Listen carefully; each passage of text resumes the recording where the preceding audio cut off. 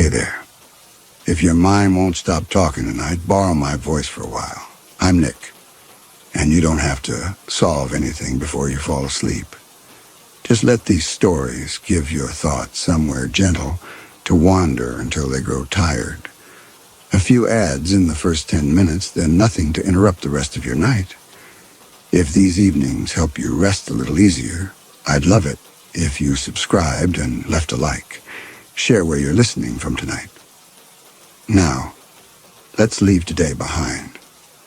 Nobody wants a dog this scared. The volunteer said it without looking at Julie, her eyes on the clipboard in her hands, and Julie heard the exhaustion in it. The weight of too many animals and not enough homes, and the dogs who stayed until they stopped hoping. Julie crouched lower in front of Kennel 13 and looked at the dog who was not barking. One eye gone, the other eye enormous, unblinking, fixed on her with an intensity that made her straighten up before she realized she was doing it. A boxer mix, the placard said. Approximately 4 years old, stray intake. He was pressed against the chain link at the back of the kennel, his body so still he might have been a photograph. And he did not move when Julie extended her hand toward the wire. He did not blink. He did not shift his weight even slightly. What happened to his eye? The volunteer glanced up. We don't know. He came in like that. She flipped a page on the clipboard. Someone found him wandering a rural road with a broken collar still on him. Name tag was scratched, but they made out Roscoe and part of an address. Animal control followed up, but the property was abandoned. She looked at the dog, then back at Julie. He's been here 2 months. Nobody wants a dog this scared. Julie asked what scared meant. The volunteer said he wouldn't eat unless the shelter was empty and dark. He urinated when anyone approached the kennel too fast. He flinched at shadows. Sometimes, when the other dogs barked, he pressed himself so hard against the back wall that his claws bled. Julie asked if they knew what had been done to him. The volunteer said no, but whatever it was had been sustained. This was not a dog who had been hit once or twice. This was a dog who had learned that survival meant invisibility. Julie stood. She thanked the volunteer and walked back through the 12 kennels of barking dogs and got in her car and sat in the parking lot with the engine off and the Florida heat pressing through the windshield. The dog who would not move. The eye that did not blink. 32 days from now, or 60 or a year, Roscoe still in Kennel 13, still pressed against the back wall, still waiting for someone to decide he was worth the effort. She drove home. Julie found Joel in the garage installing shelves, and when she came in, he looked up and saw something in her face that made him set down the drill before she spoke. She told him about the dog. She described the missing eye, the stillness, the way Roscoe had looked at her without moving, and Joel listened in the way he had learned to listen in the 8 months they'd been married, just fully, without interrupting, his hands still. When she finished, he asked if she wanted to go back and see him again. She said no. She wanted to bring him home. Joel asked the practical questions. Did they know anything about his temperament? Had the shelter done a behavioral assessment? Was he safe around people? And Julie answered that she didn't know, that the volunteer hadn't said much, that it didn't matter because the dog needed them, and she had already decided. Joel looked at her for a long moment, then said, okay, if she was sure. I'm sure. They drove back together the next morning and filled out the paperwork. The volunteer brought Roscoe out on a leash, and he walked between them with his head low and his tail tucked so tightly it nearly touched his belly. He did not pull. He did not sniff. He moved like an animal who had learned that drawing attention was dangerous. Joel knelt down to let Roscoe smell his hand, and Roscoe went rigid, every muscle locked, the one eye fixed on Joel's wrist. Joel pulled his hand back. The volunteer said Roscoe didn't like men much, that it would take time. At home, they set up a crate in the living room with a blanket and a water bowl, left the crate door open, and stepped back to give him space. Roscoe did not go into the crate. He went under the couch, and that was where he stayed. For the first week, Julie left his food and water near the edge of the couch, and Roscoe waited until the house was silent and dark before emerging to eat. They heard him sometimes at 2 or 3 in the morning, the soft click of nails on tile, the sound of the back door's dog flap they had installed, swinging open and closed, the rustle of kibble in the bowl. In daylight, he was invisible except for the single eye they could glimpse in the shadows if they crouched low enough. Joel suggested giving him time. Julie agreed. They moved quietly through the house and spoke in low voices and did not try to coax him out. But by the second week, Julie had begun to lie on the floor near the couch for an hour each evening, a book open in front of her, not looking at Roscoe, but letting him see that she was there and that she was not a threat. Roscoe did not come closer, but he did not retreat either. The eye watched her. She turned pages. The room filled with the hum of the air conditioning and the distant sound of Joel doing dishes in the kitchen. And after a while, Julie realized she was holding her breath, waiting for Roscoe to understand that he was safe now, that no one here would hurt him. Joel thought they should take him to a vet. Julie thought they should wait. It became their first real disagreement, quiet but insistent. Joel said the dog might be in pain, that the missing eye could be infected, that they didn't know what other injuries he was carrying. Julie said Roscoe was too scared, that forcing him into a car in a strange building with strange hands touching him would undo whatever fragile trust they were building. Joel said they had a responsibility to get him medical care. Julie said their responsibility was to let him feel safe first, that everything else could wait. They did not raise their voices. They had promised each other, back when they were still only dating, that they would never raise their voices, that they would be the kind of couple who talked things through, who respected each other even when they disagreed. But the promise did not account for the silences that came after. The way Joel retreated into his work, and Julie lay on the floor alone with her book, and neither of them knew how to say what they were really afraid of, which was that they had taken responsibility for something they did not know how to fix. By the third week, Roscoe had begun to eat during the early evening while they were still awake. Julie considered this progress. She moved his bowl 6 inches farther from the couch each night, and Roscoe followed it, stretching his neck to reach the kibble without leaving the shadows entirely. She could see more of him now, the brindle coat, the scarring on his muzzle, the way his ribs showed through the fur.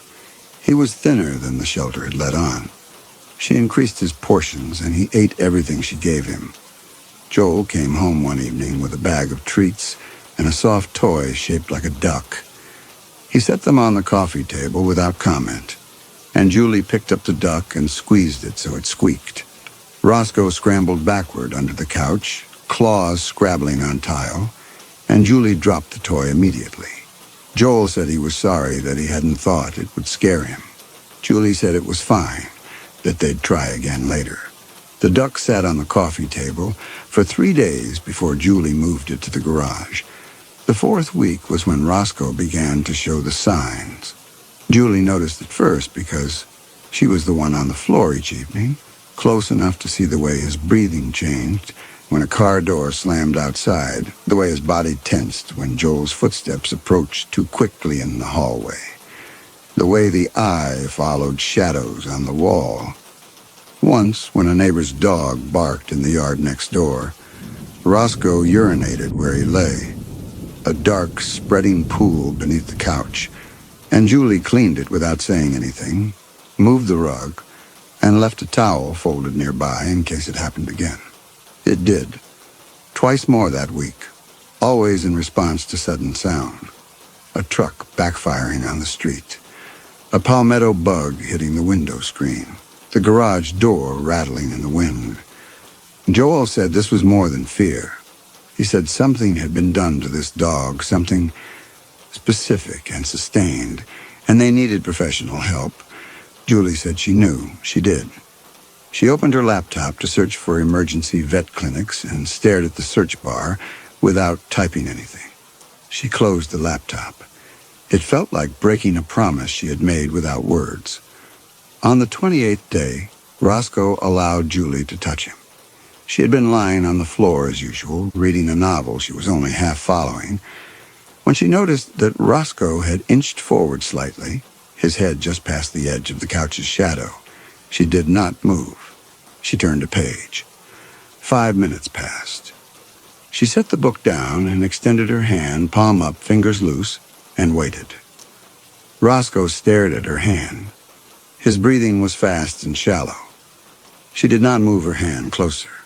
She simply left it there, an offering, and after another minute, Roscoe stretched his neck forward and pressed his nose to her fingertips. The touch lasted less than a second before he jerked back, but it was enough. Julie did not move. She pulled her hand back to the book, pressed her palm flat against the page she had been reading, and felt the paper's texture under her skin. Real, present, proof that the moment had happened. She turned the page. Her hand was shaking. She let it shake.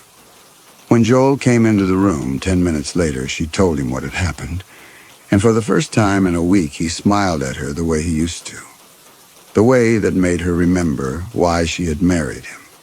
Roscoe had lived in the house on Verbena Court for 32 days when the first thing moved. That 32nd day was a Thursday. Julie worked from home. She did bookkeeping for a property management company, spreadsheets and emails, nothing that required her to leave the house. And Joel left each morning at 7:30 for the architecture firm downtown. The house was quiet after he left. Julie made coffee and opened her laptop at the kitchen table and listened to the sound of Roscoe's breathing under the couch in the next room, a rhythm she had learned to recognize as sleep. She worked through the morning, stopped for lunch, and was returning to the table with a sandwich when she noticed the chair was out of place, pulled away from the table at an angle she had not left it, the seat facing the wrong direction.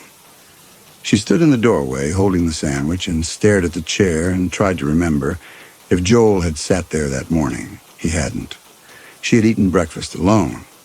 The chair had been pushed in. She walked over and pushed it back into place, and as she did, she felt the faint displacement of air that comes when something has moved recently, the warmth not yet dissipated. She looked at the other chairs. They were where they should be. She looked at the table. Nothing else was disturbed. Roscoe was still asleep under the couch. She could hear him. The house was locked.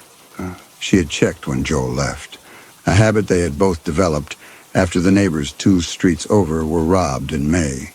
No windows were open. The air conditioning was running, but it did not move furniture. Julie set the sandwich down and stood very still in the kitchen, listening to the hum of the refrigerator and the distant sound of a lawnmower outside and the house settling around her. And she told herself that she had moved the chair herself and forgotten that this was nothing, that houses did small and unexplainable things all the time. But when Joel came home that evening and asked how her day had been, she did not mention the chair. She said it had been quiet. He kissed her and went to change out of his work clothes, and Julie stood at the counter chopping vegetables for dinner, the chair's wrong angle replaying in her mind, and she did not know why she had not told him except that saying it aloud would make it real, and she was not ready for it to be real yet. The chair moved again on Friday night while they were both in the room. Joel saw it happen. He was on the couch reviewing a site survey on his laptop, and Julie was at the kitchen table with her back to him. And between one moment and the next, the chair to her left slid backward 3 feet, the legs scraping tile and a sound like fingernails on glass. Julie spun in her seat, and Joel was already standing, the laptop tumbling onto the couch cushions, and they both stared at the chair sitting at an angle in the middle of the kitchen floor, far from the table, far from any rational explanation. Julie said maybe the floor was uneven. Joel walked over and examined the tile, ran his hand along the grout lines and found nothing. The floor was level. The chair had moved. He pushed it back to the table and it stayed where he put it, solid and ordinary, and he looked at Julie and saw in her face that she had been expecting this, that the chair yesterday had not been the first time, and she had not told him. He asked how long. She said she didn't know. Maybe a week. Small things. A glass moved from one counter to another. The closet door opened when she knew she had closed it. She had convinced herself she was forgetting, that the stress of Roscoe was making her careless. But now Joel had seen it too, and there was no more room for forgetting. They stood in the kitchen and listened to the house around them. The air conditioning, the faint hum of the refrigerator, the sound of Roscoe's breathing under the couch in the next room. And Joel said they should call someone. Julie asked who. He didn't know. An inspector, maybe. Someone to check the foundation, the wiring, something structural that would explain this. Julie nodded but did not look convinced, and that night neither of them slept well. The escalation came in pieces over the next 5 days, small violations accumulating into something larger. A picture frame in the hallway tilted, 45 degrees on its nail. The bathroom mirror cracked in a single diagonal line while Julie was brushing her teeth. No impact, just the sound of glass surrendering. Joel's keys disappeared from the counter where he always left them and reappeared 2 days later in the freezer. Ice crystals forming on the metal. Books fell from shelves in the middle of the afternoon. The television turned on by itself at 3 a.m, volume at maximum. And when Joel stumbled out of the bedroom to shut it off, he found Roscoe in the hallway, rigid and shaking, urine pooling beneath him on the tile. Julie cleaned it up while Joel stood watching, and afterward they sat on the floor with Roscoe still pressed against the wall, his eye enormous, and fixed on something neither of them could see. Joel reached out slowly, and Roscoe allowed the touch. Joel's hand on the brindle fur at his shoulder. Julie's fingers scratching gently behind his ears. And for the first time since they had brought him home, Roscoe leaned into them. Not much, just a slight shift of weight.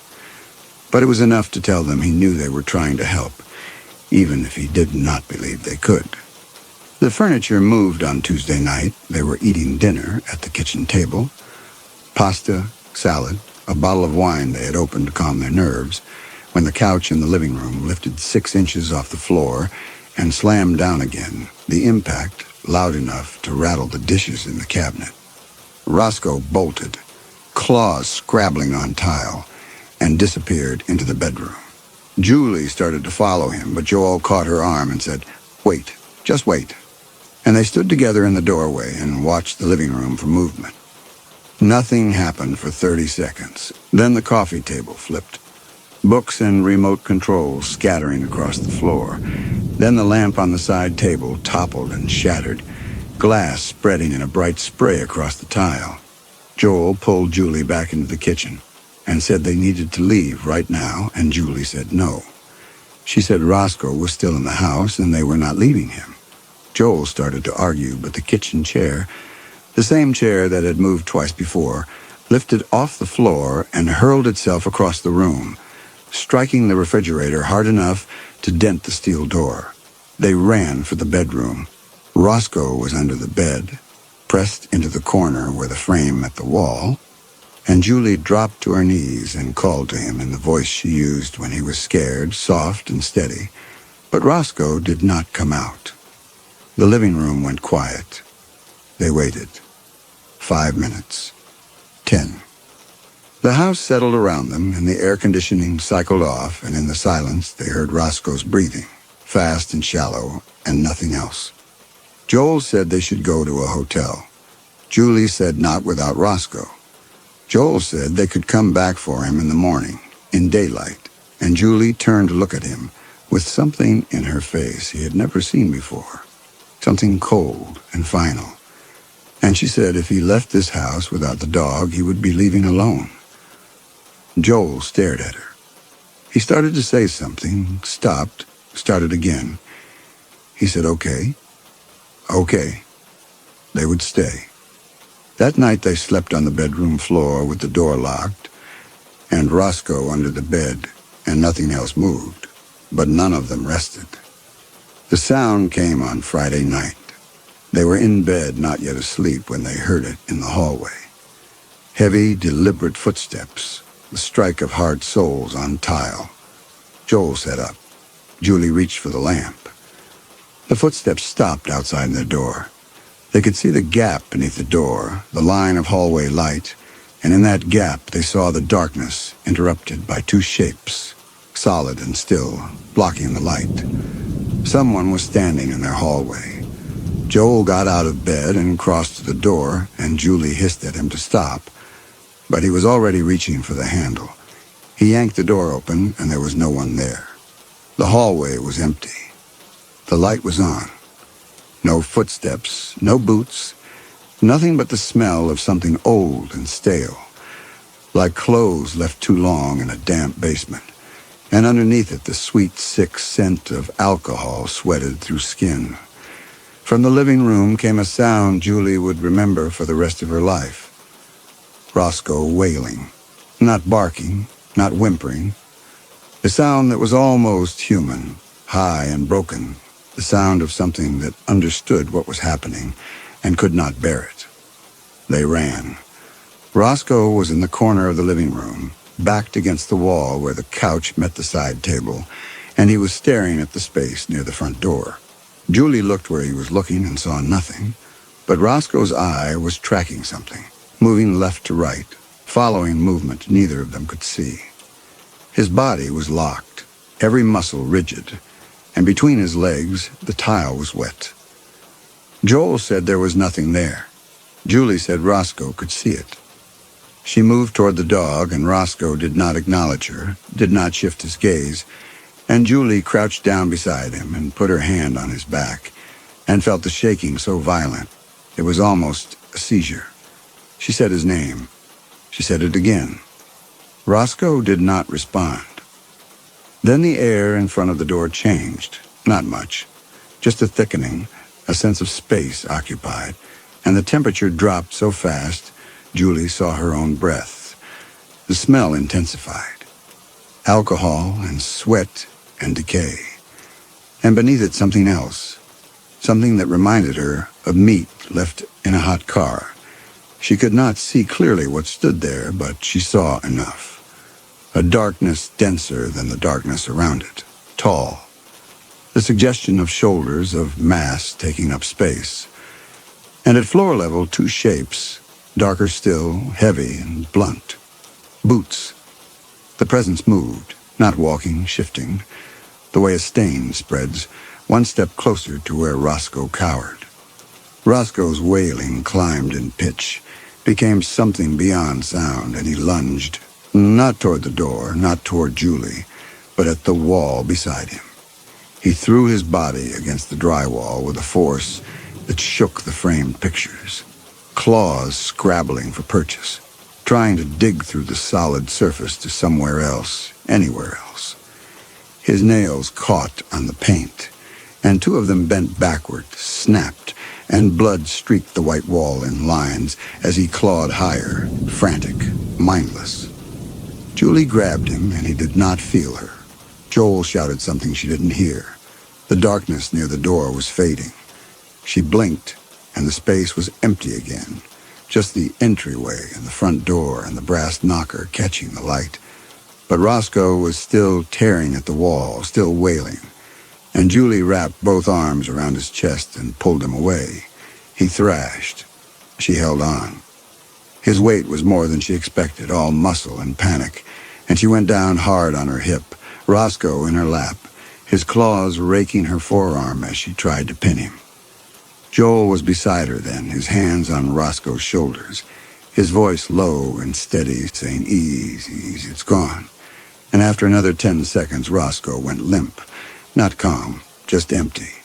His breathing slowed, the wailing stopped, He sagged against Julie's chest, and she felt the shaking continue, deep and relentless, and she held him and did not let go. They sat on the floor together for 20 minutes. Roscoe did not move. His eye was half closed now, unfocused, and Julie thought he might have gone somewhere inside himself where they could not follow. Joel examined Roscoe's paws and found 2 nails broken at the quick, blood still seeping, and he said they needed to bandage them. Julie said, "Not yet. Not yet. Let him rest." When Roscoe finally stirred, it was only to shift his weight slightly, pressing closer to Julie's body, and she understood that he was seeking warmth, comfort, the physical proof that he was not alone. She held him tighter. Joel sat with his back against the couch and his hand on Roscoe's flank, and the 3 of them stayed there on the living room floor until the sun came up. In the morning light, the blood on the wall looked worse than it was, long streaks, but shallow, already drying to rust. Julie cleaned Roscoe's paws with peroxide and wrapped them in gauze she found in the bathroom cabinet, and Roscoe let her do it without protest, without even flinching. Joel made coffee. They sat at the kitchen table and did not speak for a long time. Finally, Julie said they had to leave. Joel said yes. He had already looked up hotels that allowed dogs, but Julie shook her head. She meant leave the state, leave Florida. Go somewhere far from this house and whatever was in it. Joel asked if she was serious. She said she had never been more serious about anything. Joel set his coffee down. He said they couldn't just abandon the house. They owned it. They had a mortgage. They had spent their savings on the down payment. Julie said she didn't care. She said the house could burn for all it mattered, that no amount of money was worth what had happened last night. Joel said they didn't even know what it was, that maybe there was an explanation, that they should at least try to understand it before they ran. Julie said she had seen it. She had seen the darkness in the doorway, the thing with the boots, and Roscoe had seen it too. She said it was not trying to scare them. It was trying to get to Roscoe.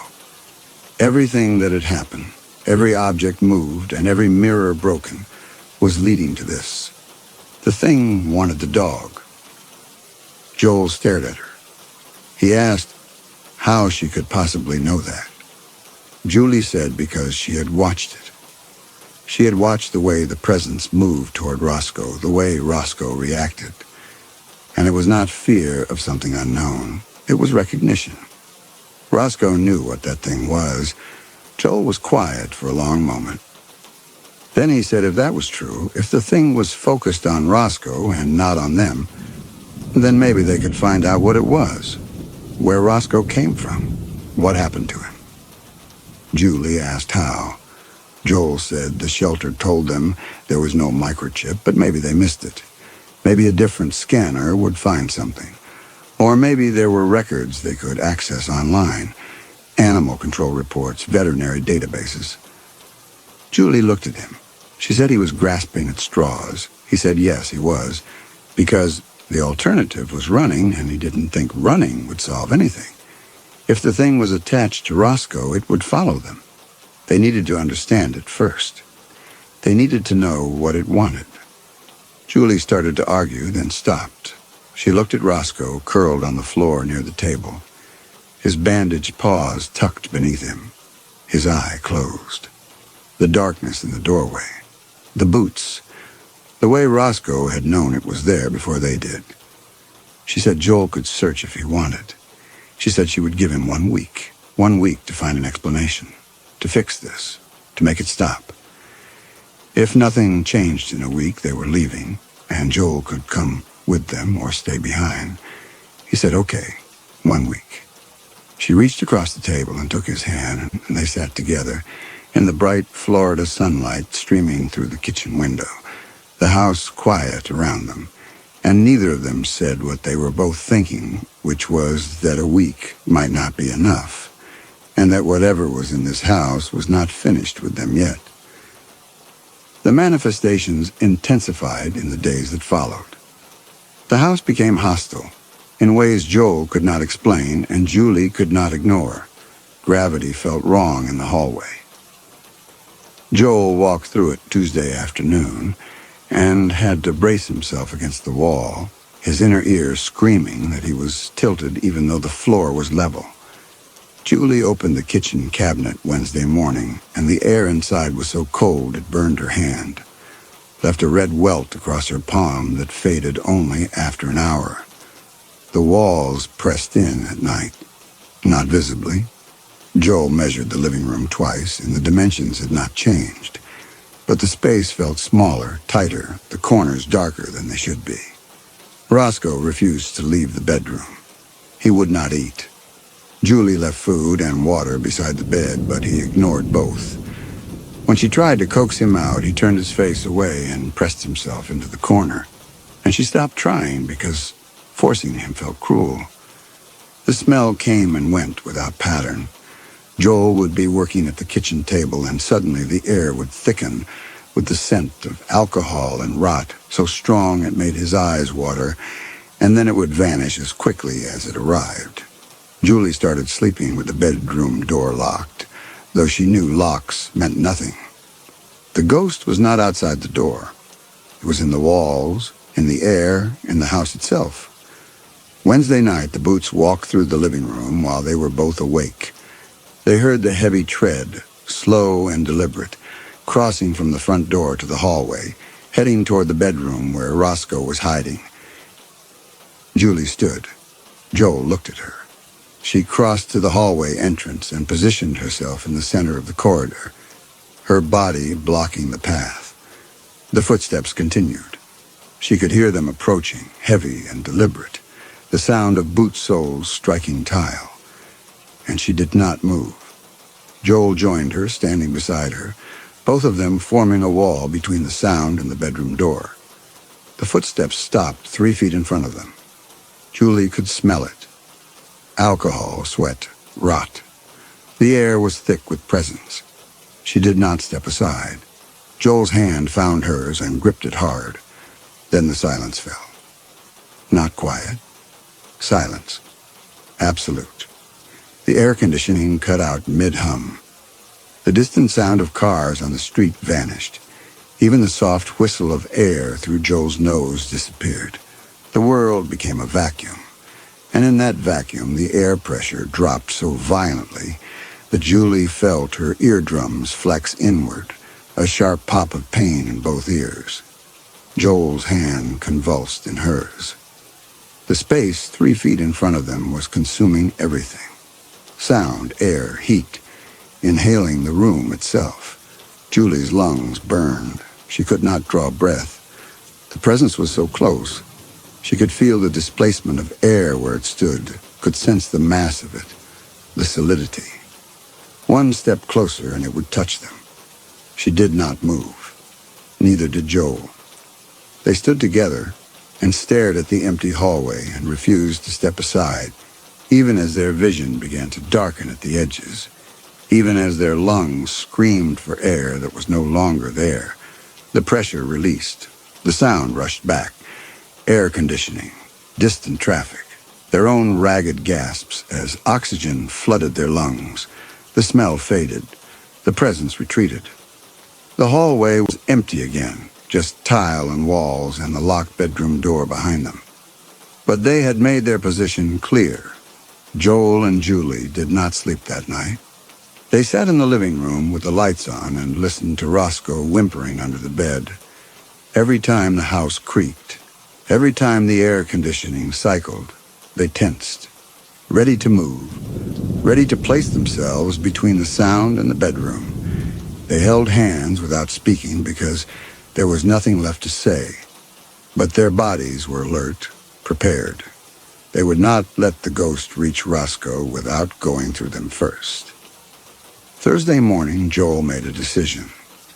He called the rescue and explained that they had adopted Roscoe 5 weeks ago, that he was showing signs of severe trauma, that something was happening in their house, and they needed to know his history. The woman on the phone, not the volunteer who had helped them adopt, someone older, Said she understood, but that intake records were confidential. Joel said they weren't asking for personal information, just medical records, anything that would help them understand. The woman was quiet for a moment, then said the shelter's scanner only detected chips embedded in standard locations. If the dog had been re-chipped, or if the chip had migrated, they might have missed it. She gave him the name of an emergency vet clinic with hospital-grade equipment. Joel hung up and told Julie. She asked if he really thought there was a chip. He said he didn't know, but they had no other leads and they needed to understand what they were facing. They took Roscoe to the vet that afternoon. Julie insisted on coming. They put Roscoe in the back seat and drove in silence. And when they arrived at the clinic, Roscoe froze in the parking lot, refusing to walk. Joel had to carry him inside, all 48 pounds of trembling muscle, while Julie held the door. The vet tech was young and professional. She did not comment on Roscoe's missing eye or the way he tried to disappear into the corner of the exam room. She ran the scanner over his shoulders, his neck, his spine.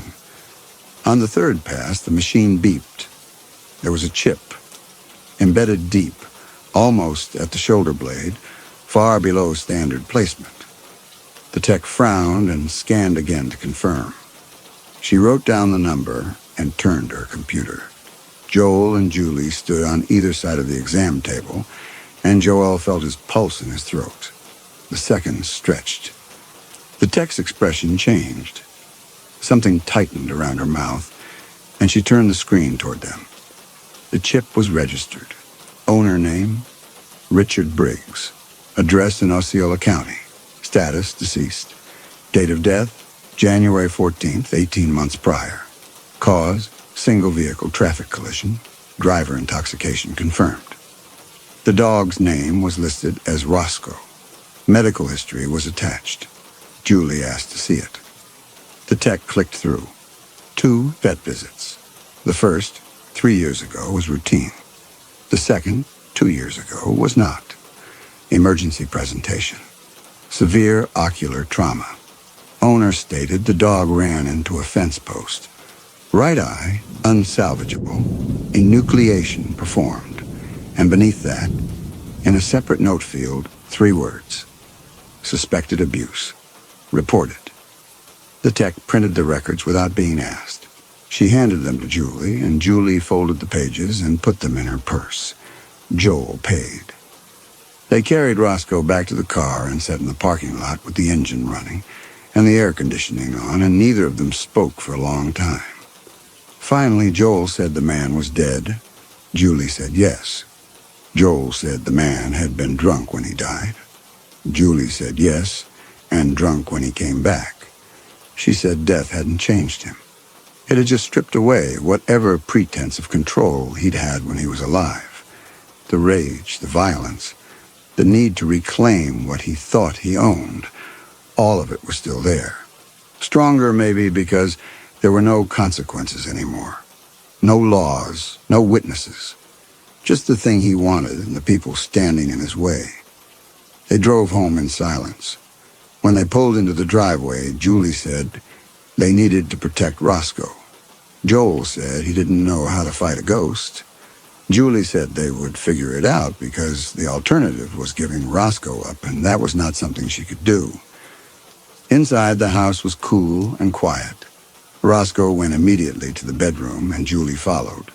Joel stood in the kitchen, staring at the printed vet records on the counter. Richard Briggs, dead 18 months, still hunting. That evening, Joel brought home salt and poured lines across every threshold. He hung the crucifix from Julie's grandmother above the bedroom door. He burned sage in the living room, even though he felt ridiculous doing it. Julie researched protection rituals on her laptop and found a dozen contradictory methods and tried 3 of them, and none of it made any difference. The ghost did not care about salt or symbols or smoke. It wanted what it wanted. The mirror shattered later that night. Julie was in the bedroom with Roscoe when she heard the sound, enormous, a cascade of glass hitting tile in the hallway. She ran out to find the mirror destroyed, shards spread across the floor in a pattern that looked almost deliberate. And in the center of the wreckage, written in the dust on the wall where the mirror had hung, was a crude smeared B, thick, dripping, as if traced by something wet. She stared at it. Richard Briggs. The ghost knew they had found his name. And now he was making sure they understood. He was here. He was claiming what was his. Joel appeared in the hallway behind her. He saw the mark on the wall and his face went pale. Julie said nothing. She swept up the glass without speaking, and when she was done, the bee remained on the wall, and neither of them could bring themselves to wipe it away. By Thursday evening, they had accepted they had no weapons. The only thing standing between Briggs's ghost and Roscoe was their refusal to move. The ghost came at dusk on Friday. They were in the living room. Roscoe was under the couch. He had emerged from the bedroom only because Julie had carried him there, and he had immediately crawled into the only hiding place available. The lamps were on. The television played something neither of them watched. Joel sat on the couch with his hand hanging over the edge near where Roscoe's head would be. Julie was at the kitchen table, her laptop closed. When the temperature dropped, they both felt it. The smell came, stronger than it had ever been. Alcohol and decay, and underneath it, the sickly sweet scent of rot. Joel stood. Julie crossed into the living room. From under the couch, Roscoe began to wail. The darkness appeared near the front door, not gradually. It was simply there, dense and massive, a shape that was not a shape, a presence that filled the space and pressed against the walls. Joel could not see it clearly. His eyes slid off it. But he saw enough. Tall, broad.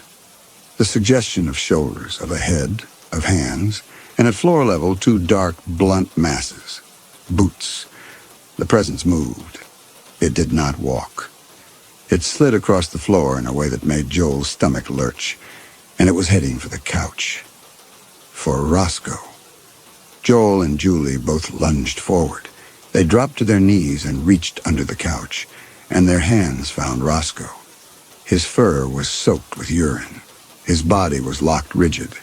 They pulled. He resisted. Claws digging into carpet. But they pulled harder and dragged him out into the open. The darkness was closer now. Close enough that Joel felt the cold radiating from it. Felt the air recoil. He and Julie crouched over Roscoe, their bodies forming a barrier, and Roscoe pressed himself flat against the floor between them, wailing, shaking so hard Joel could feel it through his knees. The darkness loomed over them. 7 feet tall, 8. Too tall for the ceiling, but the ceiling bent around it, or maybe Joel's eyes were lying to him. The smell was suffocating. Joel shifted his weight, ready to throw himself at the thing if it moved closer. "Leave him alone." Julie's voice, raw and loud. The darkness stopped. It swayed. From somewhere inside it came a sound. Wet, grinding, the syllables of speech ground down to noise.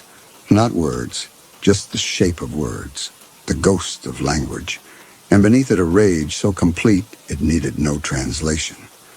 Then the presence raised what should have been a hand, and the living room ceiling groaned. Joel looked up. The drywall was buckling, cracks spreading from the center beam outward in a spiderweb pattern. Dust sifted down. The groan became a shriek of stressed wood and metal, and Joel understood what was about to happen. He threw himself forward over Roscoe, covering the dog completely. Julie did the same, her body over Joel's. He braced for the impact, the ceiling collapsing, the beam falling, the weight that would crush them both. But Roscoe moved. Joel felt it beneath him, the sudden surge of muscle, the dog's body uncoiling with a force he had not known Roscoe possessed. Roscoe's head drove upward into Joel's chest, knocking him sideways. Julie tumbled with him. For one suspended moment, Joel was falling and Roscoe was standing alone in the center of the room, his head raised, his eye wide and clear. The darkness surged forward, not slow, not sliding. It moved like water, like something that had been held back and was now released, and it crashed over Roscoe in a wave of cold and rot and rage. And Roscoe did not run. He stood. He faced it. His body locked, every muscle rigid, trembling but rooted, and he stared into the darkness that had broken him, and this time he did not look away. The cold wrapped around him. The smell suffocated. The presence pressed down with a weight that should have crushed bone. Roscoe's breathing became shallow, then ragged. His legs shook but held. The darkness poured over him, through him, demanding submission. And Roscoe's heart simply stopped. No blow, no wound. His body absorbed the full force of the ghost's rage, and his heart, small and overworked and already scarred by years of terror, gave out. He stood for one more second, defiant, and then his legs folded and he went down. Not collapsing, lowering, as if lying down to rest. His body settled onto the tile, his head coming to rest on the cool surface he had always trusted. His eye stayed open, still fixed on the place where the darkness had been, and Joel saw the light go out of it like a candle snuffed. For 3 seconds, the room was silent. Then the darkness began to unravel. It did not explode. It did not scream. It simply came apart, the edges fraying, the density loosening, and the cold receded in a rush that left Joel gasping. The smell faded. The pressure lifted. The ceiling stopped groaning, and the cracks sealed themselves, or maybe had never been there at all. Joel could not tell. His vision was blurring. The darkness was gone. The space where it had stood was empty. The air was clear. The house was quiet. Roscoe lay on the floor between them. His eye was open. His body was unmarked. No blood, no wounds, nothing to show what had killed him except the stillness. His ribs were not moving. Julie was beside Joel, her hand on his shoulder. They knelt there staring at Roscoe, and neither of them moved. Joel reached out and touched Roscoe's head. The fur was still warm. The eye did not blink. Julie made a sound that was not a word. She put both hands on Roscoe's flank. She said his name, soft, as if he might still hear. He did not hear. He was gone. The good boy who had hidden under the couch for 5 weeks, who had been broken and had survived and had escaped, had spent his last moments standing between the thing that terrified him and the people who loved him. He had not run. He had stood, and it had killed him. Joel pulled Roscoe's body into his lap. It was heavier than he expected, the muscle already beginning to slacken. And Julie leaned over them both, her hands pressed against Roscoe's flank, her forehead resting against Joel's shoulder. The house was silent. The ghost was gone. They stayed that way until the dog's body went cold. They buried Roscoe in the backyard on Saturday morning under the oak tree near the fence. Joel dug the grave himself 4 feet deep in the Florida sand, and Julie wrapped Roscoe's body in the quilt from their bed, the one her grandmother had made. They had no words prepared. Joel said Roscoe had been brave. Julie said he had been good.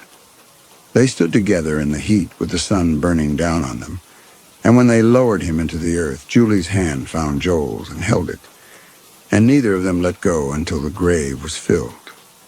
The house was quiet after that. The ghost did not return. The air did not thicken. The mirrors stayed whole. The temperature was normal. The walls did not press in. Whatever had been hunting Roscoe was gone now, vanished the moment there was nothing left to claim. Joel called a contractor to patch the ceiling. When the man asked what had caused the damage, Joel said he didn't know. The contractor made a note and said it looked like water damage, but there was no leak. He patched it anyway. They stayed in the house. People asked why. Friends, family. Julie's mother, who drove down from Jacksonville and stood in the living room and said they should sell, should move, should not live in a place where such things had happened. But Joel and Julie did not explain. They could not explain that leaving would feel like abandoning Roscoe, that the house was his now in a way it had never been theirs, that the good boy had saved it and they owed him the dignity of staying. Julie hung Roscoe's collar on a hook by the front door. Red nylon worn at the edges, the metal tag still engraved with his name and their phone number. She did not take it down. Over the years, people stopped noticing it, but Joel and Julie saw it every time they left the house and every time they returned, and it reminded them. The years passed. Joel made partner at the firm. Julie started her own bookkeeping business and worked from the kitchen table where she had once sat and heard a chair move on its own. They talked about getting another dog and decided against it. No dog would be Roscoe. No dog could be. They grew older together. Joel's hair went gray at the temples and then everywhere. Julie's hands developed arthritis and she had to stop doing detail work, had to hire an assistant. They learned how to be married in the way people do when the stakes are no longer about haunted houses and dying dogs, but about who remembered to buy milk and whose turn it was to take out the trash. They learned how to fight without cruelty and how to forgive without keeping score. They had been tested by something neither of them could have prepared for, and they had survived it.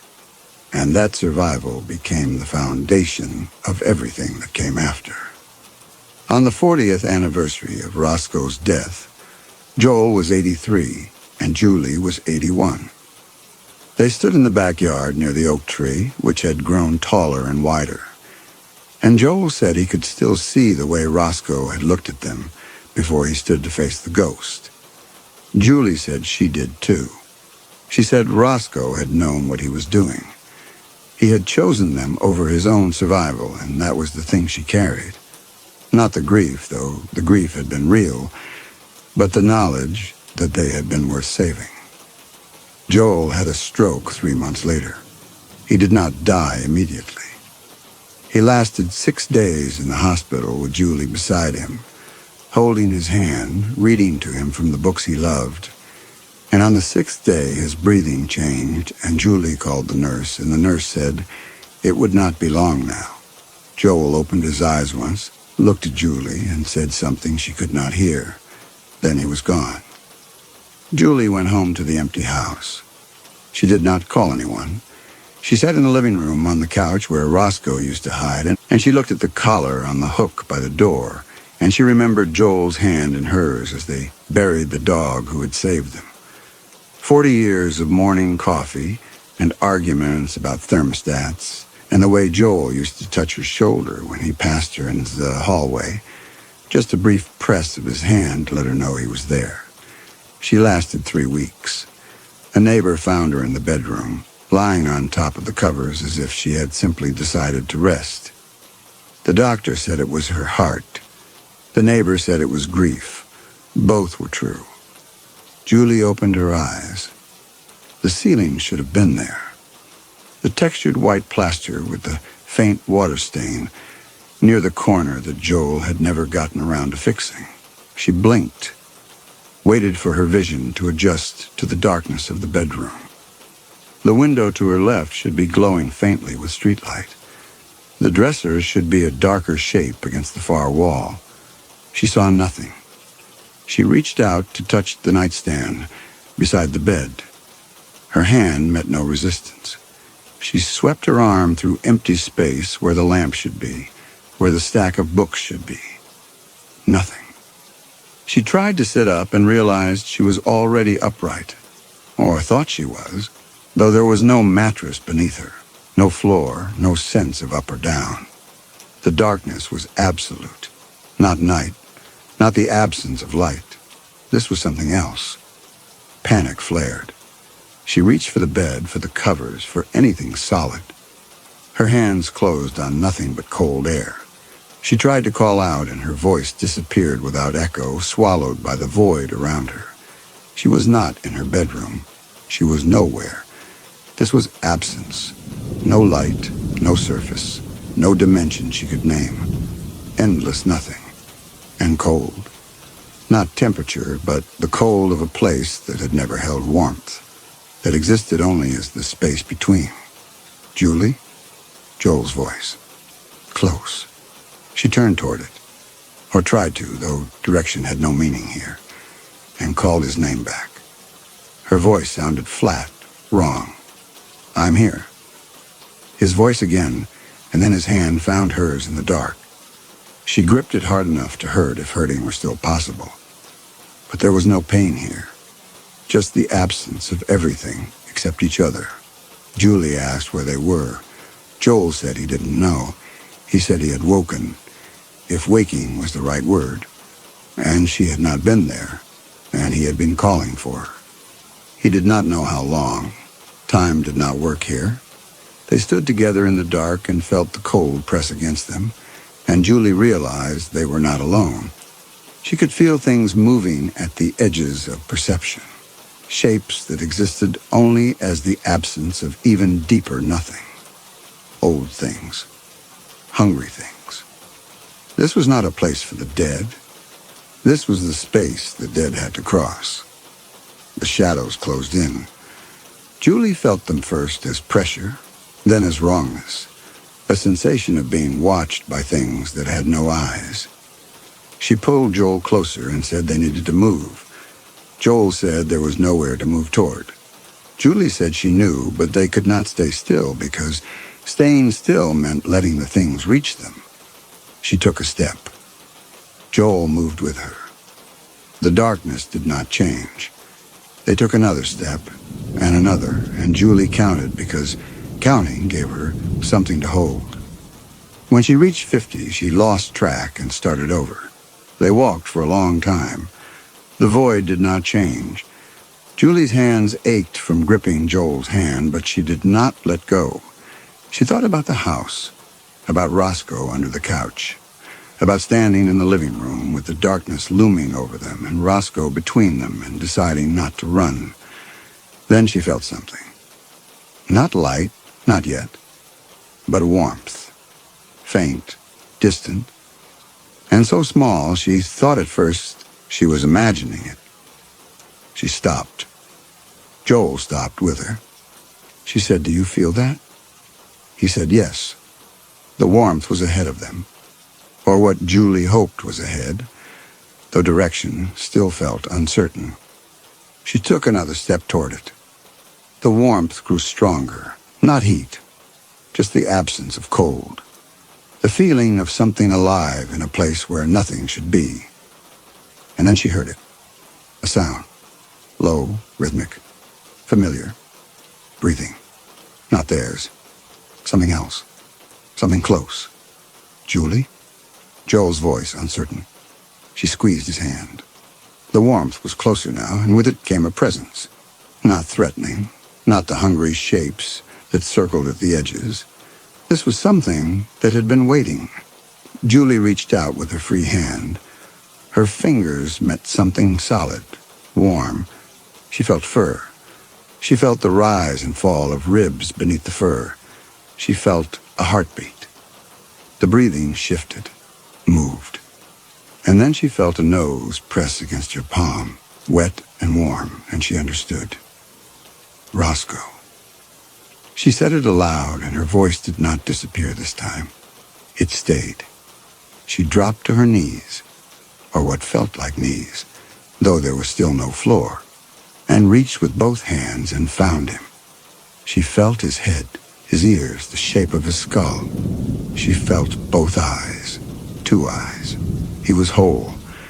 She wrapped her arms around him and buried her face in his fur, and it was real. It was solid. It was him. Joel's hands joined hers. They held Roscoe together in the dark, and he pressed against them. And Julie felt his tail wagging, felt the warmth of him. And for the first time since waking in the void, she was not afraid. Roscoe pulled back.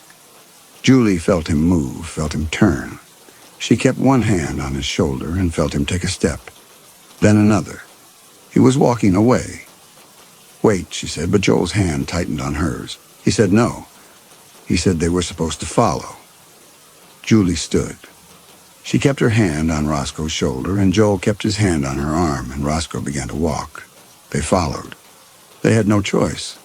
They had no sight. But they had warmth, and they had each other, and they had Roscoe. The darkness receded. Not gone. Julie could still feel it pressing at the edges, but held back. Roscoe's warmth spread outward, not as light, but as space, and the cold retreated. The hungry things did not follow. Julie asked Joel how long Roscoe had been here. Joel said he didn't know. Since the oak. Since they put him in the yard. Julie felt something break in her chest. She kept her hand on Roscoe's shoulder and felt him walking, steady and sure. And she did not ask where they were going because it didn't matter. Roscoe knew. She trusted him. They walked. Time had no meaning. It might have been minutes or hours or years. But gradually Julie became aware that the darkness ahead was thinning, that something beyond the void was pulling them forward. She felt warmth that was not Roscoe's warmth, felt something vast and accepting, waiting on the other side. Roscoe's pace quickened. The warmth intensified. And then Julie felt it. A threshold. Not a door, not a gate, just the sense of an ending. The darkness stopped here. Something else began. Roscoe stopped. Julie felt him turn back toward them one last time. She could not see him, could see nothing. But she felt his nose press against her hand, felt him lean into Joel's touch. And in that moment, feeling both eyes whole beneath her fingertips, feeling the warmth that had waited in this void for 40 years, she understood. The weight of his loyalty hit her without words, without explanation. Roscoe had been here all this time, waiting. Not because he was lost, but because he knew. She felt him cross through. The warmth bloomed, not blinding, because there was no light to blind, but encompassing. Julie and Joel stood at the threshold, still holding hands, still unable to see, and Julie felt the vastness beyond. Not empty like the void, but full, accepting, gentle. Joel said, "Should we?" Julie said yes. They stepped forward together. The warmth surrounded them. The darkness fell away behind. They could not see what lay ahead, but they felt Roscoe near them, felt his presence, and that was enough. Behind them, in the place where they had stood, the void remained, empty and cold and absolute. But in the space where Roscoe had waited for 40 years, where he had first appeared to them, a faint warmth lingered. Not light, not heat, just the memory of something that had refused to leave, that had stayed when it could have gone, because love was a promise, and the good boy kept his promises. The warmth faded slowly, as all warmth eventually does in the void. But somewhere beyond that darkness, in a place the living cannot name and the dead do not speak of, Roscoe walked between them still.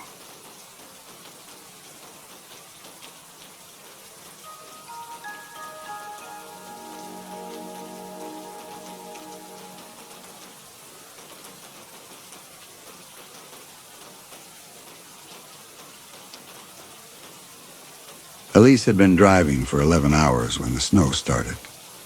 The U-Haul's headlights showed her maybe 30 feet of road, then nothing. She checked the phone. One bar fading. The last gas station was 40 miles behind her, and the next town was 50 miles ahead, and she was alone on Interstate 80 through the Elk Mountain Pass in the dark. The radio said the road was open. She believed the radio because she had to. The dashboard clock read 2:14. She'd left Denver at 3 in the afternoon. The plan was to reach Laramie by 8, find a motel, sleep. But the U-Haul drove like a brick, and the wind coming off the Rockies hit the box from the side every few miles and pushed her across the lane. She'd stopped twice to check the load straps. Everything she owned was in the back. Clothes, books, the desk her father built. The bed frame she'd bought at IKEA 3 years ago when she moved out of Jason's apartment. She wasn't going back. The divorce was final 3 weeks ago. Her sister lived in Bozeman. Elise had a guest room waiting and a job interview on Monday. She'd been living alone in Denver for 3 years. She'd told herself she could make the drive in 1 day. 12 hours, maybe 13. She was wrong about that. The elevation sign said 7,126 feet. The snow thickened. It came at the windshield in horizontal streaks now, and the wipers pushing it aside and more replacing it before the blades returned. She slowed to 40. The U-Haul shuddered. The box caught the wind, and she felt the back end slip a few inches before the tires gripped again. She turned the heater up. The cab was cold. The vents blew tepid air that smelled like diesel and old rubber. She wore a fleece pullover, and her hands were stiff on the wheel. She'd driven past the last rest area an hour ago because she wanted to get through the mountains before the storm hit. That was another thing she'd been wrong about. The road climbed. The grade was maybe 4%, but the U-Haul slowed to 35 without her touching the brake. The engine whined. She checked the mirrors, no one behind her, no one ahead. She hadn't seen another vehicle in 20 minutes. The phone screen went dark. She picked it up. No bars. She thumbed the power button, and the screen lit and showed the battery at 62% and the cellular signal at 0. The service had dropped. She set the phone in the cup holder and watched the road. Reflective white posts marked the shoulder every 50 feet. Beyond them was darkness. The canyon was out there. She'd seen it during daylight on a trip through here 2 years ago with Jason. The summer before things went bad. The drop was 1,000 feet in some places.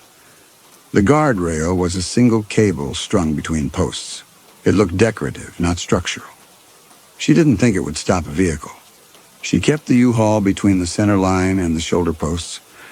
The snow piled on the hood faster than the wipers could clear it. She leaned forward, close to the windshield, trying to see the road surface. It was hard to tell where the asphalt ended and the shoulder began. Everything was white. The steering wheel vibrated under her palms.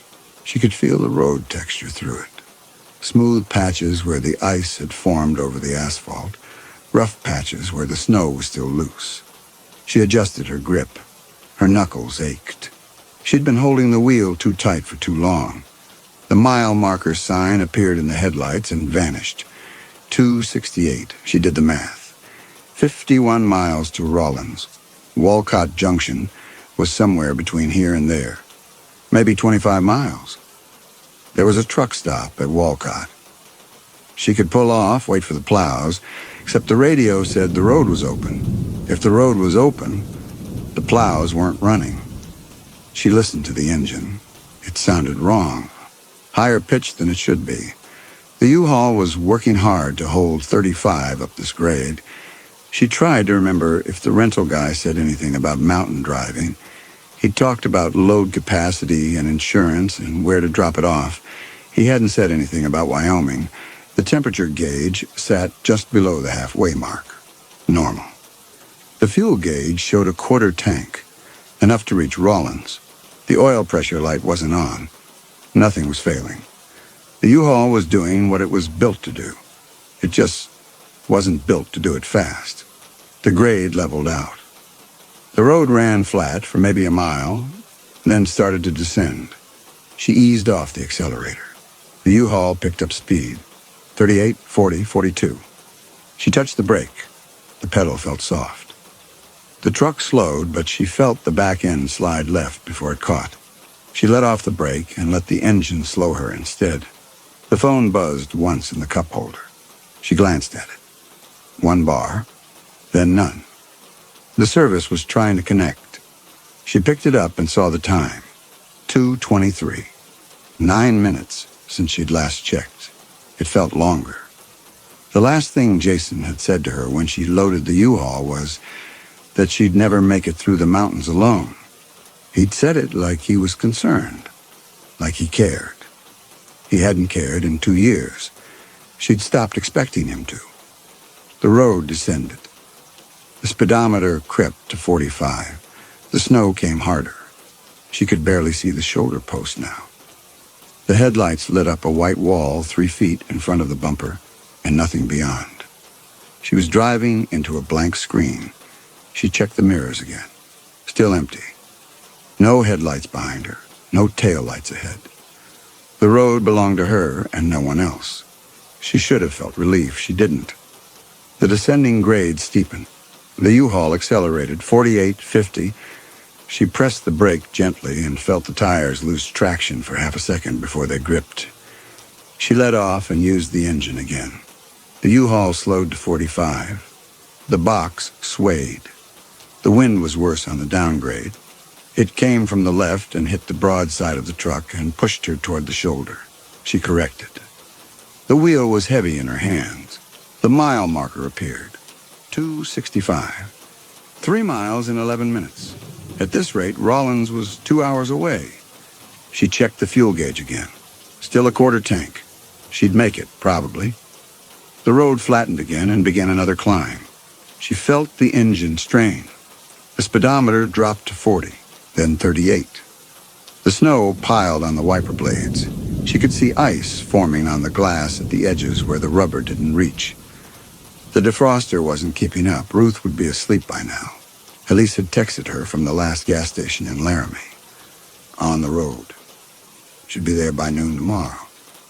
Ruth had replied, "Drive safe." Elise hadn't told her about the storm. She'd checked the weather and assumed Elise had stopped for the night. She wouldn't expect a call at this hour.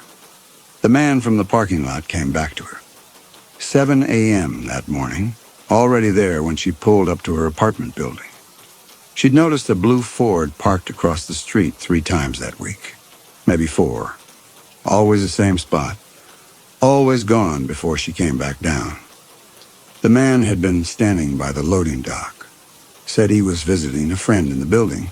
Noticed she was struggling with the desk. Asked if she needed help. He'd seemed friendly. Normal. He'd helped her carry the desk and the bed frame. Knew exactly how to angle them through the doorway. She'd thanked him. He'd smiled. Said he hoped the move went well. The phone buzzed twice. 2 bars. She grabbed it and looked at the screen. The bars dropped to 1, then none. The service was fading in and out. She opened the text thread with Ruth and typed, "Delayed by snow. I'm fine." She hit send. The message sat there with a spinning wheel. Then, not delivered. She set the phone down. The U-Haul crested the grade and the road dropped again. She saw the yellow diamond sign in the headlights. Steep grade ahead. Next 4 miles. She downshifted. The transmission clunked. The engine whined louder. The U-Haul held at 32 miles per hour. The wind hit the box from the right this time. She felt the whole truck lean. She steered left, both hands tight on the wheel, and held the correction until the truck settled. The gust passed. She exhaled. The coffee she'd bought in Laramie was cold in the cup holder. She picked it up and sipped it. It tasted like cardboard. She set it back and wiped her mouth. Her lips were dry. The mile marker appeared. 263. She'd been descending for 3 miles. The grade would last another mile. Then it would climb again. The mountains went up and down like that for another 30 miles before the road finally dropped into the Rawlins Basin. She'd looked at the map before she left Denver. She thought she was prepared. She checked the mirrors. The headlights were still empty. Then they weren't. A pair of lights appeared in the driver's side mirror, high up, bright white. They were maybe 200 yards back. She watched them. They held steady. Another vehicle. Someone else was on the road. She felt relief. Then she felt something else. The lights were too high. Not a car, a truck. And they were closing the distance. She kept her speed at 32. The lights grew brighter. 100 yards, 50. She moved closer to the shoulder to give them room to pass. The road was wide enough. The other lane was clear. The lights stayed behind her. She checked the speedometer. 32. She looked at the mirror. The lights were 20 yards back. She could see the shape of the vehicle now. A tow truck. Heavy duty. Reinforced bumper. Hydraulic boom mounted behind the cab. The lights were mounted on a roll bar above the cab. The tow truck stayed 20 yards behind her. It didn't pass. She pressed the accelerator. The U-Haul climbed to 35. The engine whined. The tow truck stayed 20 yards back. She slowed to 30. The tow truck slowed. It matched her speed exactly. She tried to see the driver. The lights were too bright. They washed out the mirror. All she could see was white glare. The road leveled out. The sign said, Elk Mountain Summit, elevation 7,264 feet. She was at the top. Rawlins was 48 miles ahead. Walcott was somewhere in between. She tried to remember if there was a turnoff before Walcott. She didn't think so. The tow truck's lights stayed in her mirror, 20 yards back, not closing, not dropping, just there. The radio crackled. Then a voice came through, low and male, casual like he was talking to someone he knew. Long night to be out here alone. Elise stared at the radio. The voice had come through the FM speakers, not the phone. She looked at the U-Haul's radio display. It showed 94.3, the same station she'd had on since Laramie. Country music. It had cut out when she entered the pass 20 minutes ago. Now it was just the voice. She didn't touch the dial. Her hands stayed on the wheel. She watched the road and the mirrors. The tow truck held position 20 yards back. Its high beams lit the inside of the U-Haul cab like a stage. The voice came again. Same easy tone, like they were having a conversation. He told her he'd seen her at the Flying J in Laramie 2 hours ago. Watched her buy coffee, check the straps on the U-Haul, drive north alone. Said he'd figured she was heading to Montana. Figured she was by herself. Her hands moved, both of them, toward the radio dial. She stopped them. She remembered the Flying J. The last stop before the mountains. She'd filled the tank, used the bathroom, bought coffee she didn't want because she needed the heat in her hands. The place had been nearly empty. She'd noticed a tow truck in the lot, parked away from the pumps. Dark paint, no company logo visible. She hadn't seen the driver. She glanced at the rearview mirror. The tow truck's headlights were too bright. She couldn't see anything behind them. No face, no cab, just white glare. The road descended. Elise kept her speed at 30. The tow truck stayed with her. She tried the phone, still no bars. She set it down and checked the mirrors again. The truck was still there. It hadn't moved closer. That was something. She looked at the radio. The display still showed 94.3. FM didn't work like this.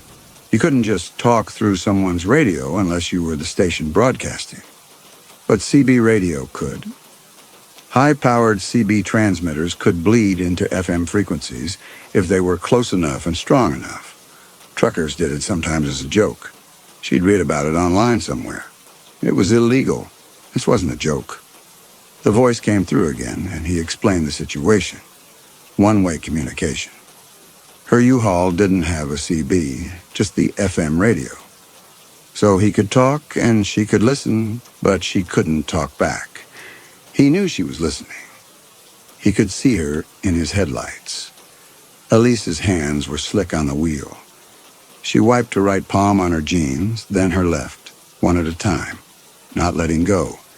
The U-Haul drifted toward the center line. She corrected. The mile marker appeared in the headlights. 261. 7 miles since the tow truck appeared. Walcott Junction was 18 miles ahead. If she could make it to Walcott, there would be other people. The truck stop had a restaurant, showers, a fuel desk, staffed 24 hours. She could pull in, and the tow truck would have to follow or keep driving.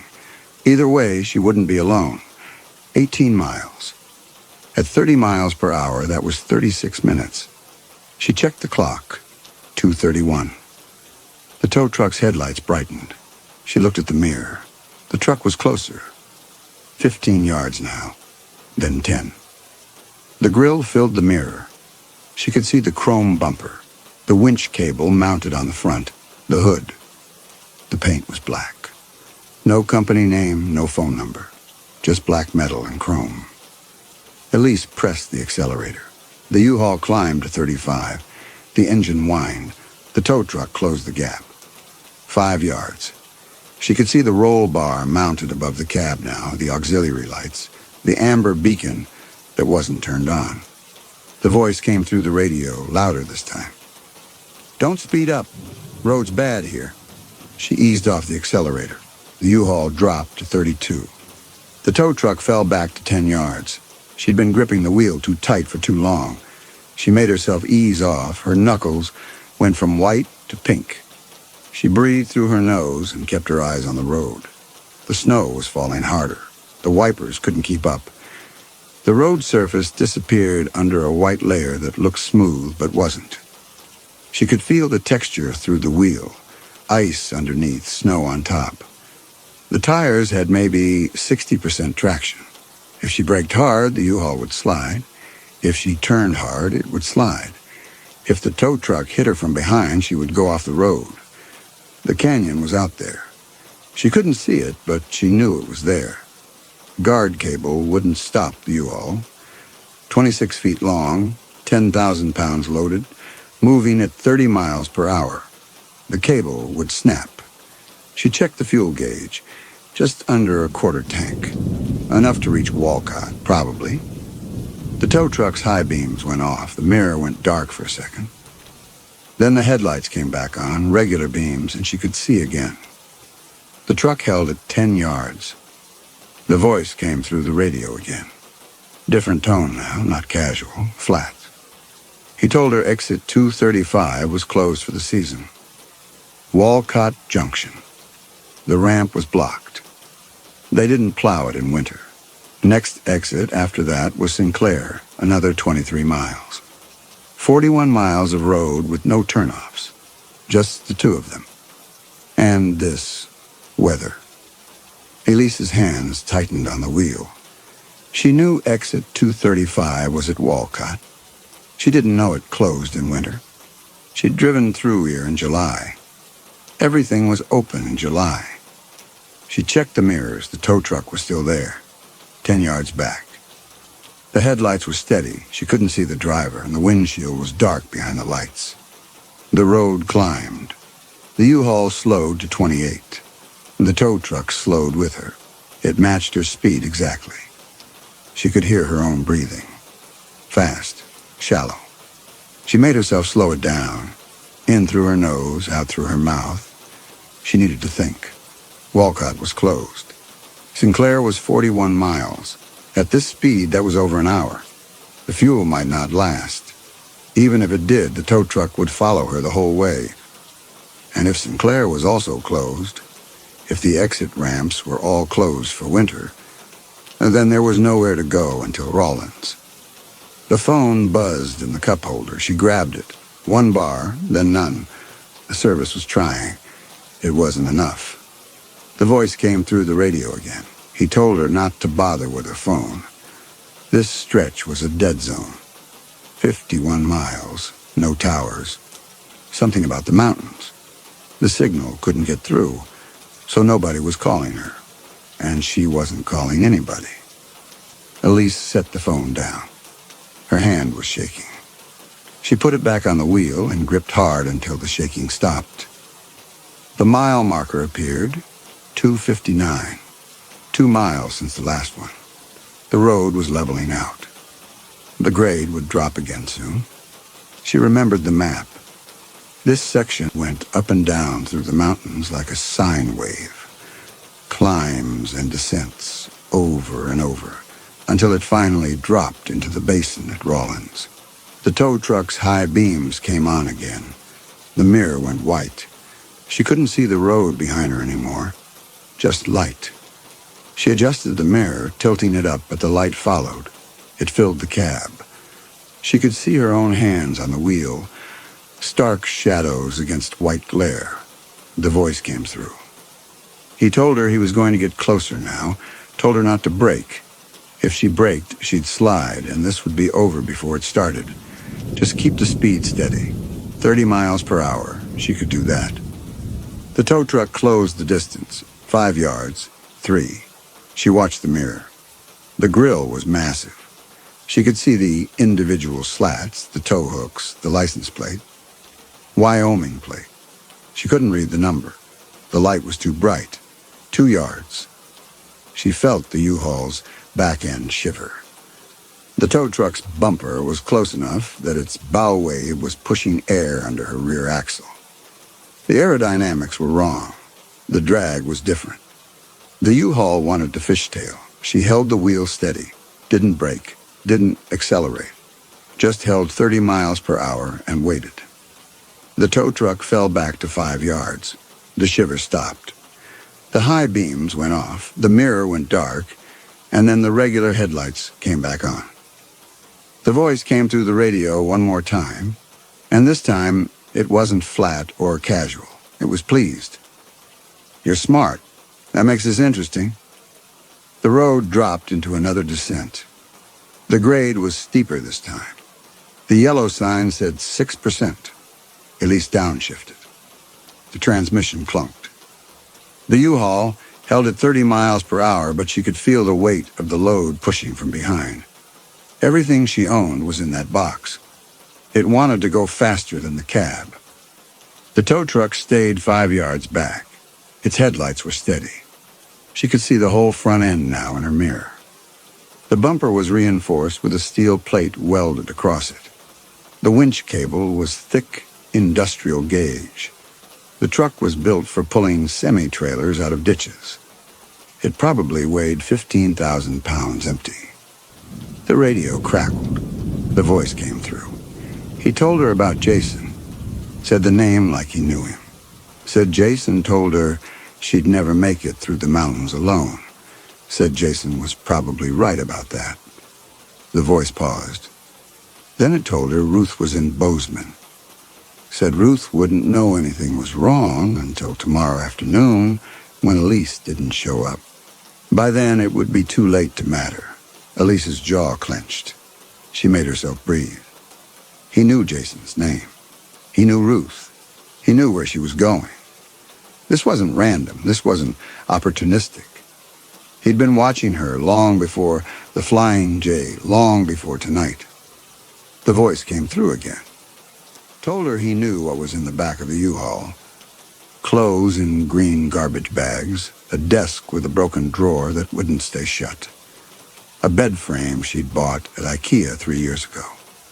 Books packed in liquor store boxes with the tops cut off so she could see the spines.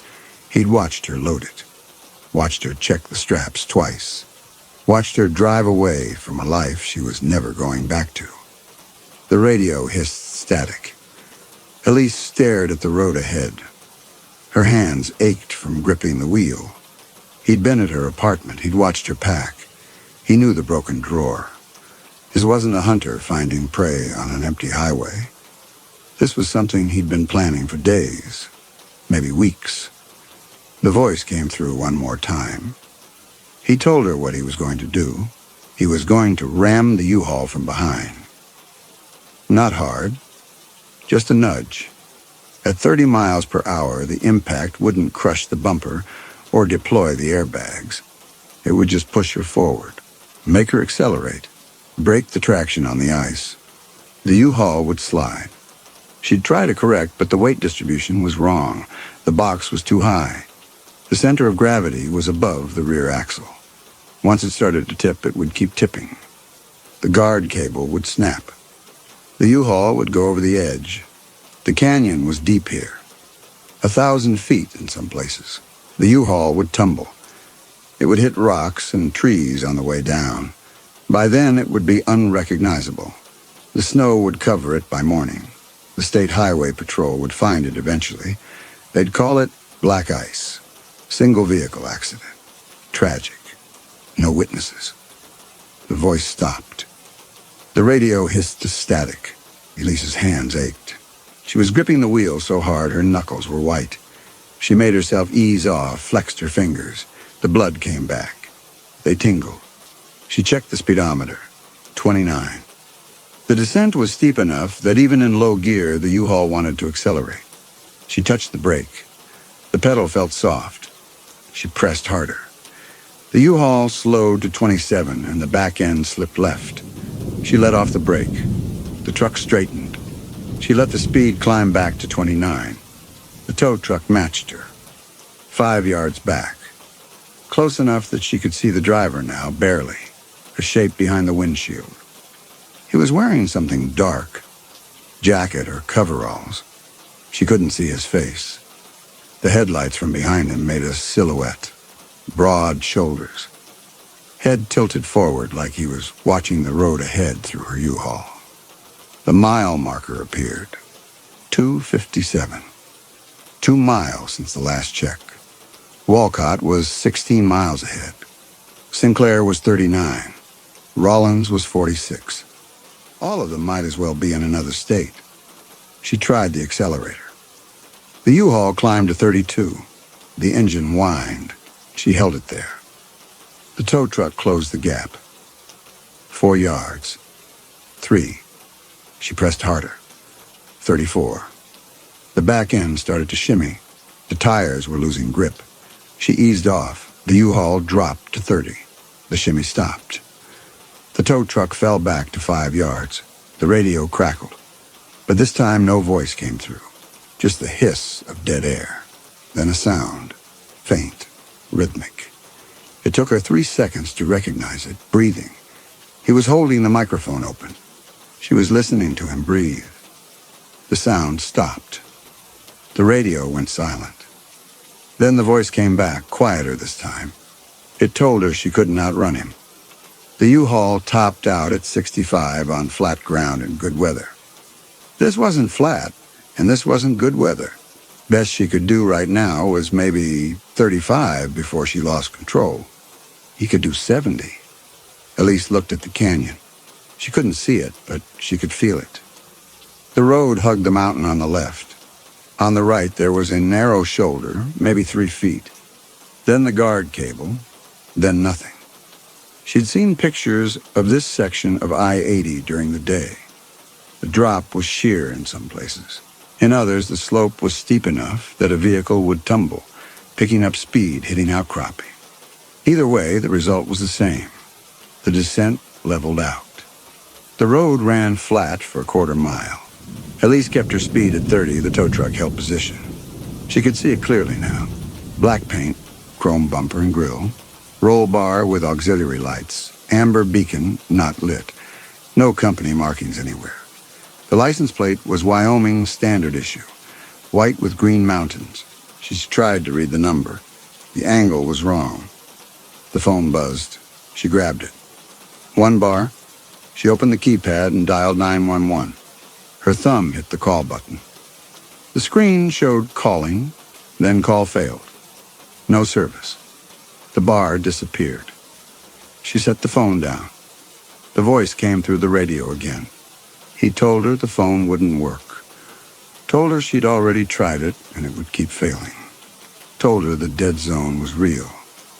51 miles, no towers. Even if she got a bar or two, it wouldn't hold long enough to connect a call. The system needed sustained signal to route emergency calls. She didn't have that. The road started to climb again. The U-Haul slowed. 30, 28, 26. The tow truck slowed with her. It stayed 5 yards back. The driver wasn't in a hurry. He had 41 miles. He could wait.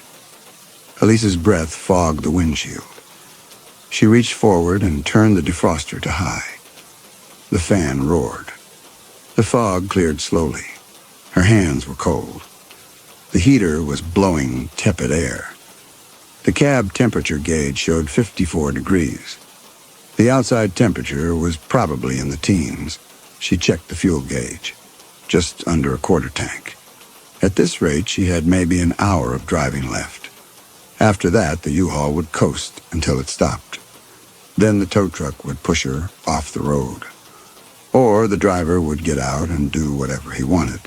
She'd be alone on a closed highway in a blizzard with no phone and no fuel. The climb steepened. The U-Haul dropped to 24. The engine strained. She watched the temperature gauge. It was climbing. 55. 58. The U-Haul wasn't designed for extended mountain climbing with a full load. The engine was working too hard. The tow truck fell back to 10 yards. The headlights dimmed. She looked at the mirror. The truck was still there, but it had dropped back. Maybe the grade was too steep for it to maintain close distance. Maybe the driver was giving her room. She didn't know which. The grade crested. The road flattened. The U-Haul climbed to 30. The tow truck closed to 5 yards. The headlights brightened. She'd had 10 seconds of space. Now it was gone. The mile marker appeared. 2:55. Walcott was 14 miles ahead. 14 miles at 30 miles per hour was 28 minutes. She checked the clock. 2:43. She'd been on this road for 12 minutes since the voice started. It felt like an hour. The shoulder widened. She could see it in the headlights. The snow was piled deeper here, maybe 6 inches. Beyond the shoulder, the guard cable ran parallel to the road. Beyond the cable was the canyon. She could see the darkness now. The headlights lit the falling snow and then nothing. The ground dropped away. The voice came through the radio. It didn't explain this time. It just stated fact. You're going off the edge. The road climbed for another mile. Elise watched the odometer. The numbers turned slowly. 255.3, 255.4, 255.5. At this speed, distance felt infinite. The U-Haul held at 27 miles per hour. The engine sounded strained. The temperature gauge was climbing. 60 degrees, 62. The tow truck stayed 5 yards back. The driver wasn't pushing yet. He was letting her understand, letting her calculate. She had 14 miles to Walcott, and the exit was closed. She had 39 miles to Sinclair, and that exit might be closed too. She had no phone, no speed, no turnoffs. He'd boxed her in with geography and weather and time. And he'd been watching her long enough to know where she was going and what she was running from. She tried to think of options. She could stop, pull over to the shoulder and wait. But then what? The tow truck would stop behind her. The driver would get out.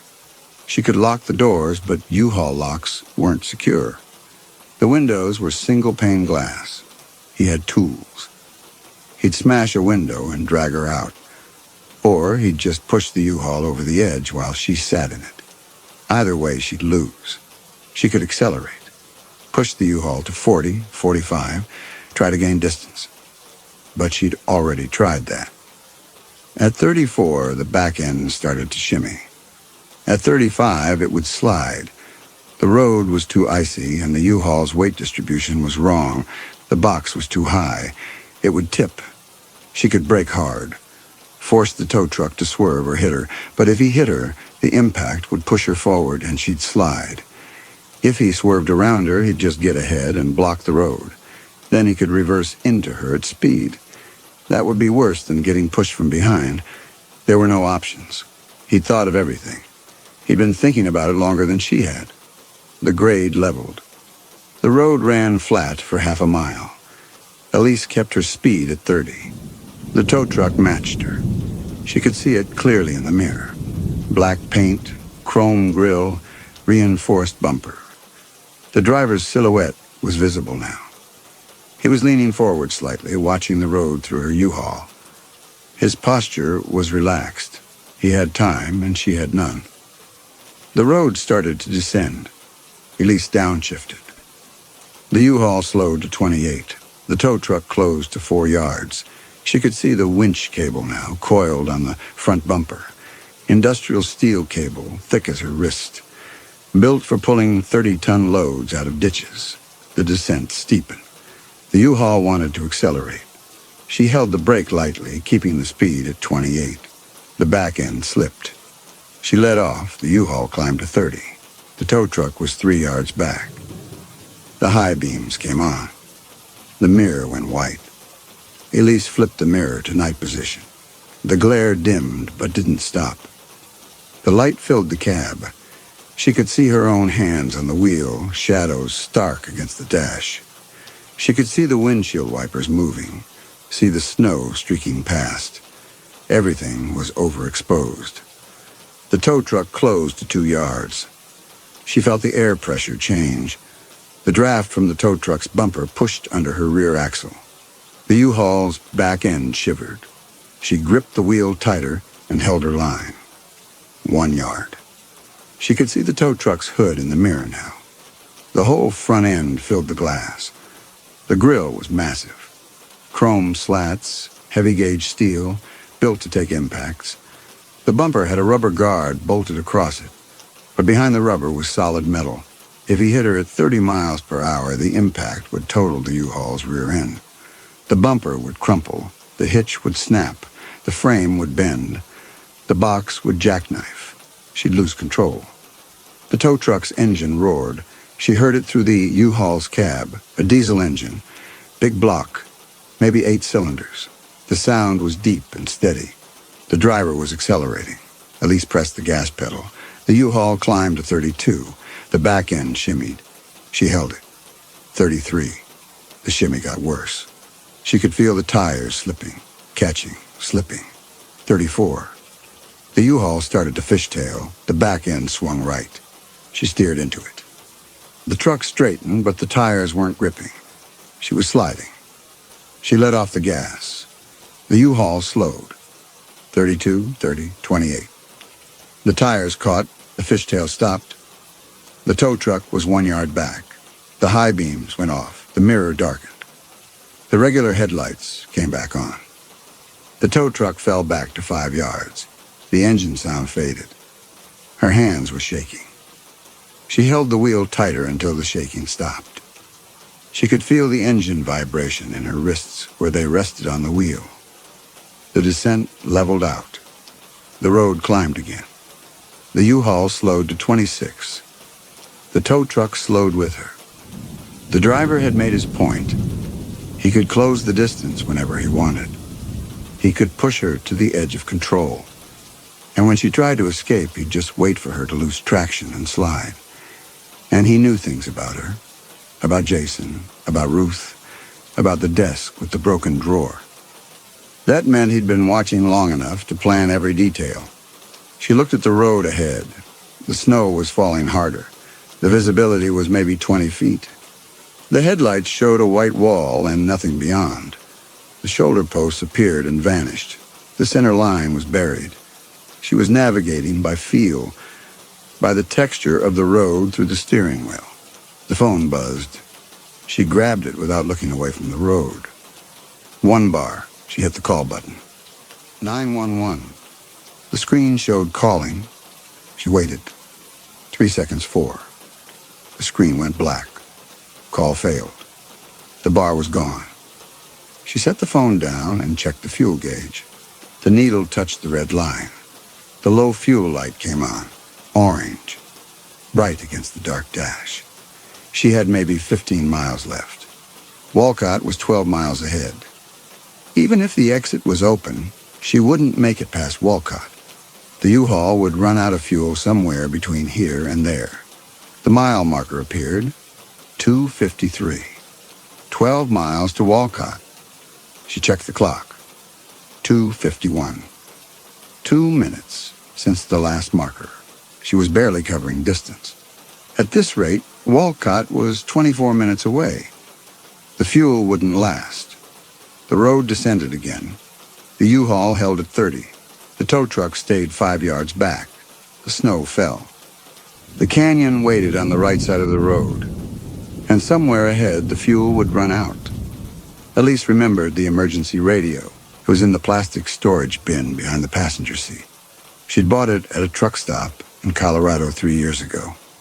Battery-powered weather radio with AM, FM bands. She'd thrown it in the bin with the jumper cables and the first aid kit and forgotten about it.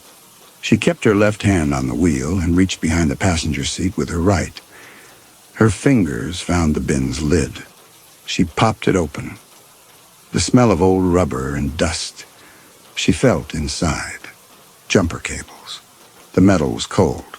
First aid kit. Plastic. Rectangular. Then the radio. Small, handheld, rectangular case with a rubber antenna. She pulled it out and set it on the passenger seat. The U-Haul drifted toward the center line. She corrected with her left hand and glanced down at the radio. Red plastic casing, power switch on the side, band selector on top. She flipped the power switch. Nothing. She tried again. The battery was dead. She opened the bin again and felt around. Her hand found the loose batteries she'd bought with the radio. 4 AA still in the package. She grabbed them and brought them into her lap. The U-Haul drifted again. She steered with her left hand and tore the battery package open with her teeth. The batteries spilled into her lap. She picked up the radio, opened the battery compartment with her thumb, and loaded the batteries one-handed. It took 15 seconds. The U-Haul stayed between the lines. She flipped the power switch. The radio crackled to life. Static. She turned the volume down and checked the band selector. She turned it to CB. More static, but different. Lower frequency. The sound filled the cab. The tow truck was still 5 yards back. She checked the mirror. The driver hadn't changed position. He couldn't see what she was doing. The radio was small. She held it below the dash line. She turned the CB frequency dial. The radio scanned through channels, static on every one. Then she found channel 19, the standard trucker frequency. The static was cleaner here. She held the radio close to her chest and pressed the talk button. It clicked. She released it and listened. Nothing, just static. She pressed the button again and brought the radio to her mouth. She'd been at the Flying J 2 hours ago. While the fuel pumped, she'd noticed the tow truck in the lot, watched it through the convenience store window. Something about it felt wrong. No logo. Drivers sitting in the cab, not getting out. Watching her. She'd used the restroom.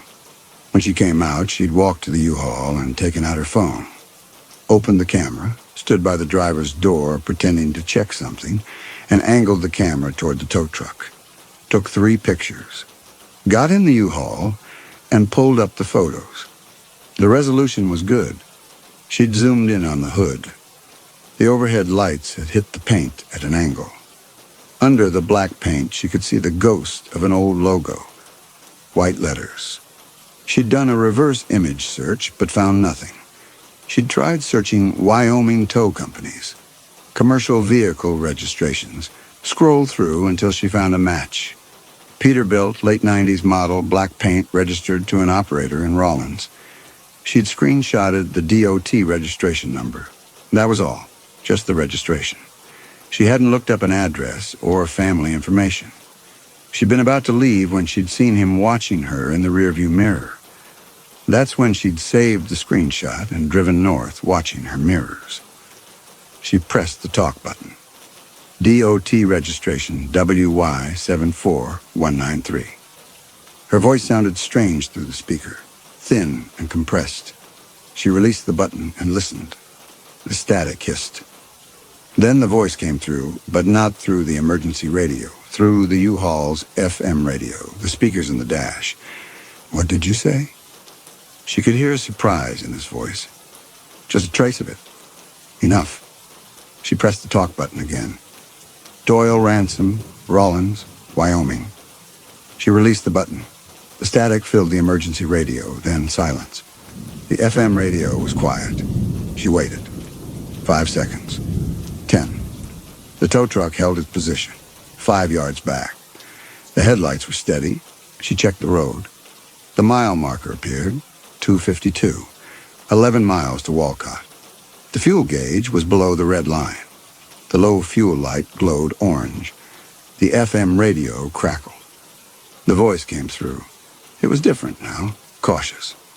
He asked how she knew that. Elise didn't answer. She set the emergency radio on the passenger seat and put both hands back on the wheel. She wanted him to think about it. Wanted him to work through the implications. She'd known his name before he started talking. That meant she'd identified him. That meant she might have told someone. The voice came through again, harder this time. He said knowing his name didn't help her. She was still here, still alone. And knowing who he was didn't change what was about to happen. She had no proof. Just a name and a dot number. That wasn't enough. The tow truck's headlights stayed steady, 5 yards back. But something had changed. She could feel it. He was calculating now, working through whether the name mattered, whether anyone else knew it. She picked up the emergency radio. She pressed the talk button. She told him she took pictures at the Flying J. 3 of them. His truck, the hood, the faded logo under the paint. She looked up the DOT registration while she still had service. She had his name and his business registration saved to her phone. And she'd been about to text it to her sister before the signal dropped. She released the button. That last part was a lie. She hadn't sent anything to Ruth. But he didn't know that. The static filled the emergency radio. Then the FM radio came alive. The voice was angry now. He said she was lying. She'd lost service at mile marker 268. She couldn't have sent anything. Elise pressed the talk button again. She told him he was right. She hadn't sent it. But her phone still had the screenshots, the pictures, the DOT registration with his name. When the police found her phone, they'd find his name attached to photos she took at the gas station hours before she died. They'd ask questions. She released the button and set the radio down. Her hands were shaking. She gripped the wheel and the shaking stopped. The tow truck had fallen back to 10 yards, then 15. The headlights were dim in her mirror. The driver was thinking, processing. She just told him she had evidence that linked him to her last known location. If she disappeared now and he made it look like an accident, the police would find her phone eventually. They'd find his name. They'd ask him questions. The FM radio stayed silent. The tow truck held at 15 yards. The driver hadn't committed yet. He was calculating whether the name mattered, whether the screenshots were enough to create a trail. The mile marker appeared, 251, 10 miles to Walcott. The U-Haul's engine coughed. The fuel was almost gone. The tow truck stayed 20 yards back for half a mile. Elise watched the mirrors. The headlights were steady but not closing. The driver was still there, still following. But the distance had changed. He was thinking now, working through the problem she'd created. The U-Haul's engine coughed again. She felt it through the gas pedal. A momentary loss of power, then it caught and ran smooth. The fuel gauge needle sat on E. The tank was nearly empty. She had maybe 3 miles left, maybe less. The road descended. The grade was shallow, maybe 2%. The U-Haul held at 30 without her pressing the gas. The momentum carried her. She let off the accelerator completely. The engine idled. The fuel consumption dropped. She was coasting. Every second of coast was fuel saved. The mile marker appeared, 250, 9 miles to Walcott. She checked the clock, 2:56. 5 minutes since the last marker. She'd covered 2 miles. At this rate, Walcott was 18 minutes away. The fuel wouldn't last. The U-Haul would die before she reached the closed exit. The tow truck's headlights brightened. She looked at the mirror. The truck was closing distance, 15 yards, 10. The driver had made his decision. The road leveled out. The U-Haul's coast ended. She had to press the gas pedal to maintain speed. The engine responded. 30 miles per hour. The fuel gauge needle didn't move. It was already as low as it would go. The tow truck was 5 yards back now.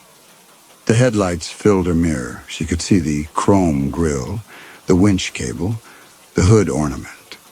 The driver was back in position. He'd worked through her counterattack and decided the risk was manageable. She'd created doubt, but not enough. She hadn't stopped him. The fuel light blinked. The U-Haul's engine coughed. This time it didn't catch right away. The power dropped.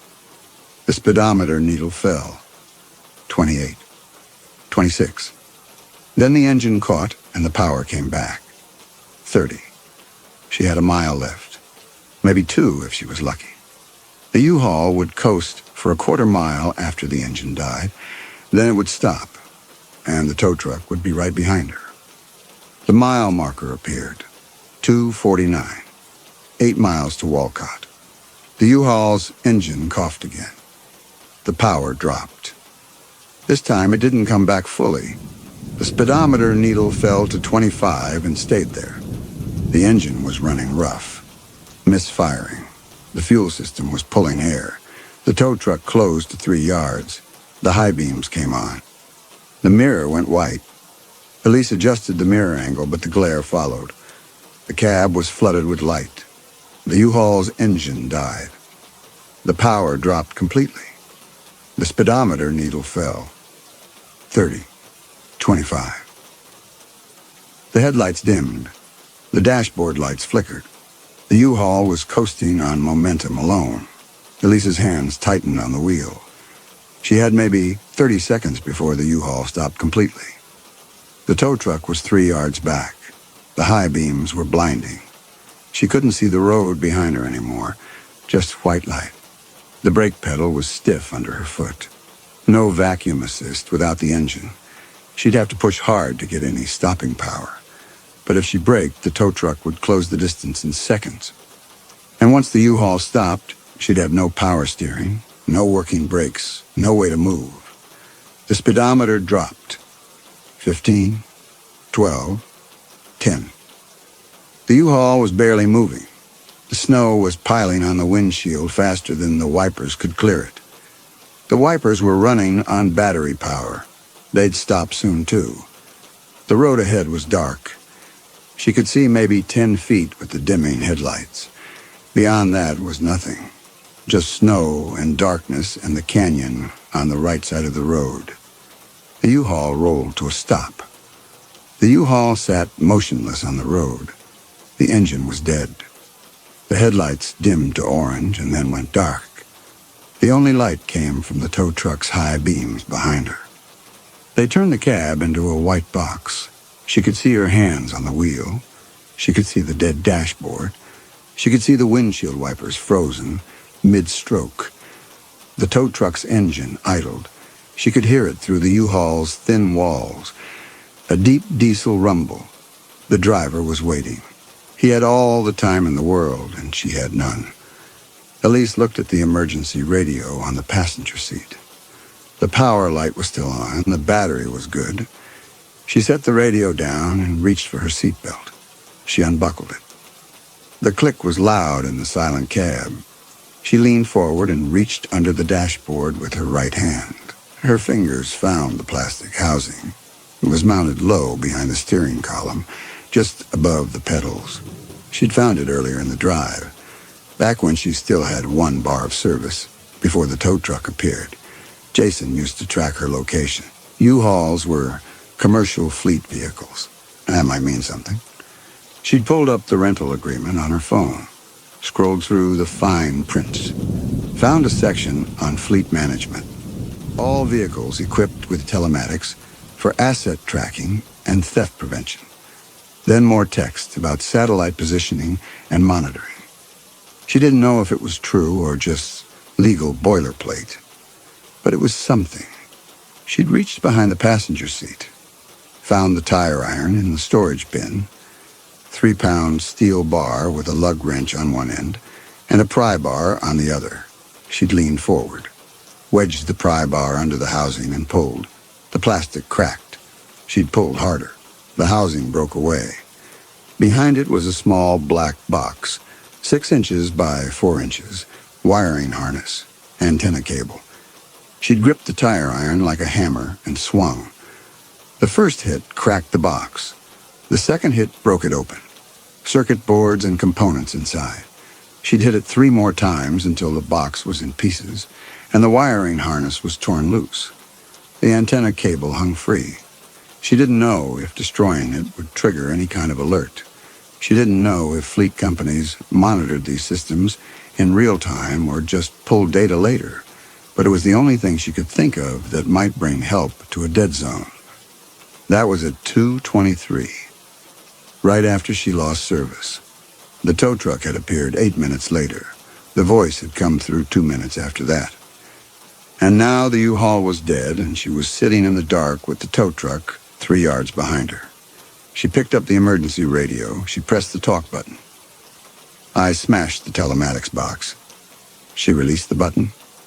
The static filled the radio, then silence. The FM radio stayed quiet. She counted. 5 seconds. 10. 15. The FM radio crackled. The voice came through. It was careful now, slow.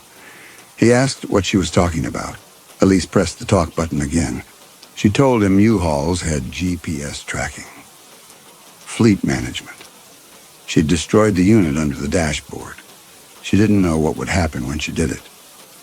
But commercial vehicles had safety systems. If the tracking went offline, maybe someone would notice. Maybe they'd call the highway patrol. Maybe they wouldn't. She'd taken a gamble. She released the button.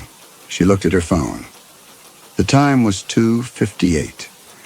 She'd destroyed the unit at approximately 2:23, 35 minutes ago. She didn't know if help was coming. She didn't know if the alert had even gone through. She'd smashed the box blind and hoped it would work. The FM radio stayed silent. She waited.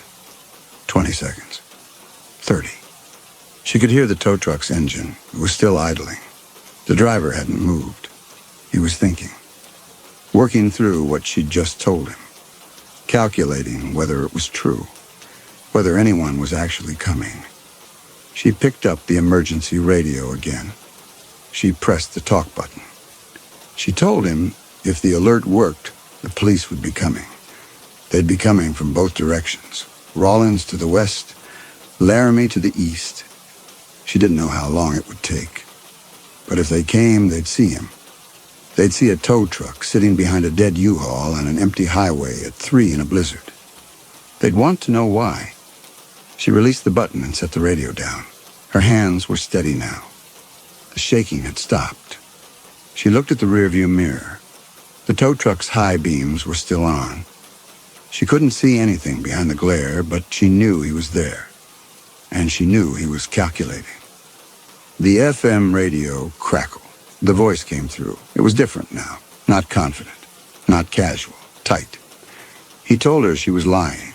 Fleet trucks didn't have that kind of system. She was making it up. Trying to buy time. Nothing was coming. She'd destroyed her tracking for nothing. But the voice had changed. The certainty was gone. He didn't know if she was lying. And that uncertainty was the only weapon she had left. The tow truck held position, 3 yards back, engine idling. The driver was waiting, watching the road ahead, looking for lights, looking for confirmation that she was lying. 1 minute passed. The tow truck didn't move. The headlights stayed pointed at her. The driver was still there, still watching, still calculating whether to risk it. Elise's hands were cold. The cab temperature had dropped. Without the engine running, the heater was dead. Her breath fogged. She rubbed her hands together. The friction warmed them slightly. The telematics box. Whether destroying it would actually trigger an alert. She'd read the rental agreement clause, but it hadn't specified the exact protocol. GPS telematics for asset tracking and theft prevention could mean anything. Active monitoring, passive data logging, or nothing at all. Just legal language to discourage theft. She'd made a guess. Smashed the box, hoped it would work. But she didn't know. 2 minutes. The tow truck held position, 3 yards away, facing her. Ready to push, but not pushing. The driver was still watching the road, still waiting for confirmation. Elise looked at her phone. 3:05. 42 minutes since she'd destroyed the box. If an alert had gone out, and if the police had responded immediately, they might be approaching now. Or they might not have responded at all. Or the alert might have been delayed. Or there might not have been an alert. She didn't know. The tow truck's engine revved. She looked at the mirror. The headlights were still pointed at her, but the engine note had changed. Higher RPM. The driver was preparing to move. He'd been waiting for lights on the road and hadn't seen any. He was about to commit. Then she saw it. In the tow truck's headlights behind her, far in the distance. A faint flicker, red and blue. Maybe 3 miles away, maybe 4. The lights were reflecting off the falling snow. Too far to see the vehicle, just the glow. But it was there. The tow truck's brake lights came on, bright red. The driver had seen them too. The engine revved higher. The brake lights went off. The truck lurched backward. Elise watched the tow truck back up. 10 yards, 20, 30. The headlights got smaller in her mirror. Then the backup lights went off and the truck stopped. 50 yards away now, facing her. But the driver hadn't turned around. He was still watching, still calculating. The lights in the distance might be police, or they might be snowplows, or they might be something else. The red and blue flicker grew slightly brighter, closer. The tow truck sat motionless, engine idling. The driver was making his decision. 30 more seconds passed. Then the tow truck's headlights turned. The big vehicle pivoted on the narrow road, turning around. The headlights swept across the canyon edge, across the mountain face, back toward the road. The truck completed the turn. Now it was facing west, back toward Rawlins. The tow truck sat there, facing west, engine running. The driver was positioned to run, but he still hadn't committed. He was waiting for confirmation, waiting to see if the lights were real. Elise looked at the road ahead through the U-Haul's side mirror. The lights were brighter now, definitely red and blue, strobing. Multiple vehicles, maybe, coming from the west. The pattern was clear now.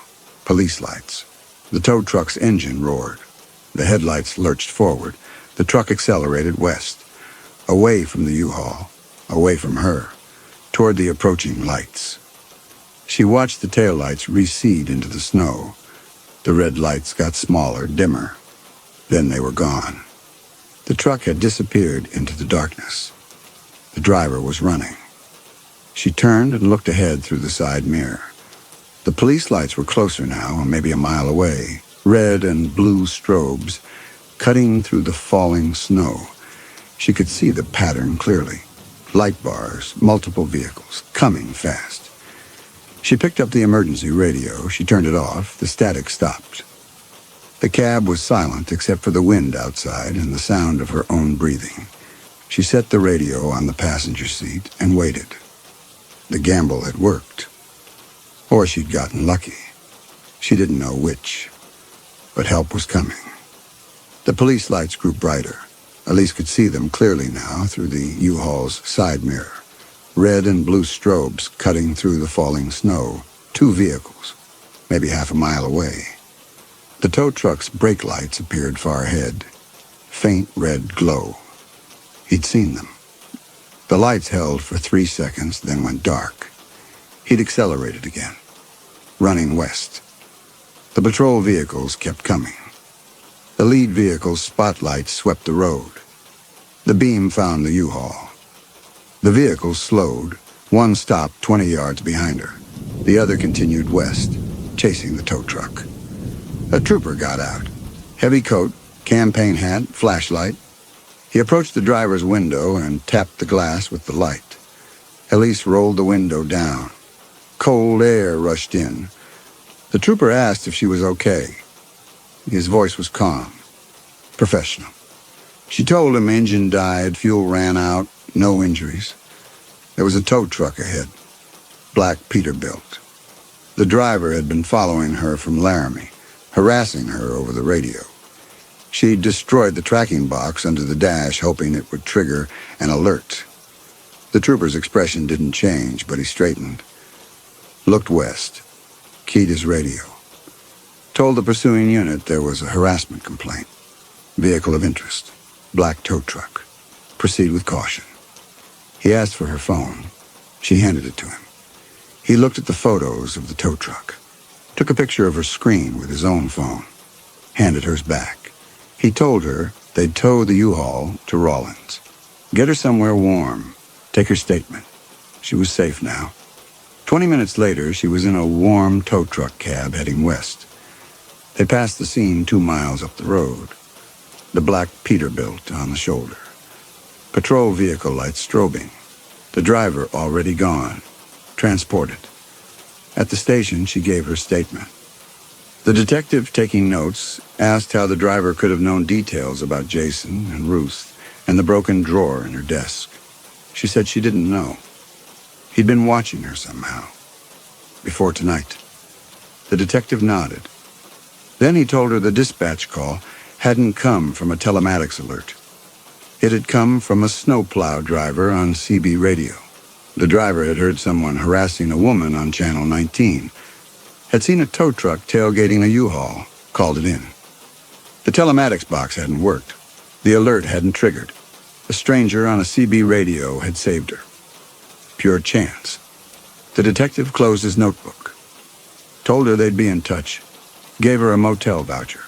She called Ruth from the motel parking lot, told her she'd be late, didn't explain why. Ruth said she'd wait. The room was on the second floor, clean, warm. 2 double beds, desk, chair, window facing the street. Elise set her phone and the emergency radio on the nightstand, sat on the edge of the bed. Her hands were warm. The room was warm. She was safe. She could call Jason. Tell him she'd made it through the mountains after all. But she didn't want to hear his voice. She stood and walked to the window. The street below was empty. Sodium lights. Closed storefronts. A gas station across the street, lit but empty. The storm had passed. The snow had stopped. The sky was clearing. She could see stars. She turned away from the window and opened the small duffel she'd kept in the cab. Clean clothes, toothbrush, her laptop. She packed the duffel that morning in Denver, before she left. Before she'd loaded the U-Haul. Everything else was still in the U-Haul at the impound yard. She unzipped the laptop case. The computer was there. She pulled it out. Underneath was something else, a folded piece of paper. She didn't recognize it. She pulled it out and unfolded it. The handwriting was unfamiliar. Block letters, careful. Written in blue pen. The green garbage bags are in the front left corner. The desk with the broken drawer is against the right wall. The IKEA bed frame is disassembled in the back. I know where everything is. I know because I helped you load it. Her hands went cold. She hadn't opened the laptop case since Denver that morning. The note had been there the entire drive, 11 hours. He'd been in her apartment. She walked to the window, a gas station across the street. A truck at the pumps, dark paint, idling. The driver fueled, got back in, turned, parked facing the motel. She stepped back. She'd seen it before. Outside her Denver apartment, 3 times in 2 weeks. Dark blue Ford. The headlights went dark, engine running. She picked up her phone. Doyle Ransom was in custody. But Doyle hadn't been in her apartment. Doyle hadn't helped her load. Doyle had been reading from a script. The blue Ford had given him the details. She set the phone down. The truck sat across the street, headlights dark, engine idling, exhaust rising, facing her window. The room was warm, but she couldn't stop shivering.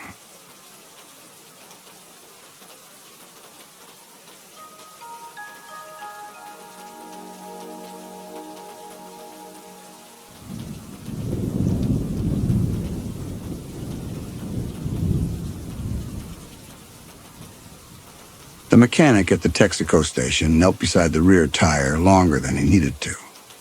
His flashlight beam moved across the tread in a grid pattern, left to right, then back. Carol Jensen watched him from the driver's window. It was 17 minutes past midnight, and the station was the only light for 30 miles in any direction.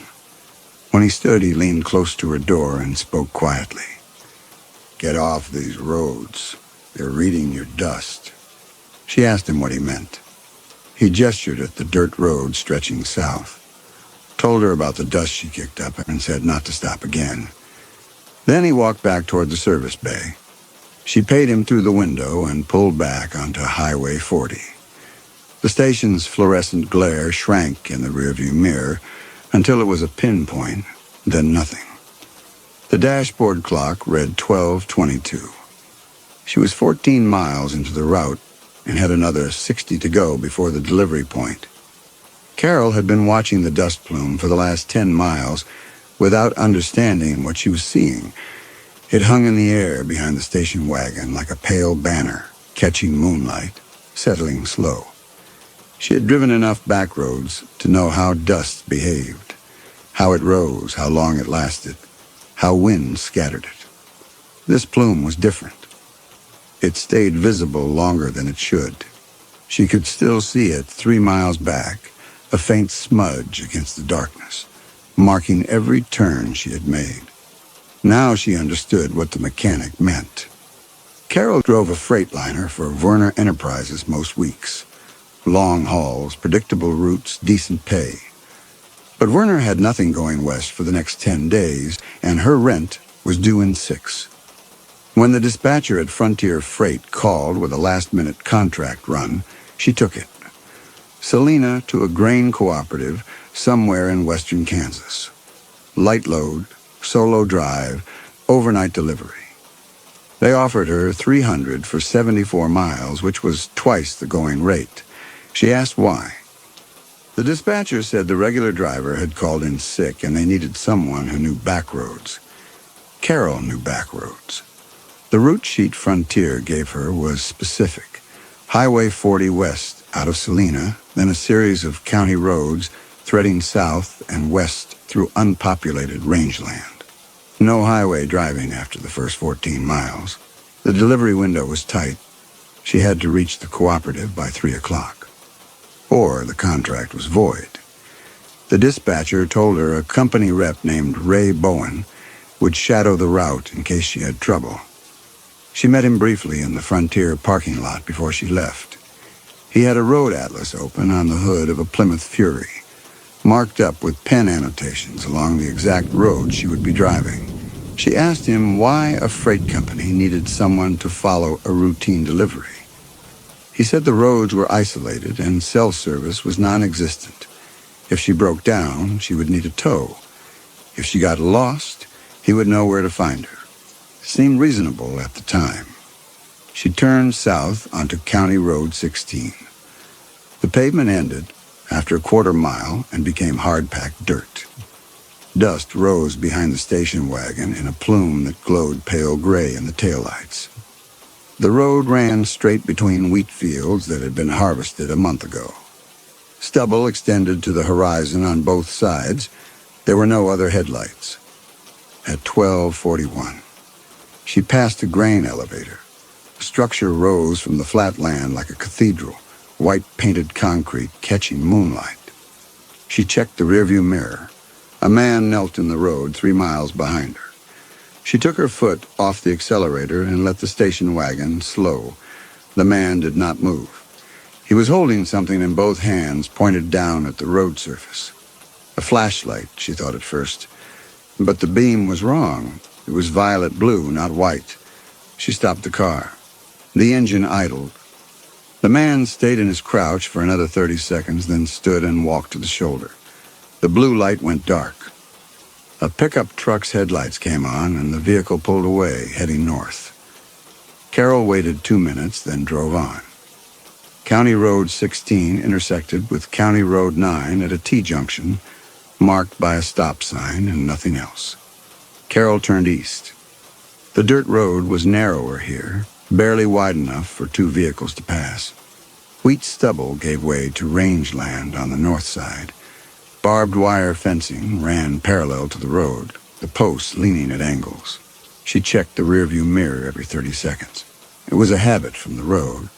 You looked, you noted what was there, you looked again. The road behind her was empty. Dust hung in the air where she had passed, illuminated by moonlight, then settled. At 1:14, she crested a low rise and the road descended into a shallow basin. A farmhouse at a quarter-mile off the road to the south, dark except for a porch light. She could see a barn, a windmill, a cluster of outbuildings. As she passed, a dog barked twice and went silent. The road climbed out of the basin. She checked the mirror. A man knelt in the road 2 miles back, just past the farmhouse. Carol slowed the station wagon to 30 miles per hour and watched. The man held the same violet-blue light she had seen before. He aimed it at the road surface, moved it slowly from the center line toward the shoulder, then back. The motion was deliberate. He was examining something. She stopped the car and turned off the headlights.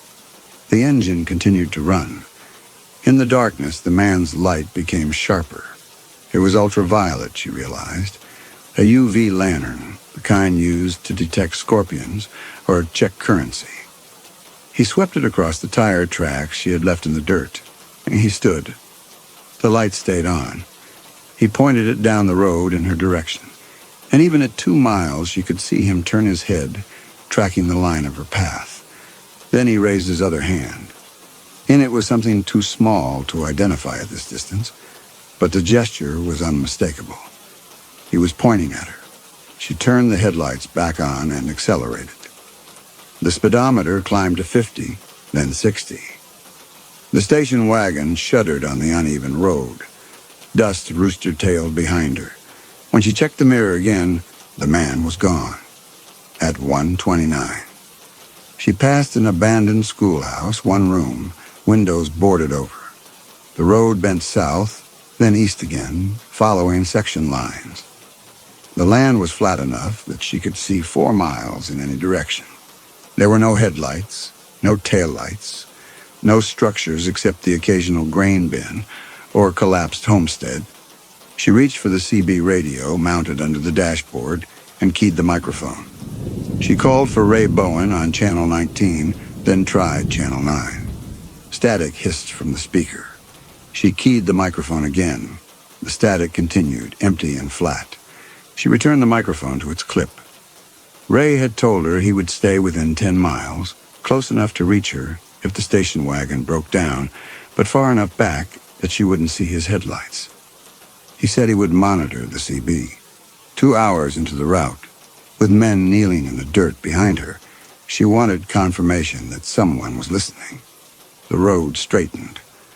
She pushed the accelerator down and watched the speedometer needle touch 70. The station wagon's frame vibrated. Small rocks pinged against the undercarriage. After 3 miles, she slowed to 40 and checked the mirror. A third man knelt in the road, 5 miles back near a bridge that crossed a dry creek bed. This one had a dog. She could see it sitting beside him, a large animal, pale-colored. The man aimed his UV light at the road, and the dog's head turned to follow the beam. Then the man stood, and the dog stood with him. He gestured towards Carol's direction. The dog did not bark. It simply watched. Carol turned her attention back to the road ahead. Her hands were damp on the steering wheel. She wiped her right palm on her jeans, then her left. The mechanic's words returned to her. They're reading your dust, not tracking her visually, not following her headlights, reading the dust, reading the road, reading her tire tracks. Carol drove another 8 miles before she saw the 4th one. This tracker stood beside a cattle gate at the intersection of County Road 9 and an unmarked ranch access road. He did not crouch. He held the UV lantern at waist height and swept it across the roadbed in a slow arc, east to west, illuminating her tire tracks. As she approached, he turned off the light and stepped behind a fence post. She passed within 40 feet of him. In her headlights, She saw a man in his 30s wearing a denim jacket and a canvas hunting vest. He carried something on his belt. A radio, she thought, or a holster. She did not slow down. In the rearview mirror, she watched him step back into the road, crouch, and turn the UV light on again. He examined the fresh tracks she had just laid down. Then he lifted the radio. It was definitely radio, and spoke into it. The pattern was clear. They were not following her. They were confirming her route. Each tracker examined the road, verified her direction, and reported to someone else. Coordination implied infrastructure. Infrastructure implied an organization large enough to position men at intervals across 60 miles of back roads.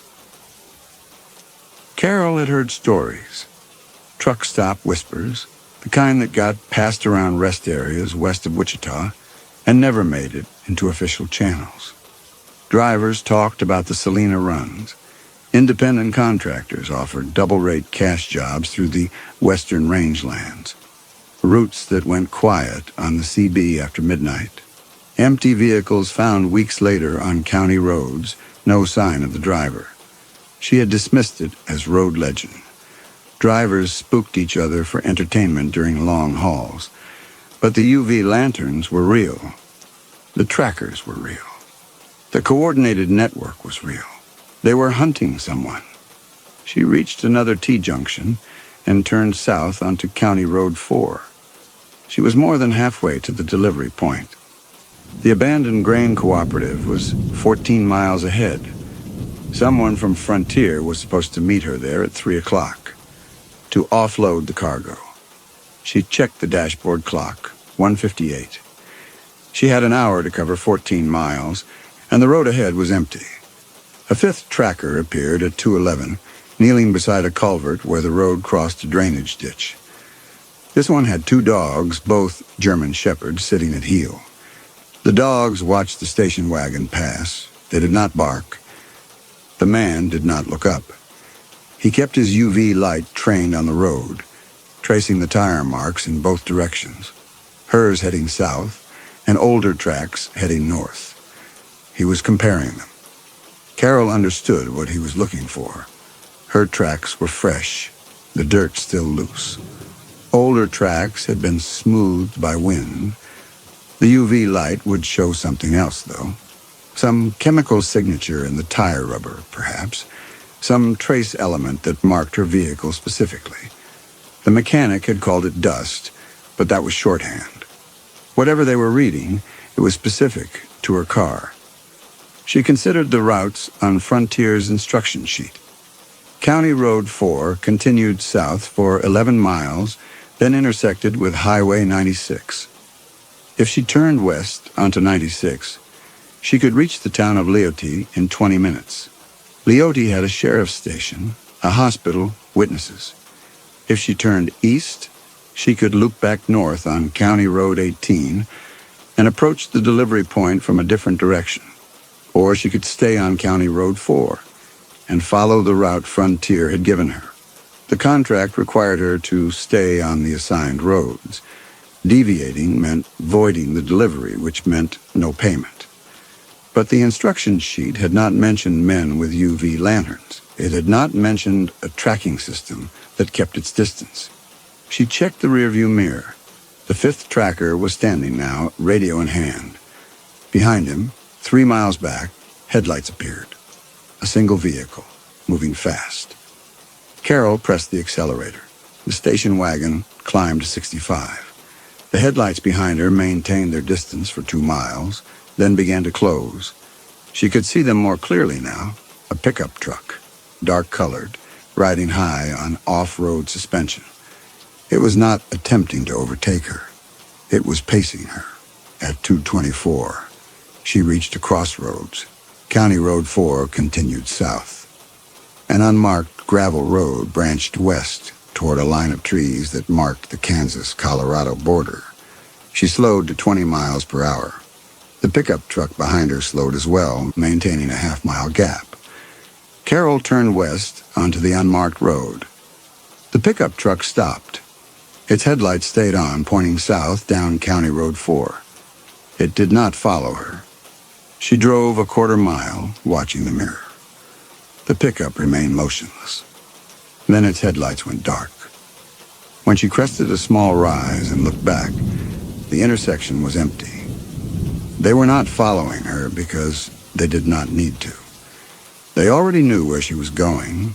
They were reading the road.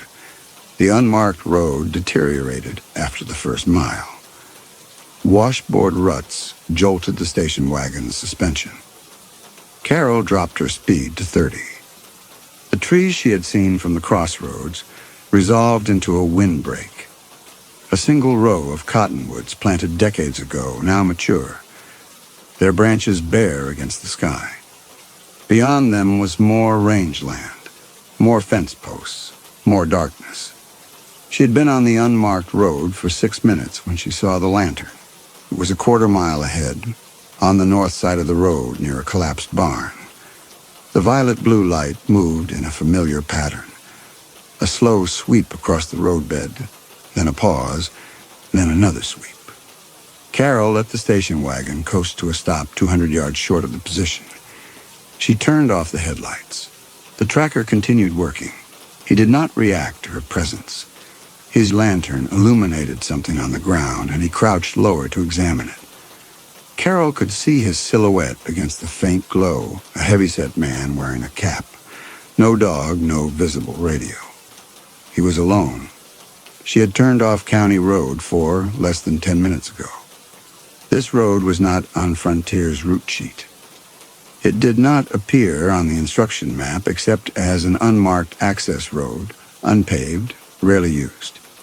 Yet here was another tracker, examining the ground with the same equipment, using the same method. They had not followed her here. They had been waiting. The man stood and turned toward the station wagon. He raised the lantern higher and aimed it in her direction. The UV light was invisible at this distance, but Carol could see the faint purple corona around the bulb. He held the position for 5 seconds, then lowered the lantern and walked to a vehicle parked behind the collapsed barn. Headlights came on. Another pickup truck, this one white. It pulled onto the road and drove north away from her. Carol sat in the dark station wagon and reconsidered what she knew. Frontier Freight had given her a blue Ford Country Squire with Nebraska plates. The vehicle was 12 years old, showing 73,000 miles on the odometer. She had walked around it in the parking lot before driving away, looking for obvious problems. Leaking fluids, worn belts, bald tires. Nothing stood out. But the tires were new. The dispatcher had mentioned it when he handed her the keys. Fresh treads, he had said. Safer for back roads. Carol restarted the engine and turned the headlights back on. She drove forward to the spot where the tracker had been crouching and stopped.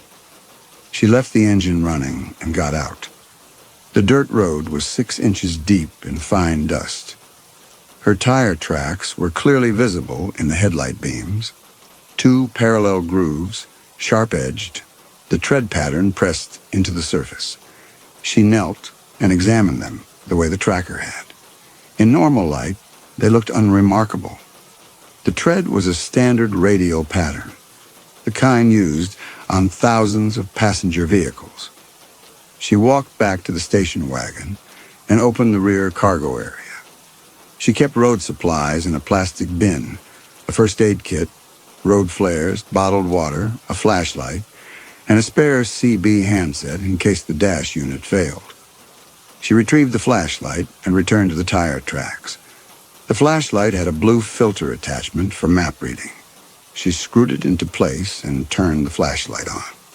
The blue light was a weak approximation of ultraviolet, but it was enough. In the filtered beam, she could see tire tracks pressed into the dirt. The pattern was clear. Standard radial treads, the same type as her station wagons, but she could not tell if they were hers or the white pickups. Both vehicles had stopped at this spot within the last 30 minutes. Carol turned off the flashlight and stood. The wind moved through the cottonwoods with a sound like running water. She looked north, where the white pickup truck had disappeared, then south, back toward County Road 4. The tracker had been examining something with his lantern, something specific in the tire marks. The trackers were positioned at intervals, confirming routes, relaying information. They were reading the roads. She walked around the station wagon and examined each tire. They were identical. Goodyear Eagles, Blackwall, size P 225, 75 R15. The sidewalls showed no unusual markings. The tread looked factory standard. But under UV light, they would glow. Under UV light, they would tell anyone with the right equipment exactly where she had been and where she was going. Carol got back into the driver's seat. The dashboard clock read 2:37. The delivery point was 11 miles southeast. She could backtrack to County Road 4, follow her original route, and arrive on schedule. Or she could continue west on this unmarked road and try to find a town, a highway, another route entirely.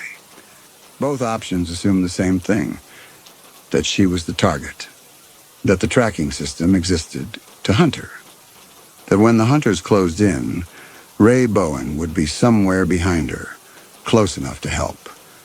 She keyed the CB microphone and called for Ray on Channel 19. No response. She tried Channel 9, the emergency frequency. Static. She replaced the microphone and reached for the spare CB handset in the cargo area. She extended the antenna and tried both channels again. The static was unbroken. Carol set the spare handset on the passenger seat and put the station wagon in gear. She turned around in a three-point maneuver and drove back toward County Road 4. The tire tracks she had left on the unmarked road glowed behind her in the rearview mirror, faintly visible in the moonlight, even without ultraviolet. She had written her route into the dirt. Anyone with a lantern could read it. Carol reached County Road 4 at 2:51. The intersection was empty. No trackers, no vehicles, no lights. She turned south and accelerated to 50 miles per hour. The station wagon's tires drummed against the hardpack. Every rotation stamped the chemical code into the dirt, writing her position across the landscape for anyone who wanted to read it. She had 11 miles to the delivery point and 9 minutes to cover them if she wanted to arrive on schedule. The schedule no longer seemed relevant. What mattered was understanding what she was driving. Carol slowed as she approached a one-lane bridge that crossed a dry creek bed. The bridge was wooden, the planks weathered gray. She stopped before crossing and got out again. The tire tracks behind her were visible in the moonlight. She walked back 30 feet and knelt. Without the UV light, the chemical pattern was invisible. The tracks looked ordinary, but she knew what was there. The particles embedded in the tread were fluorescing compounds, probably rare earth elements or phosphorescent dyes. The tread pattern itself had been molded with irregularities, small notches or ridges spaced at specific intervals. Together, they created a signature unique to this vehicle, a fingerprint written in dirt. Carol stood and walked to the station wagon. She opened the driver's door and retrieved the spare CB handset. She tried Channel 9 again, holding the microphone close and speaking clearly. She called for Ray Bowen. She gave her position as County Road 4, 9 miles north of Highway 96. She said she needed help. The static hissed. She waited 30 seconds and repeated the transmission. Nothing. Ray was supposed to be within 10 miles. The CB had a range of 15 miles under open sky conditions. If he was where he said he would be, he would hear her. If he was not responding, something had prevented him. Carol replaced the handset in the cargo area and returned to the driver's seat. She pulled the route sheet from the glove compartment and studied it under the dome light. County Road 4 continued south for 7 miles before intersecting Highway 96. The delivery point was 2 miles west of the intersection, accessible by a dirt access road, an abandoned grain cooperative where someone from Frontier would meet her at 3 o'clock, or they would not be there. And she would arrive at an empty building with trackers behind her and hunters ahead. Carol refolded the sheet. The dashboard clock read 3:04. She had missed the delivery window by 4 minutes. She started the engine and drove across the wooden bridge. The planks rumbled under the tires. On the far side, the road climbed a gentle slope and straightened. She could see 3 miles ahead. No lights, no vehicles. The system made sense now. Frontier modified the tires, installed them on vehicles they controlled, and sent drivers onto predetermined routes. The trackers positioned themselves at intervals, confirmed the target's progress, and relayed information to the hunters. The hunters did not need to follow closely. They knew where the target was going. They could set up ambush points, cut off escape routes, and close in when the target was most isolated. The UV reactive treads turned every mile of dirt road into a navigation beacon. Carol had taken this contract because she needed money. What she had not expected was to be driving a vehicle specifically designed to be hunted. The station wagon was not transportation. It was a tracking device. Every mile she drove, she transmitted her location to an unknown number of observers. And if Frontier had modified her tires, they could modify others. Ray Bowen was driving a Plymouth Fury. He had told her he worked for Frontier. He had shown her the road atlas with every turn annotated. She did not know how long he had been with the company or whether he understood what kind of operation Frontier was running, or whether the atlas he carried had been marked by someone who drove these roads before and never came back. She thought about Ray, the brief conversation in the parking lot, the atlas open on the hood, his assurance that he would stay close, that if anything went wrong, he would know where to find her. The CB had been silent for 2 hours. Carol pressed the accelerator and watched the speedometer climb past 70. The station wagon shook. Dust filled the air behind her in a plume visible for miles. She drove for 6 minutes without slowing, then crested a rise and saw the intersection ahead. Highway 96 ran east-west, a 2-lane blacktop cutting across the rangeland. The grain cooperative was 2 miles west, a cluster of silos and sheds silhouetted against the horizon. Carol turned west and stayed on the dirt access road that paralleled the highway. The cooperative grew larger. She could see the main building now, a 3-story concrete structure with boarded windows.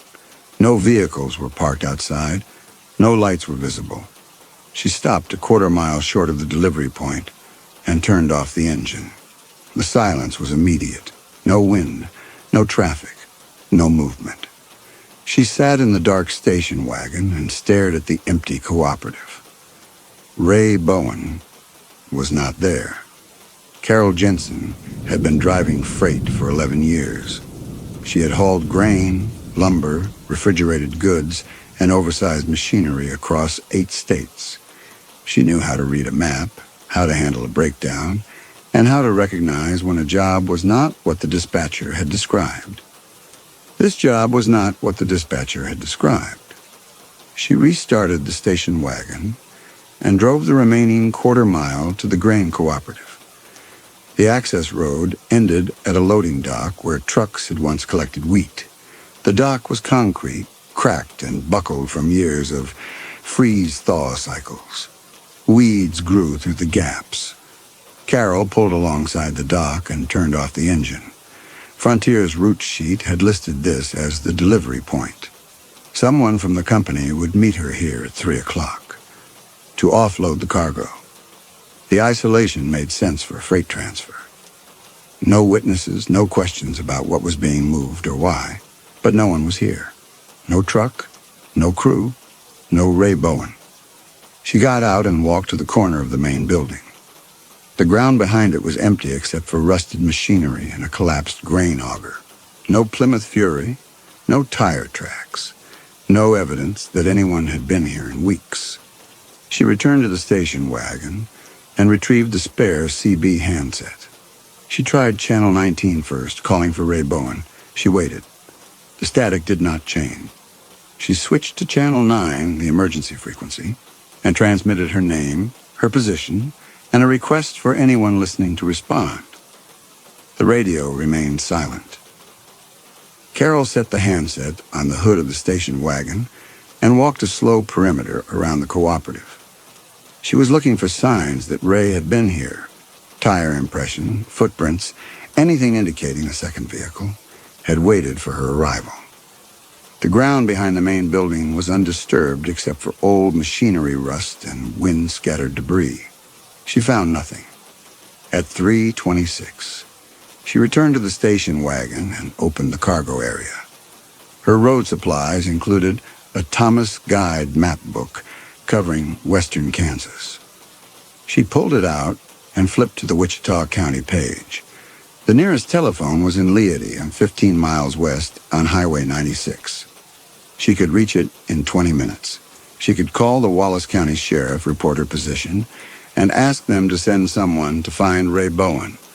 She could describe the trackers, the UV lanterns, the tire tracks that glowed. She could try to explain what she did not fully understand. Carol replaced the map book in the cargo area and closed the hatch. She stood beside the station wagon and looked north, back the way she had come. The dirt access road was pale in the moonlight. Her tire tracks ran straight down its center, two parallel lines marked with a chemical signature invisible to her but glowing under ultraviolet light. She had driven 60 miles since leaving the Texaco station. Every mile had been recorded in the dirt. She thought about the trackers she had seen.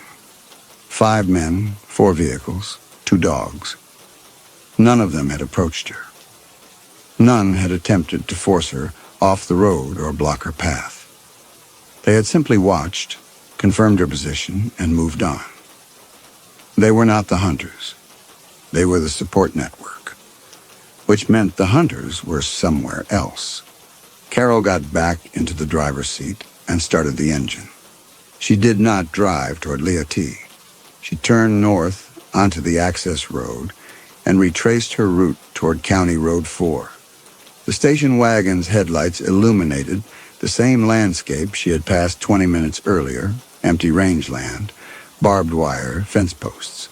The odometer counted backward, 72.8 miles, 72.3 miles, 71.9 miles. She was looking for Ray's tracks. The Plymouth Fury was a full-size sedan with a wide wheelbase. Its tires would leave a distinct impression, deeper grooves than the station wagon, spaced farther apart. Ray had said he would follow the same route, staying far enough back that she would not see his headlights. If he had driven onto County Road 4, there would be evidence. Carol reached the intersection with County Road 4 at 3:41. She stopped and got out with the flashlight. She walked to the center of the intersection and knelt. Her tire tracks were easy to identify, fresh, sharp-edged, overlapping from her southbound trip and her return north. But there were other tracks as well. A pickup truck had crossed the intersection from west to east within the last few hours. A passenger car had turned from County Road 4 onto the access road, heading south toward the cooperative. The car's tracks were narrower than the pickups, but wider than the station wagons. Carol aimed the flashlight at the passenger car tracks and followed them south for 20 feet. The tread pattern was different from hers. The spacing between tires was different, but the depth and the sharpness suggested recent passage, within the last 2 hours. She walked back to the station wagon and retrieved the blue filter attachment. She screwed it onto the flashlight and returned to the passenger car tracks. Under the filtered blue light, the tracks glowed. The glow was faint, dimmer than her own tire marks, but unmistakable. The same phosphorescent particles, the same regular pattern along the outer edges. The passenger car had been equipped with the same UV-reactive tires. Carol turned off the flashlight and stood. The wind had picked up. It moved across the open land with a low, rushing sound. She walked back to the station wagon and sat in the driver's seat with the door open. Ray Bowen had been driving a Plymouth Fury, a full-size sedan. Company car, he had said. Frontier Freight provided it for route shadowing and emergency assistance. The tires glowed under UV light. Carol closed the door and keyed the CB microphone. She spoke slowly and clearly. She called for Ray Bowen on Channel 19. She stated that she had found evidence of tire modification on his vehicle. She asked him to respond. The static was unbroken. She set the microphone down and stared at the instrument panel. The fuel gauge showed half a tank. The odometer showed 73.1 miles. The clock showed 3:47. Ray had left Selena around the same time Carol had, maybe a few minutes before. He said he would maintain a distance of 10 miles, close enough to reach her if the station wagon broke down, but far enough that she would not see his headlights. He said he would monitor the CB. Carol had last heard from Ray at 11:58, a brief squelch on Channel 19. His signal that he was still behind her, still listening. That was 3 hours and 49 minutes ago. In that time, she had driven the full route, seen 5 trackers, discovered the tire modification, and reached the delivery point. Ray had sent no radio traffic. He had not arrived at the grain cooperative. He had left no trace of his presence, and his vehicle had been marked with the same tires as hers. Carol drove north on County Road 4 for 3 miles, then pulled onto the shoulder and shut off the engine. She rolled down the driver's window. The night air was cold, carrying the smell of dust and dry grass. She listened. No engine sounds, no voices, no movement, except the wind. The land was flat enough that sound carried for miles. If a vehicle was approaching, she would hear it before she saw it. She waited 5 minutes, then started the engine and continued north. At 4:02, she reached the one-lane bridge where she had stopped earlier to examine the tire tracks. She crossed slowly and pulled off the road on the far side. This time she left the headlights on and got out with the flashlight and the blue filter. The tire tracks from Ray's vehicle were still visible at the intersection, heading south toward the grain cooperative. Carol walked north along County Road 4, following her own tracks backward. She was looking for the point where Ray had turned onto the dirt road from the highway. She found it a quarter-mile north of the bridge. The Plymouth Fury's tracks came from the east, from Highway 40, and turned south onto County Road 4. The tracks were deep and recent.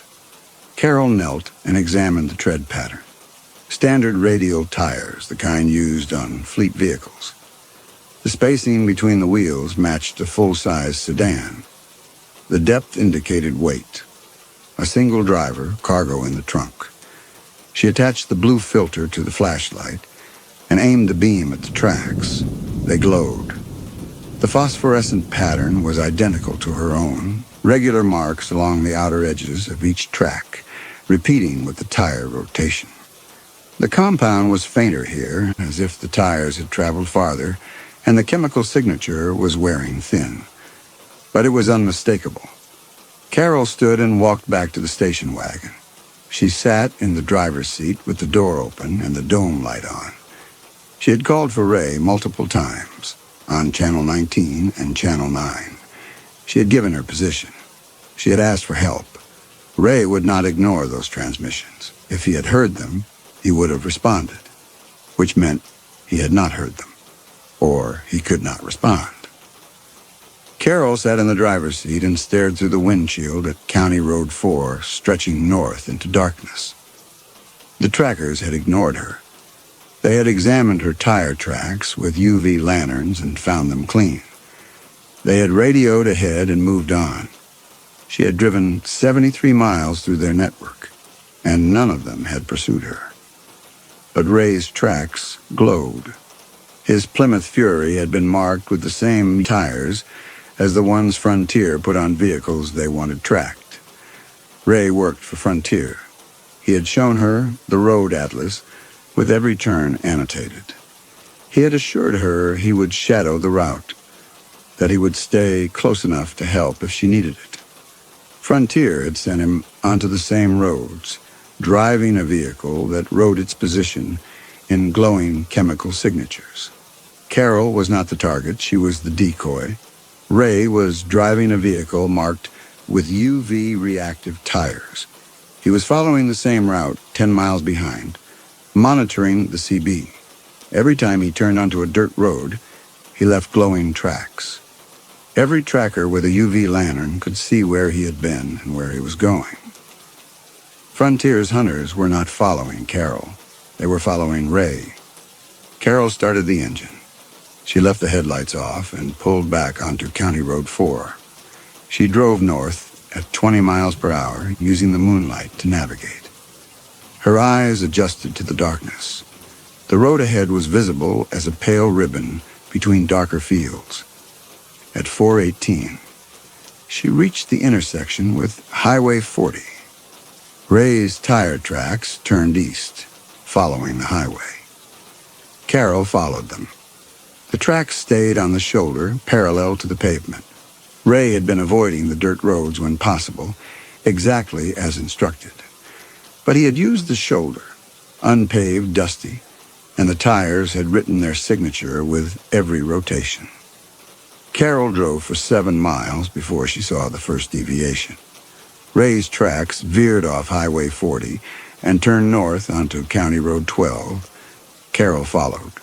The road climbed a gentle rise and descended into a basin. At the bottom of the basin, the tracks turned west onto an even narrower road, barely more than 2 ruts through rangeland. Carol stopped at the turn and got out. She walked to the tire tracks and knelt. The tracks were hours old, but still sharp. The edges had not been smoothed by wind. Ray had passed through here earlier in the night. And there were other tracks as well.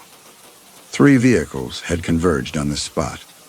2 pickup trucks approaching from different directions, and the Plymouth Fury coming from the east. The truck's tracks overlapped with Ray's tracks. The patterns were chaotic. Tight turns, reversed directions, evidence of maneuvering at close range. Carol aimed the flashlight at the ground. Without the blue filter, the tracks looked like confusion. With the filter, they told story. Ray's glowing tracks ran straight into the convergence. The pickup truck's tracks did not glow. They had surrounded the Plymouth Fury, one from the north, one from the south. Ray had braked hard. The rear tire marks showed sideways skidding. Then the tracks ended. Carol stood and looked west, where the 2-rut road disappeared into darkness. She returned to the station wagon and turned it around. She drove back to Highway 40, then continued east toward the point where Ray's tracks had first left the pavement. She was retracing Ray's route backward, following the glowing signature Ray Bowen had left in the dirt. Carol found the next tracker at 4:33 back at the intersection where County Road 12 met Highway 40. The tracker was parked at a railroad crossing where the county road intersected the highway. His vehicle was a dark green Chevrolet pickup with a camper shell. The truck faced west, engine running, headlights aimed down the highway shoulder.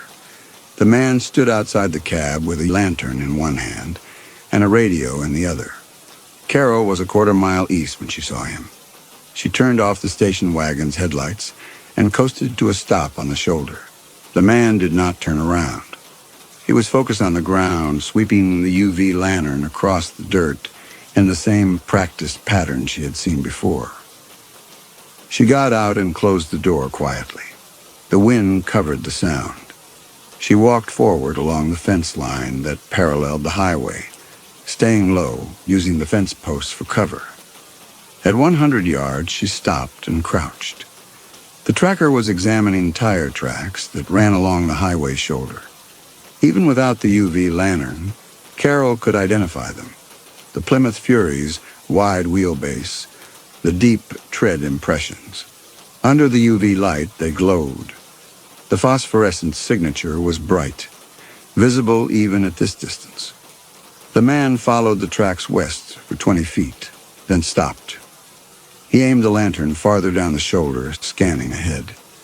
Then he turned and looked east, back toward Carol's position. She held still. The distance and the darkness concealed her. The man raised the radio to his mouth and spoke. Carol could not hear the words, but she could see his posture, alert, focused, reporting. He lowered the radio and returned to the truck. He reached into the cab and retrieved something. Binoculars. He raised them and scanned the highway to the west, following the line of the tire tracks. He held the binoculars steady for 15 seconds, then lowered them and made another radio transmission. Carol watched him get back into the truck. The headlights stayed on. The engine continued running. But the truck did not move. The man was waiting.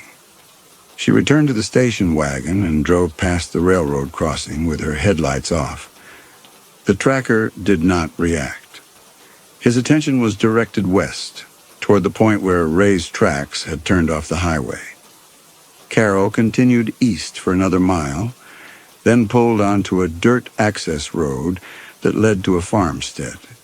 She parked behind a barn and turned off the engine. From the cargo area, she retrieved a pair of compact binoculars she kept for spotting route markers at distance. She returned to the highway on foot and positioned herself 200 yards east of the railroad crossing, behind a windbreak of Russian olive trees. Through the binoculars, she could see the tracker's truck clearly. The man was still inside the cab. His posture suggested patience. He was not searching. He was monitoring. At 4:47, headlights appeared to the west. A second vehicle approached from the direction of Ray's last turn. It was moving slowly. 30 miles per hour, Carol estimated.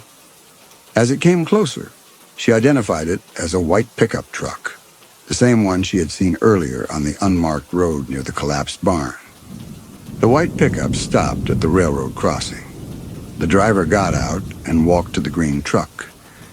The two men spoke briefly. Carol could not hear the conversation, but she could see gestures.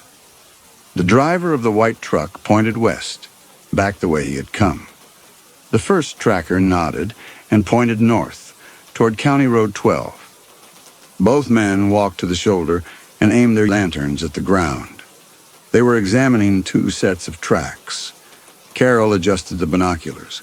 The tire tracks on the shoulder were layered, her own tracks, heading east when she had passed the railroad crossing moments ago, and Ray's tracks, heading west several hours earlier. The trackers aimed their UV lanterns at the ground, sweeping the beams across both sets of tracks. But they were not examining hers. They were crouched over Ray's tracks, following them west with their lanterns, tracing the path back toward the point where the Plymouth Fury had turned north onto County Road 12. The driver of the white truck stood and pointed north. The gesture was definitive. He was directing the first tracker to follow County Road 12 to pursue the route Ray had taken. Carol lowered the binoculars. She was east of the trackers. Her station wagon was parked a quarter mile behind her. Her tire tracks led directly to this position. But the trackers had not examined them. They had not aimed their UV lanterns at the fresh tracks she had left when she passed the railroad crossing less than 20 minutes ago. They were not tracking her. She raised the binoculars again. The white truck was pulling away, heading west on Highway 40. The green truck remained at the railroad crossing for another minute, then turned north onto County Road 12, following the route Ray had taken hours earlier. Carol walked back to the station wagon. She sat in the driver's seat and studied the Thomas Guide map under the dome light. County Road 12 ran north for 11 miles before intersecting with County Road 9. Ray's tracks had followed County Road 12 north, then turned west onto a two-rut road in the basin where three vehicles had converged. The tracker in the green truck was following that same route. He was trailing Ray's glowing tire signature, closing the distance between himself and the convergence point. He was not hunting Carol, he was hunting Ray Bowen. Carol folded the map and started the engine. She pulled out of the farmstead access road and turned west on Highway 40, retracing the road toward the point where Ray had left the pavement. She drove with the headlights on now at 60 miles per hour. The station wagon's engine strained. The speedometer needle wavered. At 5:04, she reached the turn where Ray's tracks left Highway 40 and headed north onto County Road 12. The dashboard clock showed she had been driving for 5 hours. The fuel gauge read 1/4 tank. She took the turn without slowing. The dirt road climbed the rise and descended into the basin. At the bottom, she turned west onto the two-rut road where the convergence had occurred. The tire tracks were still visible in the moonlight. 3 vehicles had been here. 2 pickup trucks, 1 Plymouth Fury. The tracks overlapped, circled, and intersected. Carol stopped at the center of the convergence and got out. The Plymouth Fury's tracks did not continue west. They ended here, in the middle of the two-rut road. The pickup truck's tracks surrounded them on both sides. Then the truck's tracks led west, deeper into the rangeland, and the Plymouth Fury's tracks were gone. Carol walked 20 yards west, following the pickup truck's paths. The ruts became shallower, less defined. The trucks had driven onto open ground, leaving the road entirely. She could see faint impressions in the dry grass where the vehicles had passed. She returned to the station wagon and drove west, following the impressions. The terrain sloped downward. After a 1/4 mile, the ground became softer. Drainage from the basin collected here during rain, creating a depression that held moisture longer than the surrounding land. The truck tracks became deeper, easier to follow. At 5:12, she saw the Plymouth Fury. The Plymouth Fury sat in 6 inches of standing water at the bottom of the depression. The driver's door was open, the engine was off, the headlights were dark. Water had entered the interior through the open door and pooled on the floorboards. Carol stopped the station wagon 30 yards away and approached on foot. The ground was saturated. Her boots sank into mud with each step. The darkness was absolute except for the station wagon's headlights behind her, casting her shadow long across the water. The Plymouth Fury was empty. Both front seats were vacant. The rear seat showed no occupants. The trunk was closed. Carol walked to the driver's door and looked inside. The keys were in the ignition, turned to the off position. The CB microphone hung from its coil cord, swaying slightly in the wind. The dome light did not activate when she opened the door farther. The battery was dead, or the bulb had been removed. On the passenger seat, she saw a road atlas, open to the western Kansas page. The pages were marked with pen annotations, routes, distances, turn-by-turn notes in the margins. She recognized the handwriting from the parking lot in Salina. Ray's careful printing along every county road. She leaned closer. One annotation was legible, in the headlight beam reflecting off the windshield. CR4, 130 written in the margin, next to the junction where County Road 4 and County Road 12 met. The dashboard clock had stopped at 1:34, 4 minutes after the notation. She walked around the vehicle, and the passenger door was closed but unlocked. The rear doors were locked. The trunk release was inside the cab. She reached across the driver's seat and pulled the lever. The trunk lid popped open.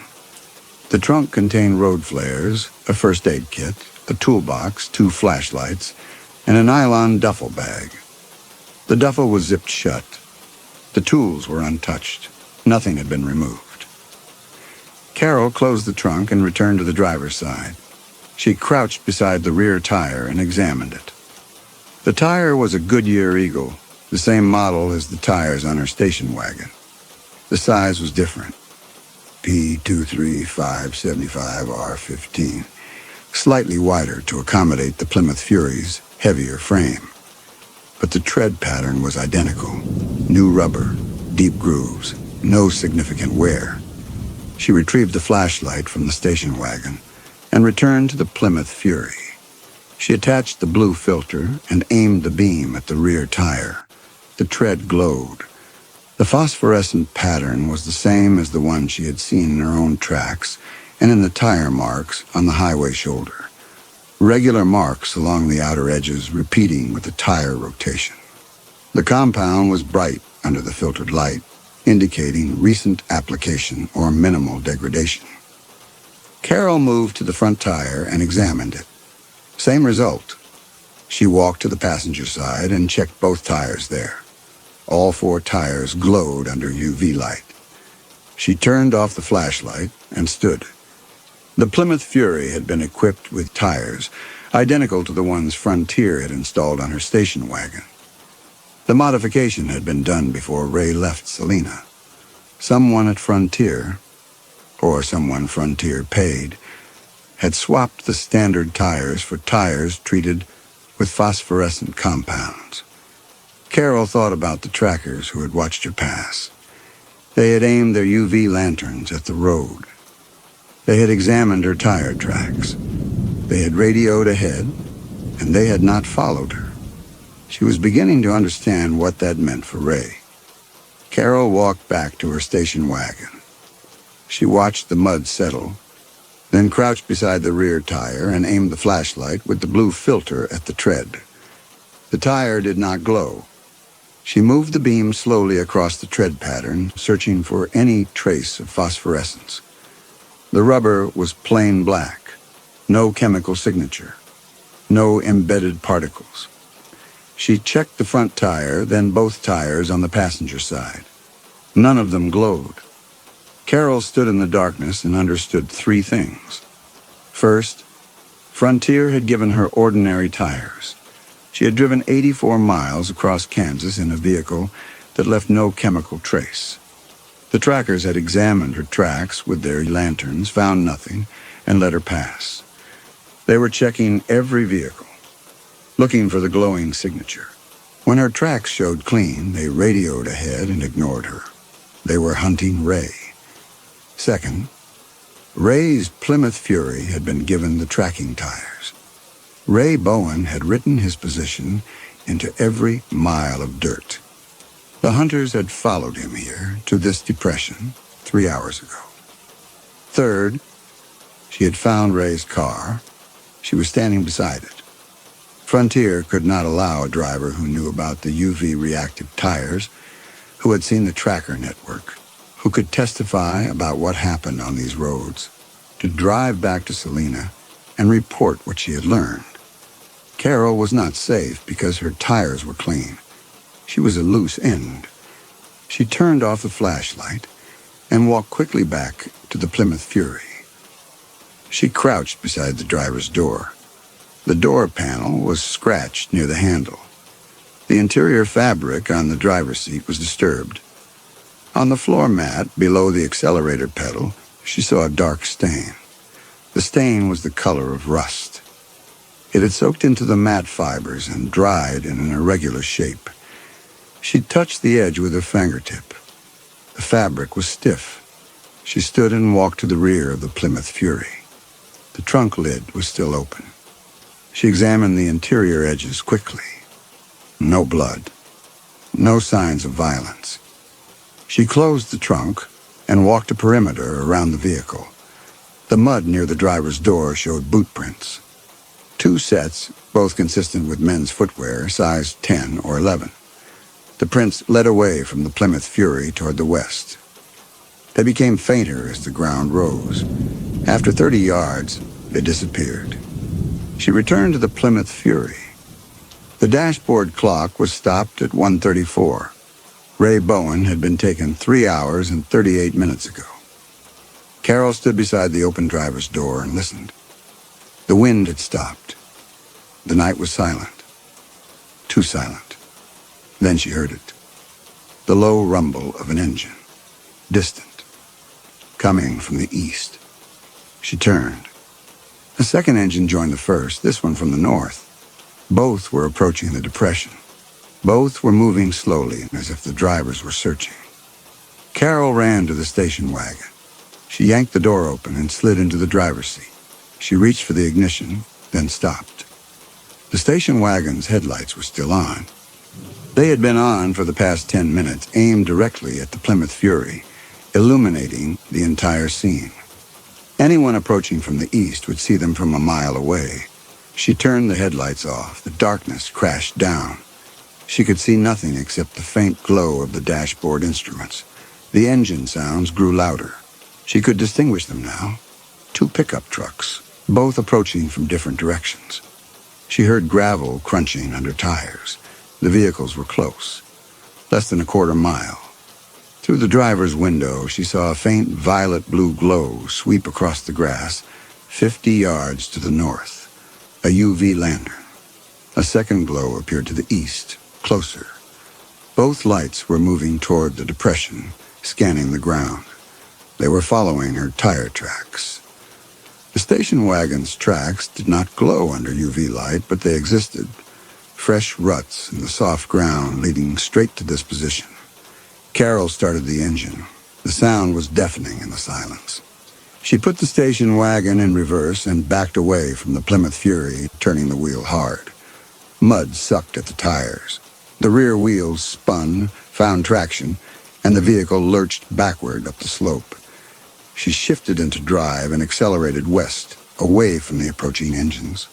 No headlights. The windshield was black. She navigated by memory, following the faint depressions where the pickup trucks had driven hours earlier. Behind her, headlights came on. 2 sets converging on the depression from the north and east.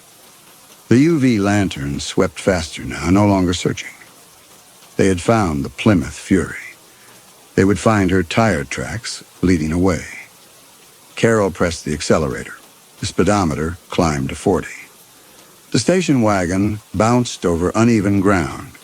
Sagebrush scraped the undercarriage. She could not see where she was going. She was driving blind across open rangeland in absolute darkness. The headlights behind her split apart. One set turned west, following her. The other remained at the depression, probably examining the scene, radioing for instructions. Carol reached the rise she had climbed earlier. The ground hardened. The station wagon's tires found better grip. She turned the headlights on. The beams illuminated 50 feet of empty rangeland ahead. Beyond that, dull darkness. She had no idea where the fence lines were, where the roads were, where the ditches or gullies might be. In the rearview mirror, the pursuing headlights were a quarter-mile back and closing. Carol reached the 2-rut road and turned east, driving without headlights again.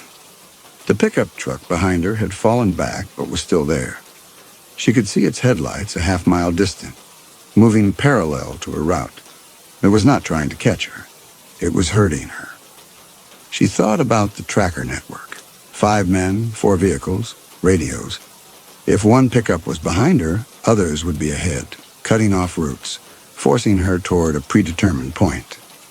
At 5:37, she reached Highway 96. She turned west and drove for 3 miles before she saw the lights of Leotie ahead. The town was small, a gas station, a grain elevator, a row of storefronts. She pulled into the gas station parking lot. The building was dark, the pumps shut off for the night. A payphone stood near the road, illuminated by a single streetlight. Carol got out and walked to the phone. She lifted the receiver and dialed 911. The phone rang 4 times before someone picked up. The dispatcher's voice was flat and professional. Carol gave her name and requested immediate assistance. She reported an abandoned vehicle in a drainage depression 11 miles north of Highway 96, west of County Road 12. She said the driver might be in danger. She requested Wallace County Sheriff's units. The dispatcher told her to hold. Carol waited. Behind her, at the far end of the parking lot, headlights appeared. A pickup truck, dark green, moving slowly past the gas station. The same truck that had been following her. The dispatcher came back on the line and asked Carol to confirm her exact location. Carol gave the address of the gas station. The dispatcher asked her what kind of vehicle she was driving. Carol hesitated. She had not mentioned a vehicle. The dispatcher's tone had not changed. Still flat, still professional. But the question hung wrong. Carol said she was driving a station wagon. The dispatcher asked her to repeat her exact location. Carol did. The dispatcher told her to remain at that location. Wallace County Sheriff's units were being dispatched. Estimated arrival, 35 minutes. Carol hung up. She stood beside the payphone and stared at the receiver in her hand. The dispatcher had asked what kind of vehicle she was driving. Carol had called about an abandoned car 11 miles north. She had not said anything about her own vehicle. The question made no sense unless the dispatcher already knew Carol was calling from a vehicle, not a building. Unless the dispatcher needed to confirm which vehicle to look for. She had not called for help. She had broadcast her location. The green pickup circled the block and approached the gas station again from the south. A second vehicle, a white pickup, appeared from the north, slowing as it passed. They were not attacking. They were watching, confirming her position, waiting for instructions. Carol walked back to the station wagon and got in. She started the engine and pulled out of the parking lot heading east on Highway 96. In the rearview mirror, both pickup trucks turned and followed. She drove for 6 miles. The trucks maintained a quarter-mile distance behind her, headlights steady. At County Road 18, she turned north. One truck followed. The other continued east on Highway 96, disappearing. Carol checked the fuel gauge. The needle rested just above empty. She had 20 miles, perhaps 30 if she drove conservatively. The dashboard clock read 5:42. The Wallace County Sheriff's units would arrive at the Leote gas station in 23 minutes. They would find it empty. The dispatcher would try calling the number Carol had given, a payphone that no longer had anyone standing beside it. Carol thought about the dispatcher at Frontier Freight who had called her with the contract, the man who had known she needed work, the man who had offered her twice the going rate for simple overnight delivery, the man who had assigned Ray Bowen to shadow her route. She reached for the CB microphone, then stopped. If she transmitted, the trackers would hear her. If Frontier was monitoring the channels, they would know exactly where she was. She was isolated. Ray was gone. The sheriff's units were 30 miles away, responding to a location she had already left. And the pickup truck was still behind her, headlights unwavering, keeping pace. Carol drove north for 11 miles. The road was straight and empty. Fence posts flickered past in the headlights.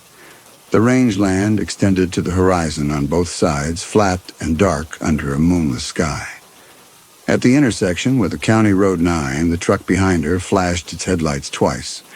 A signal. Carol looked ahead. 2 more sets of headlights appeared on County Road 9, one from the east, one from the west. Both vehicles turned onto County Road 18, heading north. Now there were 3 pickup trucks, one behind her, 2 ahead. The trucks ahead slowed. They were a half-mile distant, driving at 30 miles per hour, blocking the road.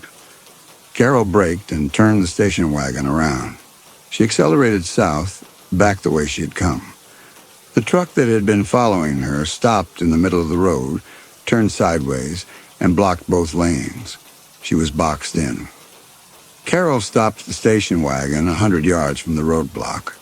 She turned off the headlights and waited. The 3 pickup trucks did not move. Their engines idled. Their headlights stayed on, illuminating the stretch of County Road 18 between them. Carol sat in the darkness inside the station wagon and calculated. 3 trucks, probably 3 drivers, possibly more. All coordinated by radio. She had a quarter tank of fuel and no way through the roadblock except to ram it. The station wagon was not built for ramming. Carol started the engine and turned west onto open rangeland, driving off-road.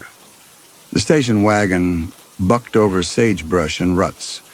The speedometer climbed to 20, then 30. She aimed for a gap between fence posts a quarter-mile distant. Behind her, the 3 pickup trucks turned off County Road 18 followed, their headlights bouncing across the uneven ground. They were faster than the station wagon. They had off-road suspension. They were gaining. Carol reached the fence line and stopped. Barbed wire stretched between the posts, 4 strands, too high to drive over. She put the station wagon in reverse, backed up 20 feet, and accelerated forward. The front bumper hit the fence. The top strand snapped. The second strand caught on the hood and scraped across the windshield. The station wagon punched through and kept going. She was on a dirt access road now, narrow and rutted. She followed it west for 2 miles. The headlights behind her spread out, the trucks taking different routes across the rangeland, trying to cut her off. The access road ended at a T-junction. Carol turned south. The fuel gauge needle touched the E. The engine coughed once, caught, and continued running. A mile ahead, headlights appeared. A 4th pickup truck approaching from the south. Carol slowed. She looked east and west. No roads, no lights, no structures, just empty rangeland extending into darkness. She stopped the station wagon in the middle of the dirt road and turned off the engine. The headlights behind her were a quarter-mile back and closing. The headlights ahead were a half-mile distant and approaching. Carol sat in the dark station wagon and listened to the silence. The mechanic's words returned to her. "Get off these roads. They're reading your dust." She had gotten off the roads. It had not mattered. The pickup trucks closed in from the north and south. Carol could see them clearly now. The green truck she had seen at the railroad crossing. The white truck from the unmarked road. 2 others she did not recognize.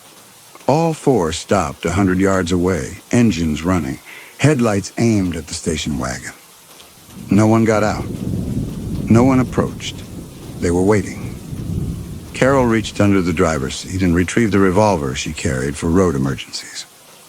A .38 special, 5 rounds. She checked the cylinder and set the gun on the passenger seat. The radio beneath the dashboard crackled. Static, then a voice. Carol Jensen. She stared at the radio. The voice had used her real name. Not her call sign, her name. She did not touch the microphone. The voice was male, calm, Midwestern. It asked where she wanted the gas delivered. It mentioned a tow strap. It asked if she preferred to wait for the Wallace County Sheriff instead. Carol looked at the fuel gauge. Empty. She looked at the revolver on the passenger seat. 5 rounds against 4 trucks. She started the engine. It caught, sputtered, and died. She tried again. The engine turned over, but would not start. The fuel tank was dry. The radio crackled again. "Put the revolver down, Carol." Her hand froze on the ignition key. They could see inside the vehicle. UV lanterns, night vision, binoculars. They had been watching her the entire time. She looked at the rearview mirror. The 4 pickup trucks had not moved, but their headlights were positioned to illuminate the station wagon from all sides. There were no shadows, nowhere to hide. Carol sat in the dead station wagon and understood. Frontier had arranged the tire swap. They had known. Someone at the company, or someone they paid, had modified the Plymouth Fury's tires before Ray left Salina. They had sent Carol and Ray onto the back roads, knowing exactly what would happen. The Wallace County Sheriff was not coming to rescue her. The sheriff was coming to find an abandoned station wagon on a dirt road 74 miles from Salina out of fuel. There would be questions. Carol would try to explain about the trackers, the UV lanterns, the glowing tire tracks. She would sound confused, frightened, unreliable. The investigation would conclude that Carol Jensen, contract driver for Frontier Freight, had abandoned her delivery and driven into the rangeland for reasons unknown. Ray Bowen would never be found, and Carol would be written off as a driver who panicked on an isolated route. The radio did not offer her a choice. It described what would happen. She thought about the mechanic at the Texaco station 5 hours ago, leaning close to her window and whispering his warning. He had known. He had tried to tell her. Behind her, tires crunched on gravel. The green pickup had moved closer. A door opened. Footsteps approached the station wagon. Carol reached for the revolver. The footsteps stopped at the passenger window. She turned her head. A man stood outside the glass, holding a UV lantern. He was in his 30s, wearing a denim jacket and a canvas hunting vest. She had seen him before, the fourth tracker, the one who had stepped behind the fence post when she passed the cattle gate hours earlier. He raised the UV lantern and aimed it at the passenger window. The violet-blue light flooded the interior of the station wagon. Carol's hands glowed faintly where she had touched the Plymouth Fury's tires. Her jeans glowed at the knees where she had knelt in the mud beside Ray's car. The phosphorescent compound had transferred. She was marked. The man lowered the lantern and looked at her through the glass. He did not speak. He did not need to. Carol's hand moved to the revolver. The dashboard lights flickered. The battery was dying. The CB hissed static, then went silent. The instrument panel dimmed. The man outside the window tapped the UV lantern gently against the glass. 1, twice, 3 times. Then he stepped back and waited. Carol sat in the dark station wagon with her hand on the revolver and understood that it did not matter what she did next. The gun held 5 rounds. The trucks held more men than that. The rangeland extended 40 miles in every direction. The nearest town was Leatee, where the dispatcher had asked what kind of vehicle she was driving. The dashboard clock read 5:48. The instrument panel went dark. The headlights had been off for minutes. The interior of the station wagon was absolute black, except for the violet-blue light. The tracker raised the UV lantern again and aimed it through the passenger window. The light flooded the cabin. Carol's hands on the steering wheel glowed pale white, where she had touched the Plymouth Fury's tires. The knees of her jeans glowed where she had knelt in the mud. The phosphorescent compound marked her like a beacon in the darkness. Her own body illuminated, proof of where she had been, what she had found, what she knew. The last thing she saw before the tracker turned off the lantern was her own hands glowing in the dark.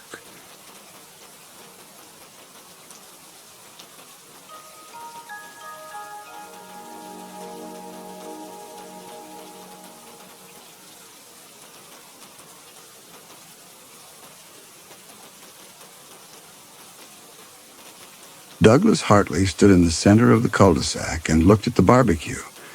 4 figures stood around the grill in the front yard of the second house, arranged as though someone had interrupted them mid-conversation. One held a pair of tongs over the grill grate. One had a plastic bottle of beer raised halfway to its mouth, frozen in a laugh.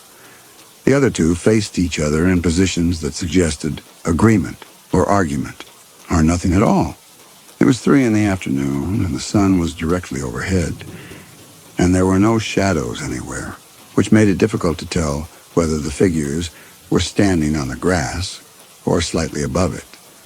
Douglas had been looking at the scene for 5 minutes and could not decide whether it was meant to be a family gathering or a neighborhood party or simply 4 people who had nothing better to do on a Saturday afternoon than stand around a grill that had never been used.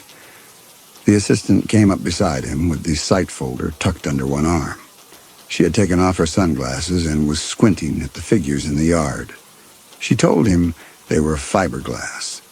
Douglas said he could see that. She pointed out that the grass was plastic too, pulling up at the corners where the heat had made it buckle. Douglas looked where she indicated. The lawn was indeed artificial, laid down in strips that had separated along the seams. Beneath the green plastic, he could see the original desert hardpan, pale and cracked. The figures stood on the fake grass with the certainty of people who had been there long enough to forget what was underneath. The assistant said the whole development was like this. 7 houses, all furnished, all posed. She had walked through the first one while Douglas was on the phone. There was a woman at a kitchen table with a cup of coffee. The coffee was plastic. So was the woman. Douglas asked whether Grafton had built them himself. The assistant checked the bankruptcy file and said it didn't specify. Douglas turned away from the barbecue and looked at the cul-de-sac. 7 houses arranged in a perfect circle around a central island of decorative rock and a flagpole with no flag. Each house was a single-story ranch style painted in desert pastels. Pale yellow, mint green, dusty rose. The roofs were red tile. The driveways were concrete, uncracked, bearing no evidence that a car had ever pulled into them. The mailboxes all had names on them in neat vinyl letters: Cooper, Ortega, Sullivan, Hastings, Reed, Beck, Grafton. Douglas asked which one was his. The assistant said the last one, at the end of the circle. The bankruptcy trustee had sealed it after Grafton disappeared. They would need bolt cutters. The 2 backers were walking toward them from the access road, raising small clouds of dust. The older one was carrying a briefcase. The younger one had his hands in his pockets and was looking at the houses with the expression of someone who had been promised something different. The site manager trailed behind them, sweating through his shirt, already sunburned across the bridge of his nose. The older backer wanted to know if this was really what they had driven 6 hours to see. Douglas confirmed it was the Vista. The backer called it a ghost town. Douglas explained it had never been a town, only a model development. Grafton had built it as a showcase in 1974. He was going to sell the concept to investors and replicate it across the Southwest.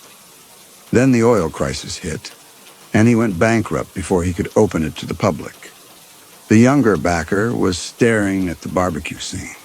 He asked why there were mannequins. Douglas said it was staging. Developers used to furnish model homes to help buyers visualize the space. Grafton must have taken it further than most. The assistant pointed out that they were not in the house, but in the yard. Douglas suggested Grafton was demonstrating outdoor living. The assistant asked if he meant in the desert in Nevada. Douglas did not answer. He had already walked the perimeter of the cul-de-sac twice before the team arrived, taking measurements and photographs for the environmental assessment. The resort project required demolition of all 7 houses and the construction of a luxury lodge with a spa, a golf course, and 200 guest casitas terraced into the hillside. The land was worthless as it stood. No water, no power, 40 miles from the nearest town, but the views were extraordinary and the zoning was already in place. Grafton had secured the permits in 1973 before anyone understood how expensive it would be to build out here. Douglas had bought the parcel from the bankruptcy estate for a fraction of what Grafton had spent. The numbers were sound. The only complexity was the physical removal of the existing structures, which was why he had brought the site manager and why he needed the backers to sign off on the demolition budget before the end of the week. Douglas told them they should walk through the houses so they could see what they were dealing with. He led them to the first house, the one with the woman at the kitchen table. The front door was unlocked. The interior was cool and dim, the windows covered with curtains in a fabric that might have been gold or mustard or simply sun-faded orange. The furniture was arranged with the kind of exactness that suggested no one had ever moved it. A sofa and 2 armchairs faced a television console in the living room. A dining table was set for 4 with plates and napkins and plastic tumblers filled with something meant to resemble iced tea. In the kitchen, the woman sat with her coffee cup. She wore a blue shirtwaist dress, and her hair was styled in a way Douglas associated with his mother's generation. Her hands were positioned on either side of the cup, warming them perhaps, and her face was turned toward the window. The site manager said something under his breath that Douglas did not catch. The assistant walked around the table and found a newspaper. The date was June 1974. Douglas said that was when Grafton had stopped construction. The assistant said everything was still here, exactly as he had left it. The older backer opened the refrigerator. Inside were plastic versions of milk cartons, juice bottles, a head of lettuce, a package of something wrapped in butcher paper. He said it was all fake, even the food. Douglas reminded him that it was a model home and everything was for display. The backer asked why Grafton had furnished it, if he had never opened it to the public. Douglas said he did not know. Perhaps Grafton had thought he would come back. They moved through the rest of the house. In the master bedroom, two figures lay in the bed under a chenille bedspread, their heads on the pillows, their arms at their sides. In the second bedroom, a child figure sat at a desk with a pencil in its hand and a notebook open to a page of careful cursive writing. In the bathroom, someone had arranged towels on a rack and placed a bar of soap in the dish by the sink, still wrapped in paper. The younger backer asked if Grafton had lived here. Douglas said no. The trustee had told him Grafton lived in Los Angeles. This had been only a project. The backer asked who these people were supposed to be. Douglas did not answer. He was looking at the child at the desk. The notebook contained the same sentence written over and over in blue ink. I will be good. I will be good. I will be good. The handwriting was neat and uniform, copied from a model perhaps, or traced with a stencil. He turned the page. The next page was identical. So was the one after that. Douglas said they should see the others. They went through 3 more houses. In each one, the mannequins were posed in scenes of domestic routine. A man reading a newspaper in an armchair. A woman folding laundry in a utility room. 2 figures playing cards at a table. A family watching television. The screen dark. Their faces turned toward it in expectation of something that would never come. The furniture was all in the same style. Wood veneer and avocado upholstery and the kind of lamps Douglas remembered from childhood, with bases shaped like ceramic urns. The air in the houses smelled of dust and heat, and something synthetic he could not place, the plastic breaking down perhaps after decades in the sun. By the time they came back outside, the sun had dropped low enough to cast long shadows across the cul-de-sac. The barbecue figures now had shadows that stretched toward the street. The effect was to make them look less like figures and more like people who had been standing very still for a long time. The older backer wiped his forehead with a handkerchief and said he had seen enough. He wanted to know when they could start demolition. Douglas said 2 weeks, once they had the signed contracts and the equipment on site. The backer said good. He did not want to spend another night out here. Douglas told him they were not spending the night here, but in Tonopah. The backer pointed out that Tonopah was 40 miles away. Douglas agreed there was nowhere closer. The site manager cleared his throat. He said he had brought camping gear and they could set up in one of the houses. It would save them the drive and give them more time for the full survey tomorrow. Otherwise, they would lose 3 hours on the road. The assistant was watching Douglas. She said it was not a bad idea. They would get better photographs in the morning light. Douglas walked to the trucks to check the equipment. When he turned the key in the site manager's truck, nothing happened. He tried again. The engine did not turn over. The site manager came over and looked under the hood. He said the battery was dead. Douglas checked his own truck. Started without trouble. The older backer said they could all take one truck to Tonopah.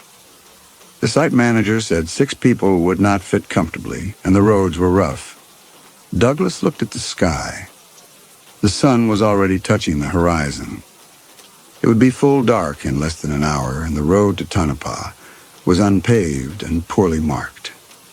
Douglas looked back at the cul-de-sac, at the 7 houses standing in their perfect circle. The windows were dark. The doors were all closed now, though he could not remember whether they had closed them or whether they had been that way when they came out. The barbecue figures stood in their positions, and in the failing light, their shadows made them look like they were leaning forward slightly, like they were listening. "All right," he said. "We'll stay." They chose the house with the woman at the kitchen table because it had the largest living room and no figures in the bedrooms. The assistant cleared the dining table while Douglas and the site manager brought in the equipment from Douglas's truck. The older backer sat in one of the armchairs and opened his briefcase. The younger backer stood in the kitchen doorway and watched the woman at the table. She had not moved. Her coffee cup was still positioned between her hands, and her face was still turned toward the window, though there was nothing outside except the cul-de-sac and the other houses and the desert beyond. The younger backer asked if they should move her. The assistant said they should leave her where she was. Moving her seemed worse somehow. The backer said he did not see how it could be worse, having her sit there all night watching them. The assistant pointed out that she was not watching them. Her eyes were painted on, and they were looking at the window. The backer said he knew that, but it still felt like she was watching. Douglas told them to leave her. They had no place to put her and no reason to disturb anything in the house. They were only staying one night. The backer went back into the living room and sat down beside the older man who was reviewing the demolition contracts and making notes in the margins with a fountain pen. The site manager had found the breaker box and restored power to the house. The overhead lights came on, fluorescent and harsh, making the room look smaller than it had in the afternoon. The assistant located the air conditioning controls and started the system. It coughed and rattled for several minutes before settling into a steady hum. The air that came through the vents smelled stale and processed, but it was cooler than the air outside. Douglas walked through the house, checking the windows and doors. In the master bedroom, the 2 figures still lay under the chenille bedspread. He did not look at them closely. In the second bedroom, the child sat at its desk with the notebook open. Douglas pulled the door closed. In the bathroom, he turned on the tap and watched brown water run for 30 seconds before it cleared. The soap in the dish was real soap, not plastic. Someone had stocked the bathroom with actual supplies at some point, though whether it had been Grafton or the bankruptcy trustee or someone else, Douglas could not say. When he came back to the living room, the assistant had set out the survey maps on the dining table and was weighing down the corners with coffee cups from the kitchen. The older backer was still reading the contracts. The younger backer had moved to the window and was looking out at the cul-de-sac. The site manager was opening cans of soup in the kitchen using a manual opener he had brought in the camping supplies. The assistant asked Douglas if he had found anything concerning. He said no, the house was structurally sound. She asked if the water was running. He said it was, though he would not recommend drinking it. She said they had brought bottled water for that. She had also brought sandwiches for dinner, but the site manager was insisting on heating soup, so they would probably eat both. The older backer looked up from the contracts. He said the demolition budget was higher than he had expected. Douglas said it was accurate for a site this remote. They would need to bring in generators, fuel, waste removal, and crew housing for 2 weeks minimum. The backer said he understood that, but the numbers were still high. Douglas said the alternative was to leave the vista standing and build around it, which would limit their development options and reduce the property value. The backer made another note in the margin and said he would discuss it with his partners. The younger backer turned from the window. He said there was something wrong with the way the houses were positioned. Douglas asked what he meant. The backer said they were all facing inward toward the center of the cul-de-sac. Every front door, every picture window, every porch. It was like they were watching each other. Douglas said that was standard for a residential circle. The backer said it did not feel standard. It felt deliberate. The assistant said Grafton might have designed it that way to create a sense of community. The younger backer asked what kind of community involved mannequins staring at each other across an empty street. The assistant did not answer. They ate the sandwiches and the soup at the dining table, sitting in the chairs that had been arranged for the plastic family. The woman remained at the kitchen table with her coffee cup. Douglas found that if he sat with his back to the kitchen, he did not notice her. The others arranged themselves similarly. No one sat facing the kitchen doorway. The conversation during the meal was professional and brief. The older backer wanted confirmation that the permits were transferable. Douglas said they were. The site manager wanted to know whether they should contract local labor or bring in a crew from Reno. Douglas said they would decide that after the survey was complete. The assistant said very little and took notes in a small spiral notebook she kept in her jacket pocket. After they had finished eating, the assistant cleared the table and washed the dishes in the kitchen sink. Douglas heard her running the water and opening cabinets. When she came back, she said the cabinets were fully stocked with dishes and glassware. All of it clean, all of it arranged as though someone were planning to use it. Douglas said that was consistent with a model home. The assistant said she supposed it was. The older backer said he was going to review the environmental reports and then turn in early. The younger backer said he wanted to walk around outside before it got fully dark. The site manager offered to go with him. Douglas said that was fine, but they should stay within the cul-de-sac. The younger backer asked why. Douglas said because the property was unfamiliar and there was no reason to wander in the desert at night. The backer accepted this and left through the front door with the site manager. The assistant sat down at the table with the survey maps. She asked Douglas which house they should inspect first in the morning. Douglas said they would start with Grafton's and work their way around the circle. The assistant made a note of this. She asked whether Douglas thought the bankruptcy trustee had been inside Grafton's house when it was sealed. Douglas said he assumed so, but the file had not specified what the trustee had found. The assistant said she hoped it was not more mannequins. Douglas said he expected it was exactly that. They worked in silence for 20 minutes, making notes on the maps and calculating the equipment they would need. The older backer had moved to the sofa and was reading with his briefcase balanced on his knees. The air conditioning continued its steady hum. The lights overhead flickered once, held, then stabilized. Outside, the sky had gone fully dark. Douglas could see the younger backer and the site manager walking past the window, their shapes black against the porch light across the street. The assistant looked up from the maps. She said there was something she wanted to ask Douglas, though she was not sure it was relevant. Douglas told her to ask. She said the mannequins in the houses were all different. Different faces, different body types, different clothing. But the positions they were in, sitting, standing, holding objects, were all perfectly natural. She had been thinking about it all afternoon. Someone would have needed to understand anatomy and posture very well to arrange them that way. It was not the kind of thing an architect would necessarily know how to do. Douglas said perhaps Grafton had hired someone. The assistant said perhaps, but the bankruptcy file listed no expenses for staging or consulting. Everything had been done by Grafton himself. Douglas asked what she was suggesting.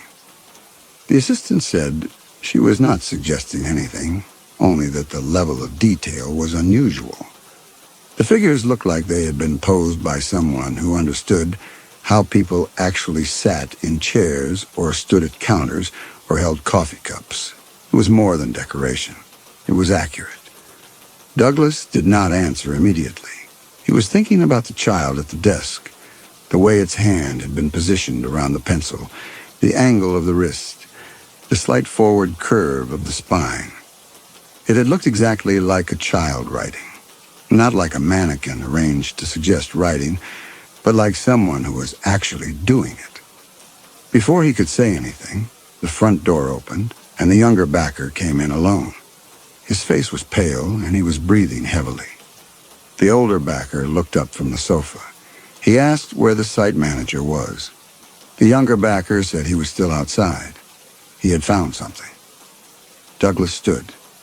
He asked what the site manager had found. The younger backer said it was better if Douglas came and looked. Douglas followed him out onto the porch. The site manager was standing in the yard of the third house, the one where they had seen the man reading the newspaper. He was pointing at the front window. Douglas walked across the street. When he reached the site manager, he looked where the man was pointing. Through the window, he could see into the living room. The armchair where the man with the newspaper had been sitting was empty. The newspaper was still there, folded on the armrest. But the man was gone. The site manager said he had walked past the house 10 minutes ago and the man had been there. He was certain of it. He had looked right at him through the window. Now he was gone. Douglas went to the front door. It was locked. He walked around to the side of the house and tried the back door, also locked. He came back to the front and looked through the window again. The living room was exactly as he remembered it. The sofa, the television console, the coffee table with its arrangement of magazines, except that the armchair was empty. The younger backer had followed them across the street. He asked if someone could have come in and moved it. Douglas said the doors were locked, and there were no signs of entry. The backer asked if Douglas was certain the man had been in the armchair earlier. Douglas said he was certain. He had photographed it that afternoon. He could check the images if the backer wanted proof. The site manager said maybe they had misremembered which house it was. Maybe the man with the newspaper was in a different house. Douglas said it was this house. He had photographed each house in sequence and labeled them on the map. The man with the newspaper had been in house 3 in the armchair by the window. The assistant had come out of house 1 and was walking toward them. She asked what was wrong. Douglas told her the man with the newspaper was missing. The assistant looked through the window and then turned to Douglas. She asked if he was joking. Douglas said he was not. The assistant said that was impossible. Mannequins did not move themselves. Douglas agreed that they did not. He said there must be an explanation. The site manager asked what kind of explanation. Douglas said he did not know yet, but they would find it in the morning. For now, they should go back inside and get some rest. They had a full day of work tomorrow. The younger backer said he did not think he would be able to rest, knowing that something in one of these houses was moving around. Douglas said nothing was moving around. They had simply made an error in observation. The assistant said she did not think Douglas believed that. Douglas said it did not matter what he believed. They were staying the night, and they would sort it out in the morning. They went back to house 1. No one spoke. The older backer asked what had happened, and the younger backer told him. The older backer closed his briefcase and said this was exactly the kind of thing he had been worried about. Douglas asked what he meant. The backer said he meant staying overnight in a place like this. Douglas said, a place like what? The backer said a place that had been abandoned for 20 years and filled with things that looked like people, but were not. The assistant said they were fiberglass and posed by an architect. The backer said he understood that, but it did not change the fact that one of them had apparently moved. The assistant said it had not moved. They had misremembered. The backer said 3 people did not misremember the same thing. Douglas ended the conversation by saying they would inspect all 7 houses in the morning and account for every figure. If one was missing, they would find it. If nothing was missing, they would acknowledge the error. Either way, they would have an answer. Until then, there was no point in speculating. He went into the master bedroom and closed the door. The 2 figures were still in the bed. He did not move them. He lay down on the floor with his jacket folded under his head. The floor was hard and cold. He closed his eyes. In the other room, he could hear the others settling in. The assistant taking the second bedroom, the two backers and the site manager arranging sleeping bags on the living room floor. The air conditioning hummed. The woman at the kitchen table sat with her coffee cup. And somewhere in House 3, a mannequin that should have been in an armchair was no longer there. Douglas tried to sleep, but his mind would not quiet. Every small sound the housemaid registered with unnatural clarity. The air conditioning cycling, the creak of settling wood, the whisper of desert wind against the windows. The house made the sounds all old houses made. He was staying in it because he had to. He went to the window and counted the houses in the circle instead of finishing, Ida thought, before finally lying back down on the hard floor and closing his eyes. At some point past midnight, he heard movement in the living room. Footsteps. He sat up and opened the door carefully. The assistant was at the window looking out at the cul-de-sac. Douglas asked if everything was all right. The assistant said she could not sleep. She said the house made sounds like someone was walking through the rooms. Douglas said he had heard them too. The assistant asked if Douglas thought someone was in the passages below them. Douglas said he did not know. They had not confirmed the passages existed yet. The assistant said she kept thinking about the observation points marked on the plans, windows in the floor where someone could look up and watch them. She said if the passages were real, someone could be down there right now, watching them through the floor.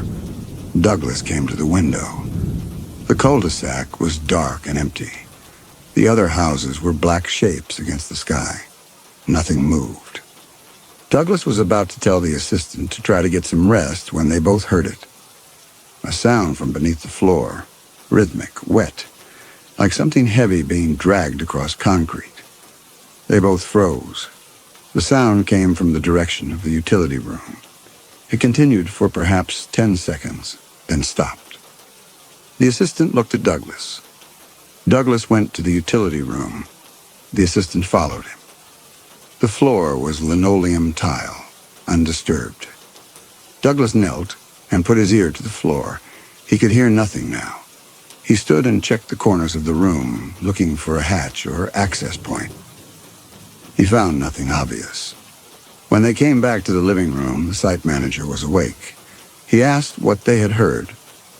Douglas said it was probably the water pipes. The site manager said it had not sounded like water pipes. The site manager said it had sounded like something moving in a space beneath the house. Douglas told him to go back to sleep. The site manager did not move. He said he wanted to leave first thing in the morning. He said he would walk to Tonopah if he had to. Douglas said they would jump the dead battery in the morning and all leave together. The site manager lay back down, but Douglas could tell he was not sleeping. Douglas returned to the bedroom. He lay on the floor and stared at the ceiling. The sound had been real. The assistant had heard it. The site manager had heard it. Something had been moving beneath the house. He must have fallen asleep eventually because he woke to the assistant shaking his shoulder. The room was gray with early light. The assistant said he needed to come see something. Her voice was tight and controlled in a way that told Douglas something was very wrong. He followed her to the kitchen. She pointed to the woman at the table. Douglas looked. The woman had not moved. Her head was still turned toward the window, exactly where it had been. But something else was wrong. Douglas stepped closer. The woman's right arm had been repositioned.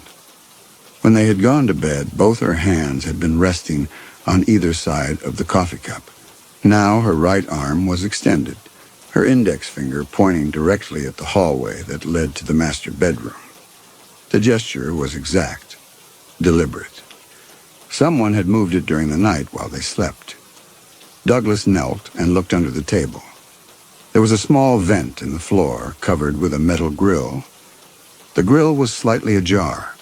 He removed the grill and looked down. He could see concrete, a passage, dim light from somewhere, and on the concrete floor, a scuff mark in the dust. Recent, as though someone had been standing there directly below the kitchen table, reaching up through the vent. Douglas replaced the grill. He stood. The assistant asked if someone had been down there. Douglas said yes. The site manager appeared in the doorway. He said the older backer was missing. Douglas asked the site manager when he had last seen the older backer. The site manager said the previous night, before they had all turned in. Douglas asked what time that had been. The site manager thought it had been around 10. Douglas checked his watch.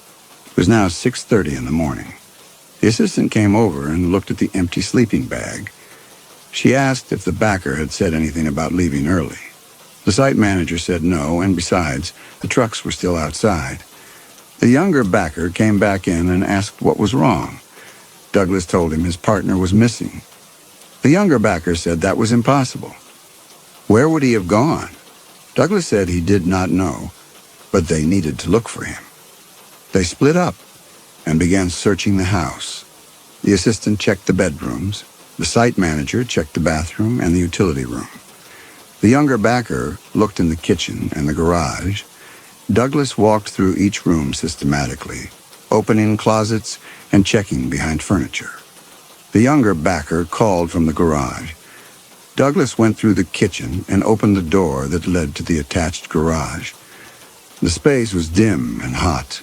The overhead light burned out or disconnected. The younger backer was standing just inside the doorway with his hand over his mouth. He was making a sound Douglas could not interpret.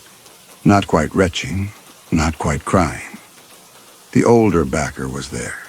He was standing beside a workbench near the far wall, bent slightly forward, holding a pair of garden shears in both hands. He was wearing a cardigan sweater the color of rust and a pair of olive slacks.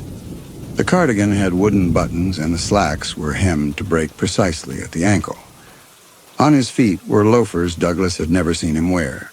His briefcase was on the floor beside him. The garden shears were positioned over a row of plastic hedges that had been arranged along the base of the wall. He was trimming them, or he appeared to be. His hands were on the shears and the blades were open, as though he had just made a cut. Douglas crossed the garage. He said the older backer's name. There was no response. He reached out and touched the man's shoulder. The body tilted slightly but did not fall. Douglas pulled his hand back. His own hand was shaking badly. He tried to steady it and could not. The assistant appeared behind the younger backer and asked what they had found. The younger backer stepped aside. The assistant looked into the garage and made a small sound Douglas could not interpret. She asked if he was dead. Douglas tried to answer and found he could not make his voice work. He tried again. He said yes. The site manager came in and stopped when he saw the body. His face went gray. He walked to the corner of the garage and vomited into a paint bucket someone had left there. Douglas heard him vomiting and could not look away from the older backer's face. The man's eyes were open, and his expression was calm, almost placid, as though he had been interrupted during a pleasant task. There was no blood, no visible injury. His skin had the gray cast of someone who had been dead for hours. Douglas needed to check the garage for a carbon monoxide source, but his legs would not move. He told himself to cross the garage and check the car. He told himself there was a sequence of actions he needed to perform. He stood there and did neither thing. The assistant touched his arm and he flinched. She asked if he was all right. Douglas said he was fine. He was not fine. He walked to the car. There was a car in the space, a sedan that must have been Grafton's, parked and covered with a tarp. Douglas pulled the tarp back. His hands were shaking so badly it took him 3 attempts to grip the fabric. The car was a 1973 Buick, pale blue, the interior pristine. He opened the driver's door and checked the ignition. The keys were in it. He touched the hood. It was cold. The assistant asked if the car had been running. Douglas said it did not appear to have been. She asked how the backer had died then. Douglas said he did not know. He told the site manager to open the garage door and let in some air. The site manager found the mechanism and raised the door manually. Daylight flooded in. In the light, the older backer looked even more like a mannequin. The cardigan and slacks were too neat, too carefully arranged. The pose was too exact. Douglas looked at the plastic hedges the man appeared to be trimming. They were the same hedges he had seen in other yards, decorative borders meant to suggest a garden.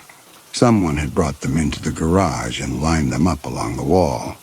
Someone had dressed the older backer in the cardigan and slacks. Someone had positioned him with the garden shears and arranged his hands and his posture so that he looked like he was performing a task. The younger backer said they needed to call someone, and Douglas asked who he thought they should call. The backer's voice rose. He said the police, an ambulance, anyone. Douglas said they were 40 miles from the nearest town and there was no phone service out here. The backer said then they needed to drive to Tonopah and report it. Douglas tried to say they would, but first they needed to understand what had happened. The words came out wrong. His voice sounded distant and flat. The assistant said it looked like carbon monoxide poisoning, though she did not understand how. Douglas agreed. The symptoms were consistent.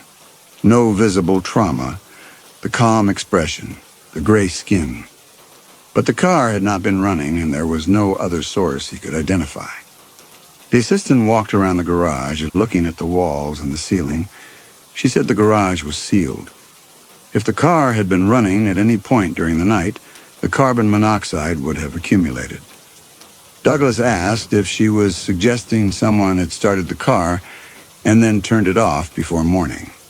The assistant said she was suggesting it was possible. The younger backer asked who would do that. The assistant said she did not know, but someone had dressed the man and moved him into position, and that person would have needed to be here after he died. The site manager said maybe the backer had done it himself. Maybe he had started the car for some reason and been overcome by the fumes and then dressed himself before he died. The assistant asked if the site manager really believed that.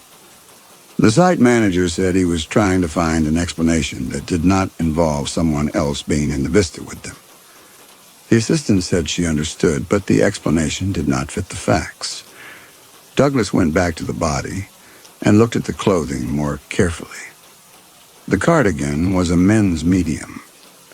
The older backer had been a large. The sweater fit perfectly. Someone had known his size or had altered it to fit. The slacks were the same. They had been hemmed to exactly the right length. Douglas checked the labels. Both items were from manufacturers that had gone out of business in the 1970s. He told the others to step back. He said they were going to move the body into the house, and then they were going to search every building in the vista. If someone else was here, they would find them. The younger backer asked what they would do when they found them.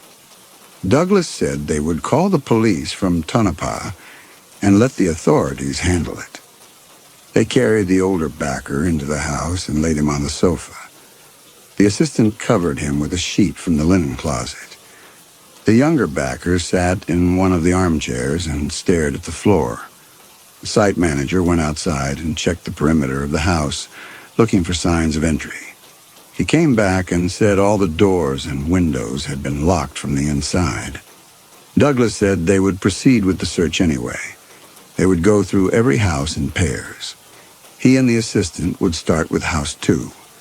The site manager and the younger backer would take House 4. They would meet back here in 30 minutes and compare notes. The assistant asked if Douglas really thought they would find someone. Douglas said he did not know, but the alternative was to accept that the older backer had died of carbon monoxide poisoning in a sealed garage with no apparent source, and then dressed himself in vintage clothing and arranged himself in a pose that required someone else to have positioned him. The assistant agreed that did not seem likely. They left the house. Douglas and the assistant walked across the cul-de-sac to House 2. The front door was unlocked as it had been the day before. Inside, the mannequins were exactly where Douglas remembered them. A woman folding laundry in the utility room, a man at the dining table with a newspaper, two figures on the sofa watching the dark television. Douglas and the assistant went through every room, opening closets and checking under beds and behind furniture. They found nothing. When they came back outside, the site manager and the younger backer were waiting in front of House 1. The site manager said House 4 was empty except for the mannequins. The younger backer said he had counted them. There were 12 figures in House 4. He had counted them twice to be sure. Douglas asked why that mattered. The younger backer said it mattered because yesterday he had only counted 11. The younger backer said he wanted to leave immediately. He said his partner was dead and there was someone moving mannequins around the vista, and they needed to get to Tonopah and call the police. Douglas said they would leave after they had finished the search. The backer said they had finished the search. They had found nothing. Douglas said they had searched 2 houses out of 7, and they needed to be thorough. The assistant asked Douglas what he expected to find. Douglas said he expected to find evidence of how someone was moving through the houses without leaving traces. The doors were locked from the inside, but the mannequins were being moved, and the older backer had been dressed and positioned while they were all sleeping in House 1. Someone was here, and that person had access to the houses in a way they did not yet understand. The site manager said maybe there were keys. Maybe Grafton had left keys to all the houses, and whoever was doing this had found them. Douglas said that was possible, but it did not explain how someone had entered and left House 1 without waking any of them. The sleeping bags had been in the living room, directly between the front door and the bedrooms. No one could have passed through without being seen. The younger backer said maybe they had come in through a window. The assistant said all the windows had been locked from the inside. She had checked them the night before. The backer asked when she had done that. The assistant said while they were eating dinner. She had walked through the house and tested every window and every door. Everything had been secure. Douglas told them they were going to search the remaining houses, and then they were going to examine Grafton's house with the bolt cutters. If there were answers, they would be there. The younger backer said he did not want to go into another house. Douglas said he could wait by the trucks if he preferred. The backer said he did not want to wait alone either. Douglas said then he should come with them. They searched houses 3, 5, and 6 together, all 4 of them moving as a group. In House 3, the armchair where the man with the newspaper had been was still empty. Douglas photographed the room from multiple angles. In House 5, they found a family of 4 seated around a dining table with a plastic roast and serving dishes filled with molded vegetables. The assistant counted the figures, 4. She checked her notes from the previous day. The count matched. In House 6, there were 2 figures in the living room and 1 in the kitchen. The counts matched there as well. When they came back out, the sun was fully up and the heat was beginning to build. The younger backer sat down on the curb and put his head in his hands. The site manager stood near the trucks and looked at the cul-de-sac as though he were trying to memorize it. The assistant asked Douglas if he still wanted to open Grafton's house. Douglas said yes. They walked to the last house in the circle, the one with Grafton on the mailbox. The front door had been secured with a padlock and chain. Douglas used the bolt cutters from the truck and cut through the chain. The padlock fell to the concrete. He pushed the door open. The interior was different from the other houses. There was no furniture in the living room. No television console, no sofa, no armchairs. The walls were bare. The carpet had been removed, exposing the concrete slab underneath. In the center of the room was a drafting table with a stool and a metal lamp. On the table were rolled architectural drawings held down with stones. Douglas crossed the room and unrolled the first drawing. It was a site plan for the vista showing the 7 houses arranged in their circle. The assistant came up beside him. She asked what the drawings showed. Douglas pointed to a series of dotted lines that connected the houses. He said they appeared to be tunnels or passages. The assistant leaned closer. She said the passages ran between the houses underground, connecting them in a network. Every house was linked to at least 2 others. The site manager came in and looked at the plans. He asked if Grafton had actually built them. Douglas said they would need to check. But if the plans were accurate, there should be access points in each house. The assistant asked where the access points would be. Douglas traced the lines with his finger. He said they appeared to be in the utility rooms and the garages, spaces where a basement access or a crawl space entrance would not be unusual. The younger backer was standing in the doorway. He asked why Grafton would build tunnels between the houses. Douglas said he did not know. Perhaps it was for utilities. Perhaps it was for maintenance. The assistant said the plans showed more than that. She pointed to small squares marked at intervals along the passages. She said they looked like observation points, windows or vents that would allow someone in the passages to see into the houses. Douglas unrolled the second drawing. It was a cross-section of the passage system, showing the depth and the construction method. The passages were shallow, only 6 feet below ground, lined with concrete, and equipped with ventilation. At each observation point, there was a small window at floor level, positioned to look up into the rooms above. The windows were marked as one-way glass. Someone in the passages could see into the houses, but someone in the houses could not see down into the passages. The site manager said this was not a model development. This was something else. Douglas asked what he thought it was. The site manager said he did not know, but people did not build observation tunnels under houses unless they wanted to watch the people inside. Douglas said there were no people inside. There had never been people inside. The houses had never been occupied. The assistant was looking at a third drawing. She said there was more. She unrolled it on the table. It showed the interior of one of the houses with notations in the margins. The notations were in handwriting Douglas recognized from the bankruptcy file.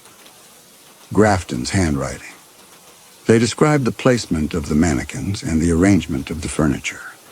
Each figure was labeled with a name. The woman at the kitchen table was labeled Mother. The man reading the newspaper was labeled Father. The child at the desk was labeled Daughter. Douglas read through the notations. Grafton had specified the exact position of each figure, the angle of the head, the placement of the hands, the direction of the gaze. He had drawn sight lines showing what each figure could see from its position. The sight lines all converged on the observation points in the floor. The assistant asked if Grafton had been watching the mannequins. Douglas said it appeared he had been. The assistant asked why someone would watch mannequins. Douglas said he did not know, but the level of detail suggested Grafton had spent considerable time doing exactly that. The drawings were dated. The earliest was from 1973, when construction began. The latest was from June 1974, the month Grafton disappeared. The site manager found another set of plans in a cardboard tube leaning against the wall. He brought them to the table. Douglas unrolled them. They were medical diagrams, anatomical charts showing the structure of the human face, the muscles involved in expression, the mechanics of gaze and posture. Beside the charts were photographs of real people in various positions, sitting, standing, walking, reaching for objects. The photographs had been annotated with measurements and notes about angles and proportions. The assistant said Grafton had been studying how to make the mannequins look real. Douglas said it appeared he had been doing more than that. He had been studying how to pose them in ways that were anatomically correct, that matched the photographs. The assistant asked where the photographs had come from. Douglas looked at them more closely. They were not professional photographs. They were candid shots, taken without the subject's knowledge. People in parks, in stores, in their homes. The people were unaware they were being photographed. The younger backer said he wanted to leave now. He said they had found what they came for and they needed to go. Douglas said they had not found what they came for. They had found evidence that Grafton had built observation passages under the houses and that he had used those passages to watch the mannequins he had posed. But they had not found evidence of who was using the passages now. The assistant asked if Douglas thought someone else knew about the passages. Douglas said someone had to. The older backer had died in a garage and been dressed in position. The mannequins were being moved. Someone was here, and that person was using the passages to move between the houses without being seen. The site manager asked if they should check the passages. Douglas said yes. They would go back to House 1 and find the access point in the utility room. If the passages were real and not just plans, they would know within a few minutes.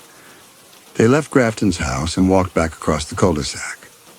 The younger backer walked close to the site manager, looking at the other houses with an expression Douglas could not quite identify.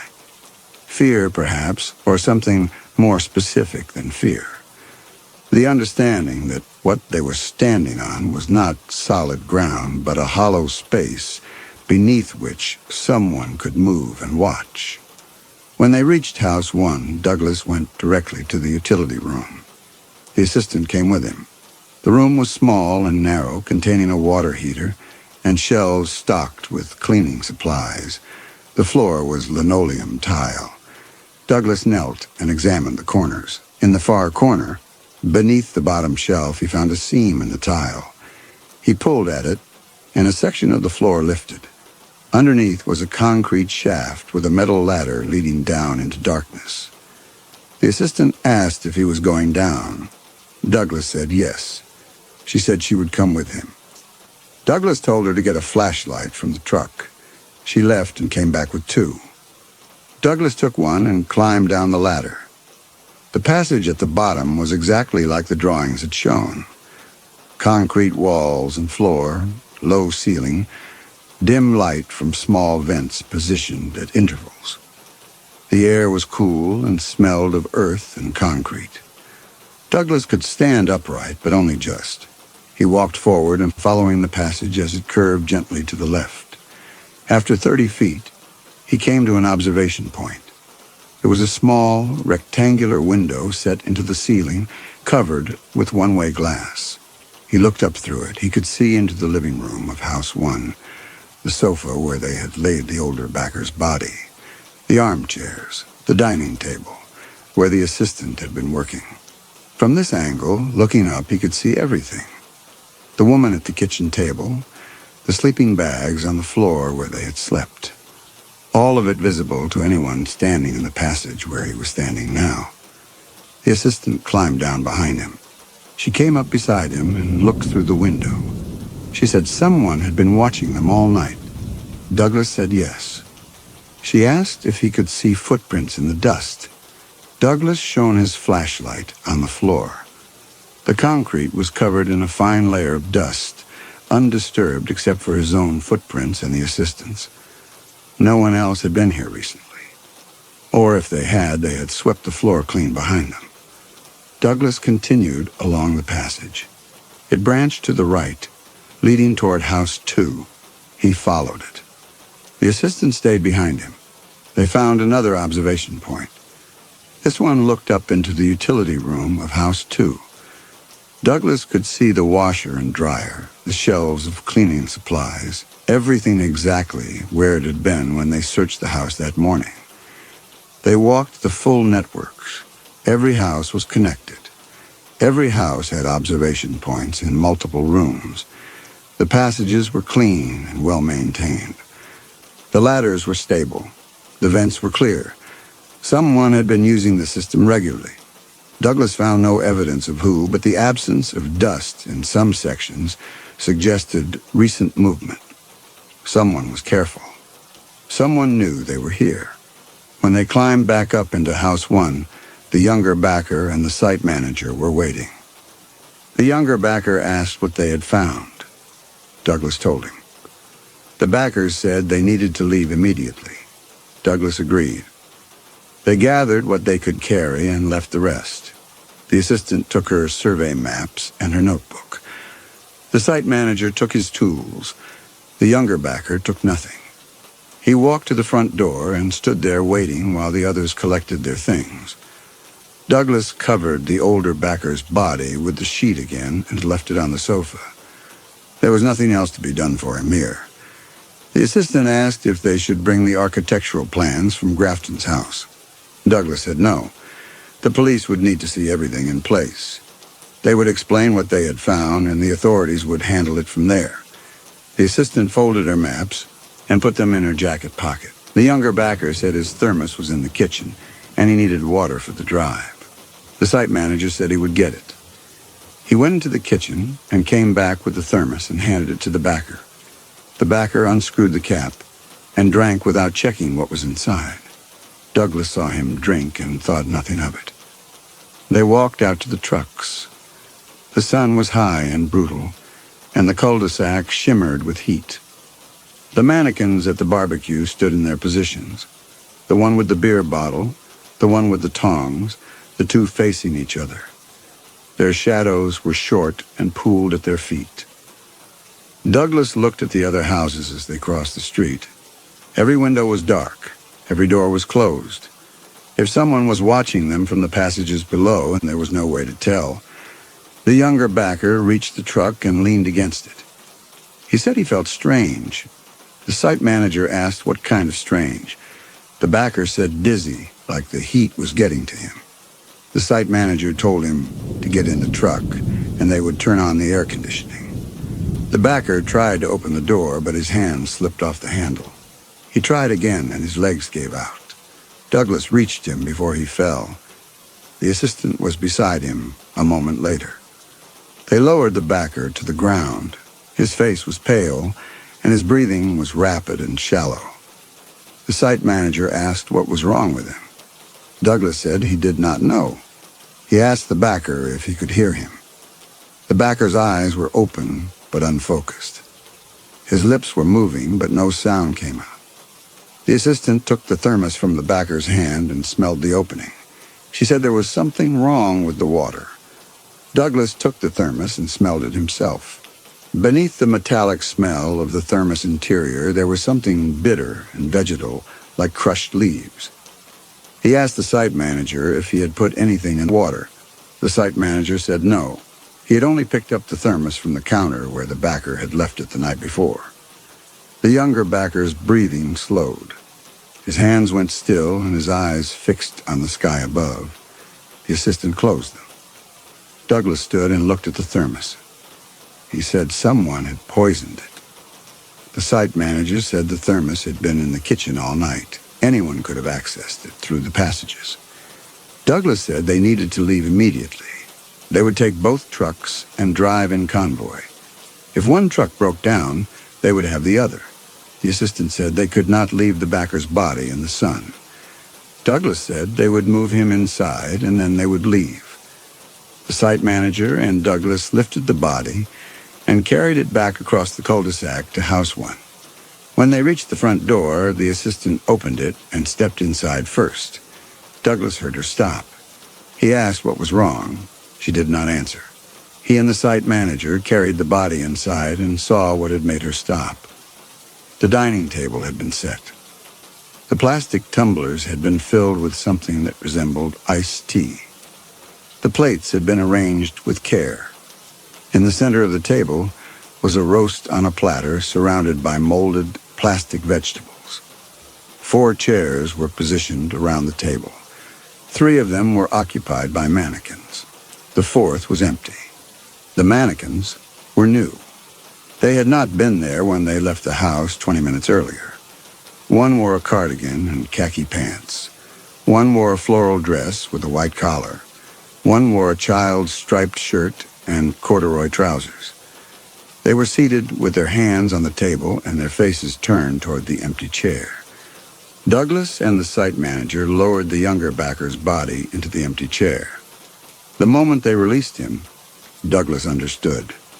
Someone wanted them to leave him there. Someone had prepared this table while they were outside.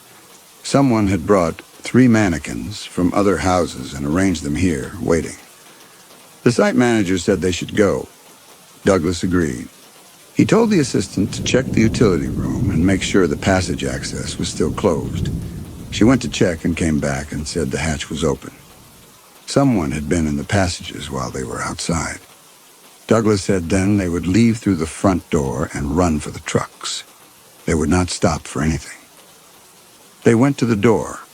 The assistant opened it. Outside, the cul-de-sac was empty. The barbecue scene was unchanged. The other houses were dark and quiet. Douglas stepped out first. The assistant and the site manager followed.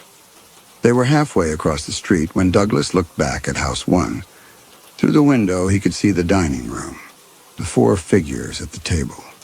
The younger backer in the 4th chair, his head tilted forward slightly, his hands on the table. And standing behind him, barely visible in the shadows, was a 5th figure. Taller than the others, wearing something pale, moving toward the backer with something in its hands. Douglas stopped. The assistant asked what he was looking at. He pointed to the window. By the time she turned, the figure was gone. The backer sat at the table with the 3 mannequins. Nothing moved. The site manager said they needed to keep going. Douglas said there was someone in the house. The site manager said he knew that, and that was why they needed to leave. Douglas looked at the window again. The dining room was empty except for the 4 figures at the table. He could not see anyone else. They reached the trucks. Douglas pulled the jumper cables from his truck bed and connected the batteries. The site manager's engine turned over on the second try. Douglas disconnected the cables and threw them in the back. The assistant climbed into Douglas's truck and waited. Douglas stood by the driver's door and looked back at House 1. The front door was closed. The windows were dark. The younger backer was inside, seated at a table with mannequins, and Douglas had seen someone standing behind him. He got into the truck and started the engine. The site manager pulled out first. Douglas followed. They drove down the access road, raising dust that hung in the still air. Douglas watched the vista in his mirror until it disappeared behind a rise in the road. They drove for 15 minutes before the site manager's truck pulled over. Douglas slowed and stopped behind him. The assistant asked what was wrong. Douglas said he did not know. He got out and walked to the site manager's truck. The site manager was sitting behind the wheel with both hands gripping it. His face was red and his breathing was heavy. Douglas asked if the truck was having engine trouble. The site manager said the truck was fine. Douglas asked then why they had stopped. The site manager said he could not keep driving. He said he needed to think. Douglas told him they could think in Tonopah. The site manager said he did not want to go to Tonopah. He wanted to go home. Douglas reminded him that home was in Reno and Tonopah was on the way. The site manager said he did not care about Tonopah or Reno or the resort project or any of it. 2 men were dead, and Douglas was acting like it was an engine problem they could fix with the right tools. The assistant had gotten out of Douglas's truck and was standing a few feet away. She asked the site manager if he wanted her to drive for a while. The site manager said he did not want her to drive. He wanted to know why Douglas had brought them to the Vista in the first place. Douglas said he had explained that already. It was a demolition site for the resort project. The site manager said it was not a demolition site. It was something else. Something Grafton had built, for reasons they did not understand, and Douglas should have known better than to bring a team here without investigating what it actually was. Douglas said there had been nothing in the bankruptcy file to suggest The Vista was anything other than a failed model development. The site manager said the file had mentioned that Grafton disappeared. That should have been enough. Douglas said people disappeared for all kinds of reasons, and most of them had nothing to do with the properties they left behind. The site manager said Grafton had not just disappeared. He had built observation passages under houses and filled those houses with mannequins and then vanished. That was not normal bankruptcy. That was not a normal anything. The assistant said they should continue this conversation in Tonopah, where they could contact the authorities. The site manager looked at her and then at Douglas. The site manager said the Vista was cursed and Grafton had done something to it before he left, and now anyone who came here would end up dead or worse. Douglas asked what worse meant. The site manager said he did not know, but he had seen the figure in the window behind the younger backer, and he had seen the dining table set for 4, and he was not staying to find out what happened next. Douglas said they were not staying. They were leaving. They had been leaving when the site manager pulled over. The site manager said Douglas did not understand. He said he was not going to Tonopah with them. He was going home, alone. Douglas said that was not acceptable. They needed to stay together and report what had happened. The site manager said Douglas could report whatever he wanted. The site manager was leaving.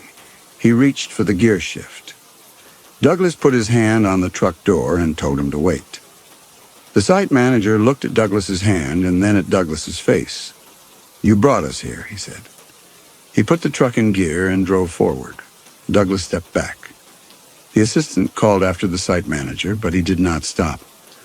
The truck accelerated down the access road, raising a plume of dust that drifted across the desert and settled slowly. Douglas and the assistant watched until the truck disappeared. The assistant asked if he would really go home without reporting what had happened. Douglas said he did not know. He said people did strange things when they were frightened. The assistant said they should get moving. They still had Douglas's truck, and they could reach Tonopah in under an hour if they left now. They walked back to Douglas's truck. Douglas got in and turned the key. The engine turned over once and died. He tried again. The same result. The assistant asked what was wrong. Douglas said he was not sure. He got out and opened the hood. The positive battery terminal was loose. Not completely disconnected, but worked partway free of the post. Enough contact to start the engine once, but the vibration from driving had shaken it the rest of the way off. Douglas checked the negative terminal. It was tight. He checked the positive terminal more carefully. The bolt had been deliberately loosened, not stripped, not corroded, but backed off several turns and left in a position where it would fail after a few minutes of engine vibration. Douglas tightened the terminal and tried the engine again. It started. The assistant asked if the bolt could have come loose on its own. Douglas said no. Someone had loosened it deliberately. The assistant asked when. Douglas thought back. The truck had started fine when they first tried to leave the Vista, but they had stood outside the trucks for several minutes while he jumped the site manager's battery. The cul-de-sac had been behind them. The passages ran under every house. Someone could have come up through the garage of one of the perimeter houses, approached from behind while they were focused on the jumper cables, and sabotaged his truck before they even pulled out. The assistant looked back the way they had come. The road was empty. The desert stretched in all directions, flat and pale under the sun. She asked if Douglas thought whoever it was had followed them on foot. Douglas said no. This had been done before they left. Whoever was in the Vista had known they would try to drive away and had made sure they could not get far. He got back in and put the truck in gear. He told the assistant they were going to drive straight to Tonopah without stopping. She agreed. They drove in silence for 10 minutes. The road was rough and the truck rattled over the washboard surface. The assistant kept watching the mirrors. Douglas saw the smoke before he felt the engine trouble. A thin gray stream coming from under the hood. Then the temperature gauge climbed into the red. He pulled over and shut off the engine. The assistant asked what had happened. Douglas said the engine was overheating. He got out and opened the hood again. The radiator hose had been cut. Not severed completely, but sliced partway through so that it would fail under pressure. Coolant was pooling on the ground beneath the truck. Douglas checked the hose carefully. The cut was clean and deliberate. Someone had sabotaged the truck in a way that would not be immediately obvious. That would only fail after they had driven far enough from the vista that walking back would take hours.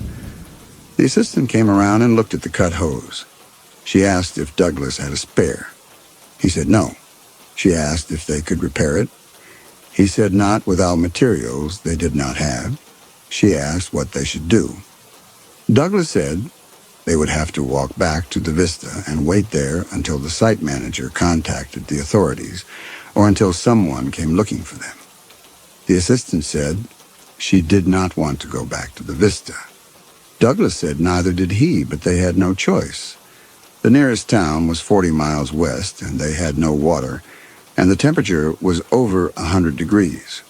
They would not survive the walk. The vista at least had water and shelter. They could wait there until help arrived.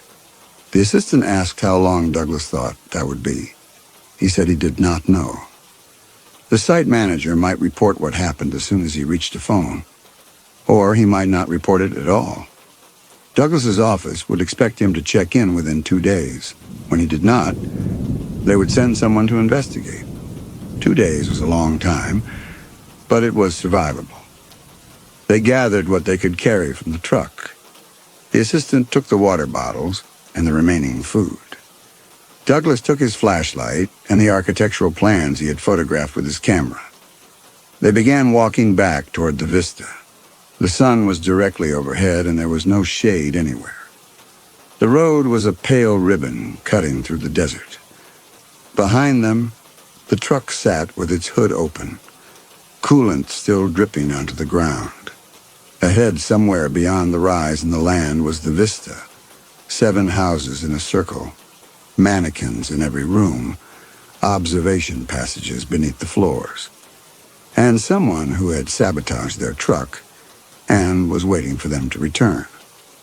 Douglas did not speak during the walk. The assistant stayed beside him. After an hour, they reached the rise and looked down. The cul-de-sac was visible in the distance, the houses small and pale against the desert. Douglas could see the barbecue scene in the yard of House 2, the figures standing in their positions. He could not tell from this distance if they had moved. They walked down the slope and across the final stretch of desert. When they reached the cul-de-sac, it was late afternoon. The shadows were beginning to lengthen. The assistant asked which house they should stay in. Douglas said, House 1. It was where they had slept before, and it was familiar. The assistant said she did not find that comforting. Douglas said he did not either, but it was the best option they had. They crossed the street to House 1. The front door was unlocked. Inside, the dining table was still set. The younger backer sat in the 4th chair with the 3 mannequins. His head was tilted forward and his hands were on the table. Someone had positioned him exactly like the others. His eyes were closed now. Douglas had not closed them. The assistant said they should move him. Douglas said they should leave him where he was. They had no place to put him, and moving him would accomplish nothing. The assistant did not argue. She went to the kitchen and filled 2 glasses with water from the tap and brought one to Douglas. Douglas drank and looked at the dining room. 4 figures at the table, the roast on the platter, the plastic vegetables, the tumblers of iced tea. Through the window, he could see the other houses in the circle. Every door closed, every window dark, and beneath everything, the passages. Someone down there watching, someone who had cut the radiator hose while they were standing beside the truck, someone who had been close enough to do that without being seen. The assistant asked what they should do now. Douglas said they would secure the house as best they could and wait for morning. In daylight, they would search for supplies and figure out how to signal for help. The assistant asked if Douglas thought help would come. Douglas said it had to. Someone would notice they were missing. Someone would come looking. He did not say what he was thinking, which was that someone was already here. They spent the first hour securing the house. Douglas checked every window and confirmed they were locked. The assistant checked the utility room and found that the passage hatch was closed. She asked if they should block it. Douglas said yes. They moved the water heater across the floor and positioned it over the hatch. It would not stop someone from opening it, but it would make noise if anyone tried. Douglas checked the garage. The door that connected it to the house was locked from the kitchen side. But there was no way to block the passage hatch he knew was in the garage floor without moving the Buick, and the car had no keys in reach. He told the assistant the garage was a vulnerability. She asked if they should block the connecting door with furniture. Douglas said the door was solid and locked. It would hold as long as they stayed alert. Douglas went through the kitchen cabinets and found canned food that was decades old but still sealed. Soup, vegetables, fruit cocktail. The labels were faded but legible. The assistant asked if he thought the food was safe. Douglas said he did not know, but they might need it if they were here longer than 2 days. The assistant said she hoped it would not come to that. They ate the sandwiches the assistant had brought from the truck and drank water from the tap. Douglas tested the water first, running it until it was clear, then filling a glass and tasting it. It was metallic, but not obviously contaminated. The assistant drank without comment. They did not sit at the dining table. They stood in the kitchen with the younger backer and the mannequins visible through the doorway. After they ate, the assistant asked what Douglas's plan was. He said his plan was to wait until morning and then assess their options. The assistant said she wanted to know what he thought their options actually were. Douglas said they could try to walk to Tonopah if the temperature dropped enough at night. They could try to signal for help using mirrors or fire. They could search the vista for anything useful that Grafton might have left behind. The assistant said none of those options addressed the real problem, which was that someone was here with them, and that person had already killed 2 men and sabotaged their truck. Douglas agreed that was the real problem. The assistant asked what Douglas intended to do about it. Douglas said he intended to find whoever it was and stop them.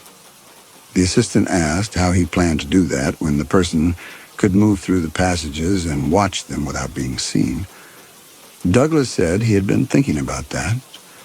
The passages gave the person an advantage, but they also created a vulnerability.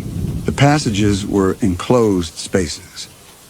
If Douglas could force the person into one of them and then block the exits, the advantage would be reversed. The assistant asked how Douglas would force someone into the passages. Douglas said he would give them a reason to use the passages.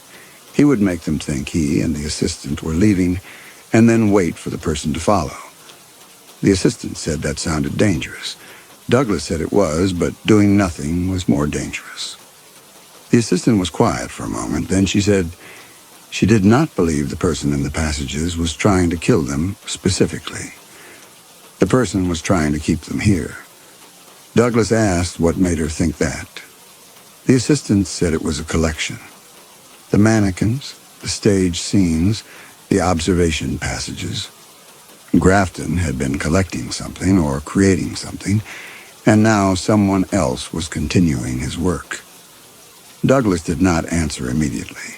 He was thinking about the medical diagrams in Grafton's house, the photographs of real people taken without their knowledge, the notations about muscle placement and anatomical accuracy.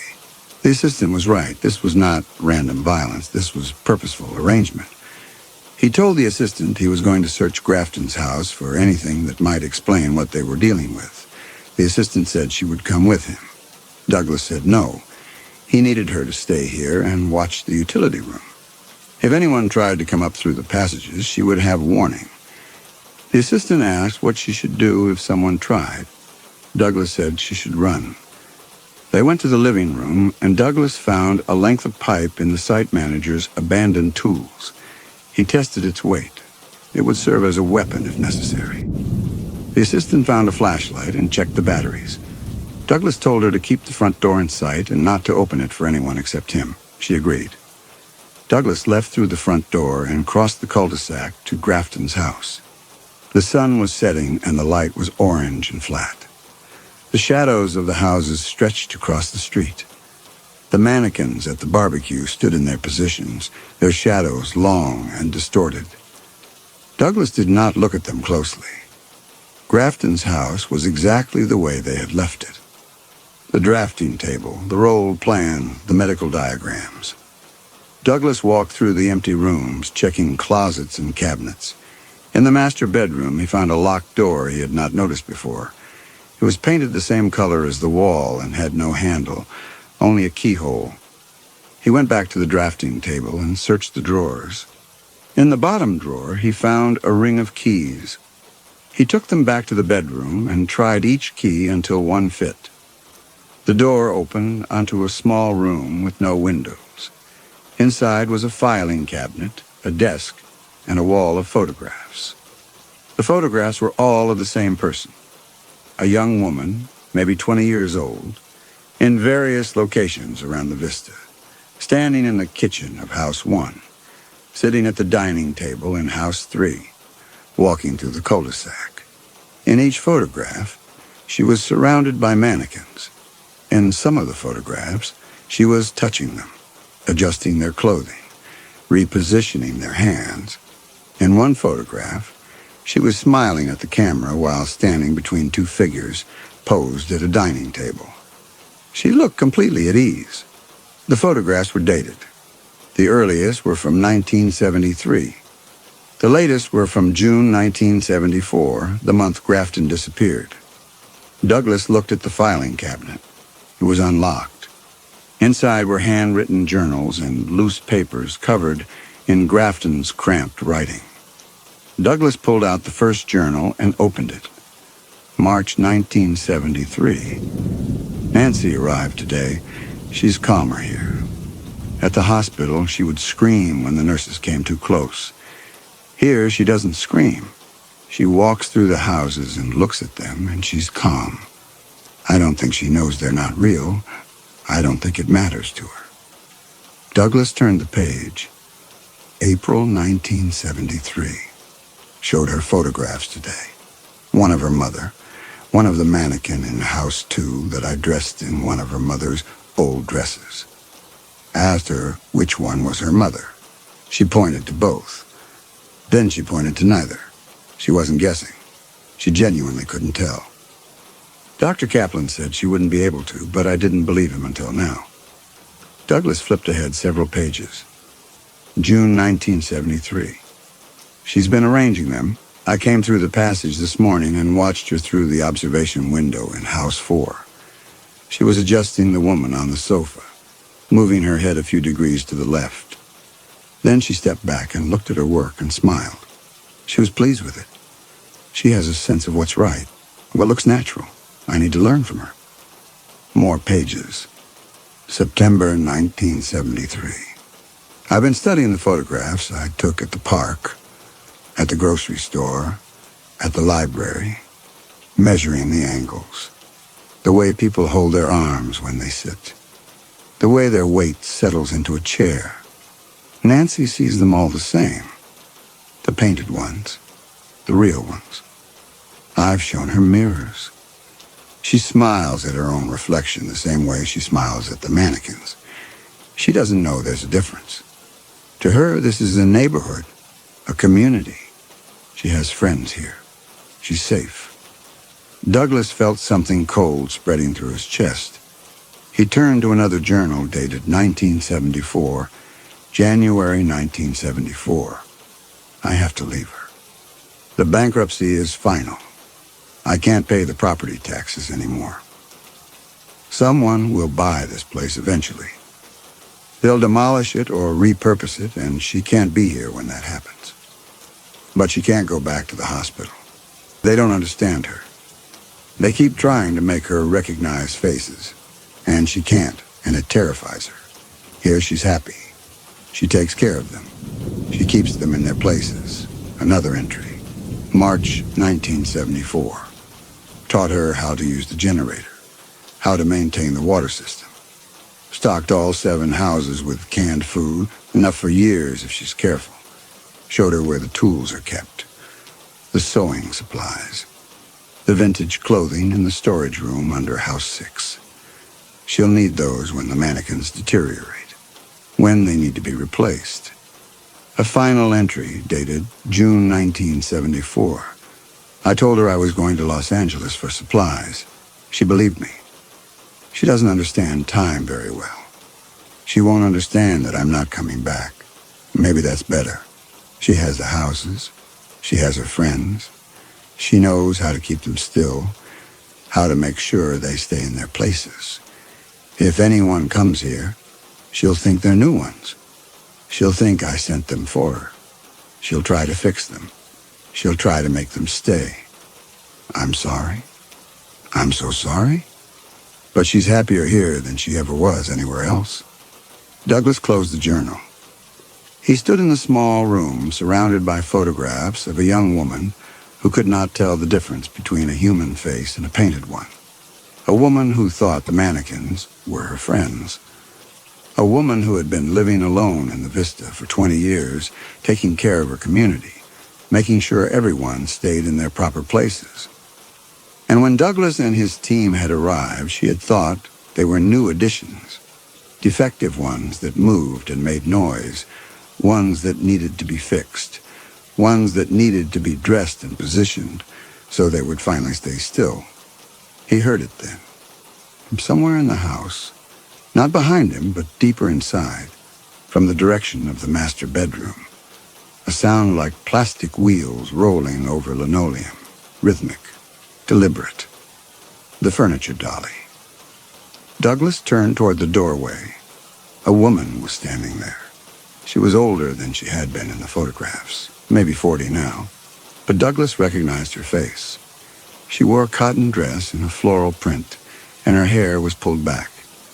Her face was calm and blank in the way faces were when their owners were not thinking about being observed. She did not speak. She looked at Douglas the way someone might look at a chair that had been moved from its proper place. Her expression was direct, but without recognition. She could see him, but she could not process what she was seeing. To her, he was an object, a thing that resembled a person, but was not one. In her right hand, she held a syringe. Douglas did not move. The woman stood in the doorway with her arms at her sides. The syringe was held loosely, the way someone might hold a screwdriver or a pair of pliers, a tool for a specific job. Douglas said her name. Nancy. He said he understood what had happened and he was not going to hurt her. Nancy's expression did not change. She took a step into the room. Douglas backed toward the window. He still had the pipe he had brought from House 1, but he could not imagine using it against someone who did not understand she was doing anything wrong. He tried again. He told her his name was Douglas Hartley and he was a real estate developer, and he had come to the Vista by mistake. He said he knew about her father and about the mannequins and about why she was here. He said he was leaving and he would not come back. Nancy tilted her head slightly. The gesture was exact, deliberate. It was the way someone might adjust a picture frame to see if it looked better at a different angle. She walked toward him. Douglas moved to the side, keeping the desk between them. He asked her to stop. She did not stop. She reached the desk and picked up something Douglas had not noticed before. A second syringe, already filled, resting beside the first. She held both now. Douglas ran for the door. Nancy turned and followed him. She did not run. She walked at the same steady pace. Douglas reached the hallway and turned toward the front of the house. He could hear her behind him, her footsteps even and unhurried. He reached the front door and pulled it open. The assistant was standing on the porch. She had come across the cul-de-sac, probably concerned when Douglas had been gone too long. She asked what was wrong. Douglas told her to run. The assistant looked past him and saw Nancy in the hallway. She turned and ran toward House 1. Douglas followed her. Nancy followed Douglas. They crossed the cul-de-sac in the fading light. The shadows were long and the air was cooling. The assistant reached House 1 and held the door open. Douglas ran through, and the assistant slammed it behind him. They heard Nancy's footsteps on the porch. Then they stopped. Douglas locked the door. The assistant asked what had happened. Douglas told her about the journals and about Nancy and about the syringes. The assistant asked what was in the syringes. Douglas said he did not know, but he could guess. Some kind of sedative or paralytic. Something that would make them stop moving so Nancy could position them. The assistant went to the window and looked out. She said Nancy was standing on the porch, just standing there. Not trying to open the door, not calling out, not doing anything. Douglas came to the window.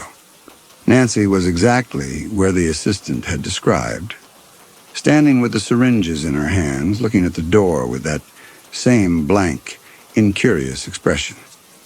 Douglas checked the other windows. He could see no one else. He told the assistant to check the utility room. She went and came back quickly. She said the water heater was still in place over the hatch. No one had tried to come up. They waited. Nancy stood on the porch for 10 minutes without moving. Then she walked down the steps and crossed the street back to Grafton's house. She went inside and closed the door. The assistant asked what Douglas thought she was doing. Douglas said he thought she was waiting. The assistant asked for what? Douglas said for him to make a mistake, for them to fall asleep, or to leave the house, or to forget that she was out there. The assistant said they could not stay awake indefinitely. Douglas agreed. He said they would take turns. One of them would sleep while the other kept watch. The assistant asked how long they could maintain that before exhaustion made them vulnerable. Douglas said 2 days at most. By then, someone would have come looking for them, or the site manager would have reported what happened. The assistant looked at him. She asked if Douglas really believed that. Douglas said he had to believe it because the alternative was unacceptable. They arranged a watch schedule. The assistant would take the first shift while Douglas rested. Douglas lay down on the floor in the living room where he could see both the front door and the utility room hallway. The younger backer sat at the dining table with the 3 mannequins, his eyes closed, his hands positioned with anatomical precision. Douglas closed his own eyes and tried to sleep. He woke to the assistant shaking his shoulder. She said it was his turn. He asked how long he had been asleep. She said 2 hours. He asked if anything had happened. She said no. The house had been quiet. Douglas stood and stretched. His back ached from the hard floor. The assistant lay down where Douglas had been. Douglas went to the window and looked out. The cul-de-sac was dark. The houses were darker shapes against the sky. He could not see Nancy, but he knew she was there, in one of the houses waiting, or in the passages below, watching through the observation windows. He kept watch for 3 hours. Nothing moved outside. The mannequins at the barbecues stood in their positions. The doors of the other houses stayed closed. The temperature dropped, and Douglas could feel the cold coming through the window glass. At some point near midnight, he heard a sound from the kitchen. Faint, articulated, like a joint rotating under pressure. He turned. The woman at the kitchen table was visible through the doorway. Her coffee cup was still between her hands. Douglas stood and crossed to the kitchen. The woman's head had been turned. Before, she had been facing the window. Now she was facing the dining room, facing the table where the younger backer sat with the 3 other mannequins. Her painted eyes were looking directly at the chairs where Douglas and the others had been sitting hours earlier. Douglas felt his stomach drop. He had checked the kitchen before taking his watch shift. The woman's head had been facing the window, he was certain. He crossed the room quickly and knelt beside the table. There was a small vent in the floor covered with a metal grill. The grill was loose. He removed it. Below he could see the passage. Concrete floor, dim light from distant vents. And on the concrete, directly beneath the vent opening, a scuff mark in the dust. Recent. Someone had been standing there, reaching up through the vent, turning the woman's head while Douglas had been sitting 20 feet away in the living room. Douglas replaced the grill. His hands were shaking. He woke the assistant and told her what he had seen. She came to the kitchen and looked at the woman. She checked the woman's neck and found the seam, the joint that allowed the head to rotate. Douglas told her about the scuff mark in the passage below. The assistant's face went pale. She asked if Nancy had been down there while they were awake, while they were sitting in the living room. Douglas said yes. The assistant looked at the covered vents in the living room floor. She asked if Nancy could see up through them. Douglas said he did not know, but they need to block every vent in the house immediately. They spent the next hour finding every vent and covering it. There were 6 in total, 1 in the kitchen, 2 in the living room, 1 in each bedroom, 1 in the bathroom.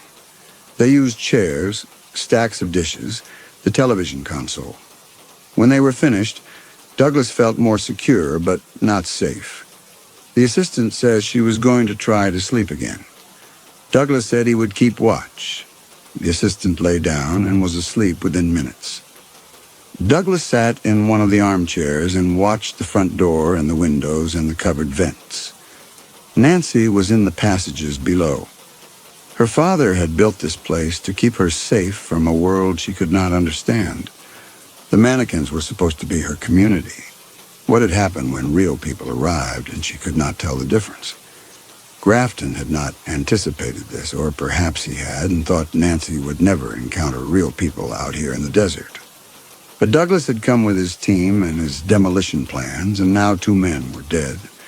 And he and the assistant were trapped in a house with covered vents and locked doors, waiting for rescue that might not arrive. Douglas felt exhaustion pulling at him. He stood and walked to the kitchen sink and poured water on his face. When he looked up, he saw movement in the window, a shape passing outside. He went to the front window. Nancy was in the cul-de-sac.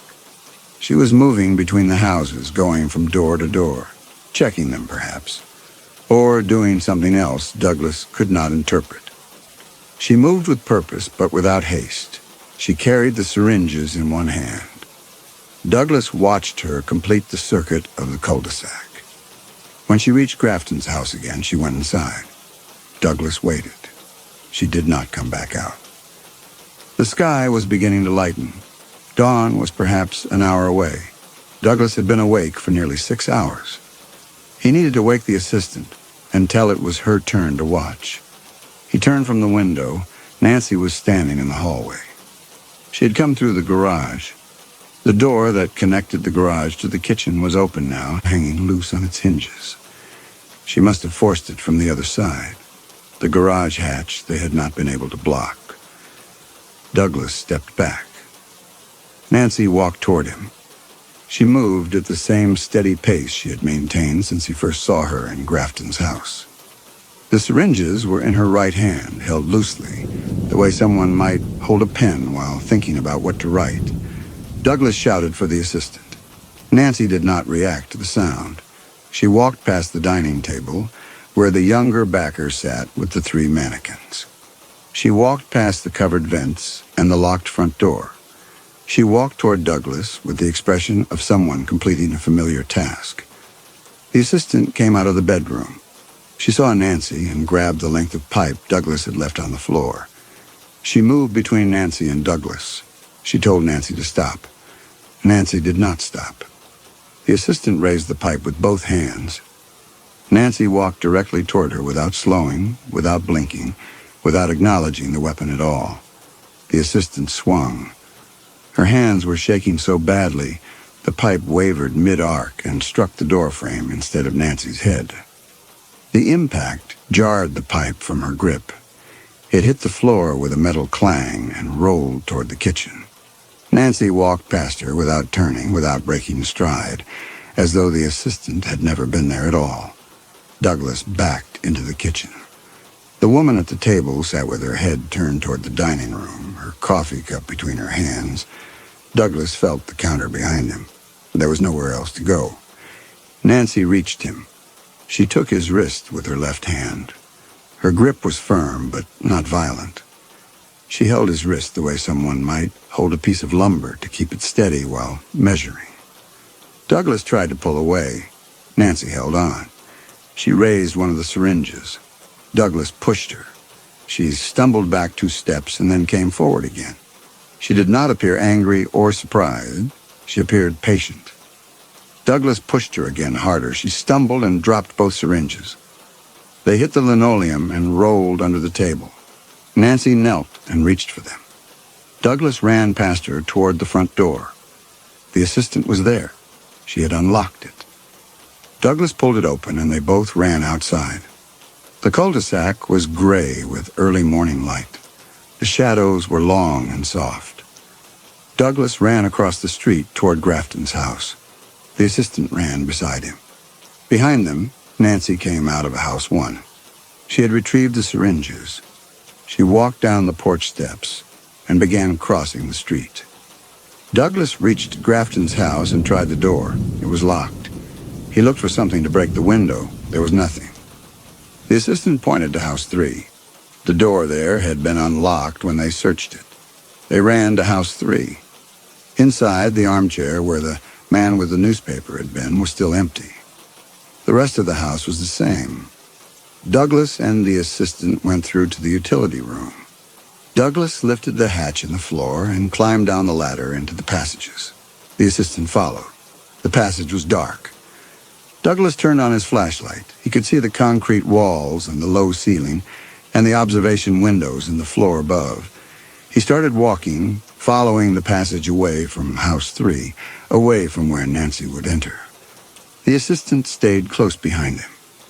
They had gone 30 feet when Douglas heard a sound ahead, another hatch opening. Light spilled down from above. Nancy descended the ladder and dropped to the passage floor. She was ahead of them now, between them and any exit in that direction. Douglas turned. Behind them, the passage curved back toward house 1. They could go that way, try to find a different exit. They ran. The passage curved and branched. Douglas took the branch that led away from the cul-de-sac toward the perimeter of the vista. The assistant's flashlight beam bounced on the walls behind him. Douglas could hear Nancy's footsteps. She was not running. She was walking at that same steady pace. But the passages were enclosed, and there were only so many directions to go. Douglas found a ladder and climbed. The hatch above was blocked from the other side. He could not lift it. He climbed back down and kept running. The next ladder was the same. Something heavy had been placed over every hatch. Nancy had prepared for this. She had blocked the exits and left only the paths she wanted them to use. The passage ahead ended at a wall. Douglas stopped. The assistant stopped behind him. Nancy's footsteps were close now. Douglas turned his flashlight back the way they had come. Nancy appeared at the curve in the passage. She walked toward them. The syringes were in her hand. Douglas looked for another way out. There was none. The passage ended here. Nancy had herded them like someone might herd animals into a pen. Douglas pressed his back against the wall. The assistant stood beside him. Nancy reached them. She took Douglas's wrist again. This time he did not pull away. There was nowhere to go and no point in fighting. Nancy positioned his arm, extending it, exposing the inner elbow. She held one syringe up to the light from the assistant's flashlight and checked it with the care of someone who had done this before. The assistant said Douglas's name. Douglas told her to run, to try the passages they had not explored, to find a way out. The assistant said she would not leave him. Douglas said she had to. Someone needed to get help. The assistant shook her head. Nancy pressed the needle into Douglas's arm. Douglas felt the sharp pain of entry and then the cold spread of the liquid entering his vein. Nancy depressed the plunger slowly, precisely. When the syringe was empty, she withdrew it and released his wrist. She turned to the assistant. The assistant ran. She ran back the way they had come, her flashlight beam swinging wildly. Nancy watched her go and did not follow. Douglas understood. The assistant would not make it. All the exits were blocked. Nancy had already prepared the passages. The assistant would run until she exhausted herself, and then Nancy would find her and bring her back. Or perhaps Nancy would let her go. Perhaps Nancy only needed one. Perhaps one person positioned in each house was enough. Douglas felt his legs weaken. He sat down, his back against the wall. The paralysis spread from his extremities inward. His fingers went numb first, then his hands, then his arms to the shoulder. His legs were completely without sensation. He could feel his chest muscles struggling to expand. Each breath required conscious effort. Nancy stood watching. She held the second syringe, but she did not use it. After several minutes, Douglas could no longer move his arms. He could move his eyes and he could breathe shallowly, but nothing else. His body had become an object. He could feel it in a distant way, but he could not control it. Nancy waited until Douglas's breathing had stabilized. Then she walked back down the passage. She returned with a furniture dolly, the kind used for moving appliances. She positioned the dolly beside Douglas. She tipped him forward, catching him before he fell, and maneuvered him onto the dolly's platform. Douglas's head lolled to one side. Nancy straightened it. She secured him with a strap across his chest. Then she began pulling the dolly down the passage. Douglas could see the ceiling moving past above him. He could see the observation windows in the floor. He could see Nancy's face, blank and focused, looking down at him occasionally to make sure he was properly positioned on the dolly. She pulled him through the passages, around curves, past blocked hatches, until they reached a ladder. She stopped there and checked his breathing again. Then she began the work of getting him up the ladder and into the house where she wanted him to be.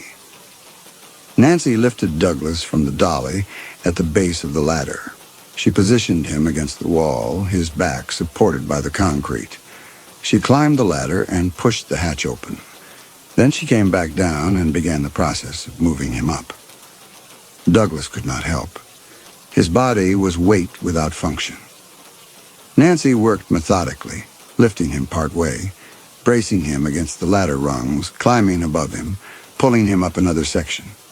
It took her 20 minutes to get him through the hatch and onto the floor above. Douglas lay on the linoleum in what he recognized as the utility room of Grafton's house. He could see the ceiling, white and textured. He could see Nancy moving around him, checking his position, adjusting his limbs. She left briefly and returned with the dolly, having brought it up through a different access point. She loaded him onto it again and pulled him through the house. They passed through the empty living room with the drafting table and the stones holding down the architectural plans. They passed through the hallway where Douglas had first seen her. Nancy pulled the dolly into the master bedroom.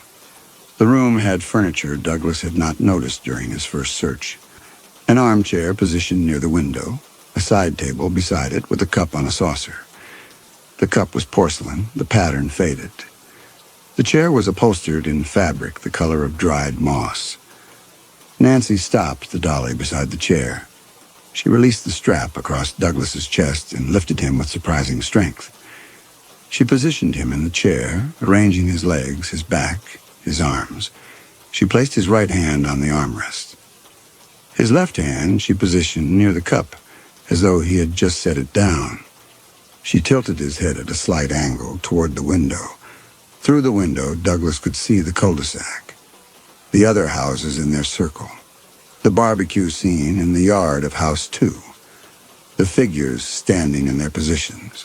The sun was rising, and the light was gold, and the shadows were shortening. It would be a clear day. Nancy stepped back and looked at him. She walked around the chair, checking his position from different angles. She made small adjustments, the tilt of his head, the placement of his fingers, the angle of his shoulders. She worked with the focus of someone solving a familiar problem. When she was satisfied, she left the room. Douglas heard her moving through the house. Footsteps, doors opening and closing, the sound of water running. She was cleaning, perhaps, or preparing something else. Douglas tried to move his fingers. Nothing happened. He tried to move his eyes. They responded barely. He could shift his gaze a few degrees, but no more. The light through the window was still gold, but it was beginning to shift, the angle changing as the sun climbed. The shadows across the cul-de-sac were shortening. He could see the houses across the street. House 1, where the younger backer sat at the dining table, with 3 mannequins. House 3, where the armchair was empty. The other houses dark and quiet. The armrest under his right hand felt smooth and cool. He could feel its texture in a distant way, like a memory of sensation rather than sensation itself. He should be able to move. His mind could issue the command. The paralysis was not confusion. He understood what he wanted his hand to do. The signal simply ended somewhere between tension and flesh. The assistant was running through the passages, trying blocked hatches, exhausting herself. Would Nancy bring her back, or would she leave her down there in the dark? Douglas did not know. He could not know. His body was an object now, and objects did not ask questions. Nancy returned.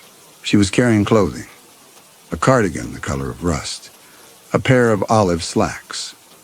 She began the process of dressing him. She worked carefully, maneuvering his arms into the sleeves, his legs into the trousers. The cardigan had wooden buttons. She fastened each one. The slacks were hemmed to break precisely at the ankle. She smoothed them. She adjusted the collar. When she was finished, she stepped back again and looked at him. Douglas could see the edge of the cardigan sleeve at the periphery of his vision. Rust-colored. Wooden buttons. The exact shade. The exact style. He understood then with the cold clarity of someone who could do nothing with the understanding. These were the same clothes. The cardigan the older backer had been wearing in the garage. The olive slacks. The loafers he could not see but knew were on his feet. Nancy had dressed the older backer in them, and now she had dressed Douglas in them. Not similar clothes. The same clothes. She had undressed the dead man and dressed Douglas in his place. To her, they were interchangeable. The older backer had been a broken father figure, defective, unable to stay still.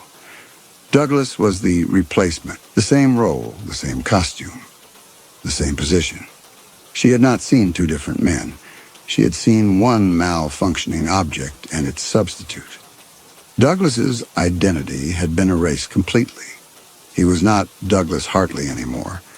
He was not a person with a name and a life in an office in Reno that would notice he was missing. He was a thing in a chair wearing rust-colored wool, positioned at the angle Nancy had determined was correct for this particular space in this particular house. Nancy nodded once, a small gesture of satisfaction. Then he turned and left the room. Douglas sat in the chair. Beneath his palm, the material was rigid and unyielding. Fiberglass, or something like it, molded to look like fabric. He did not know. He could not lower his head to look. The sun climbed higher. The light changed. The shadows moved across the cul-de-sac. Douglas sat very still. He had no choice but to sit very still.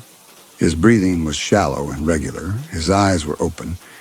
His hand rested on the armrest in the position Nancy had chosen. Something landed on his left eye. A fly.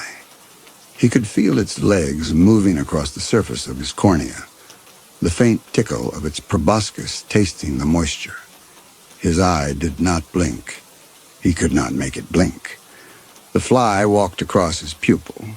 Douglas could see its shadow, a small dark shape at the edge of his vision.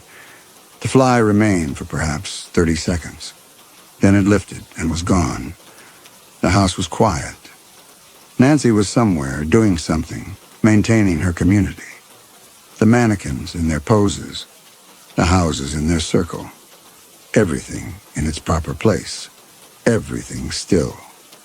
Douglas looked out the window and waited for nothing.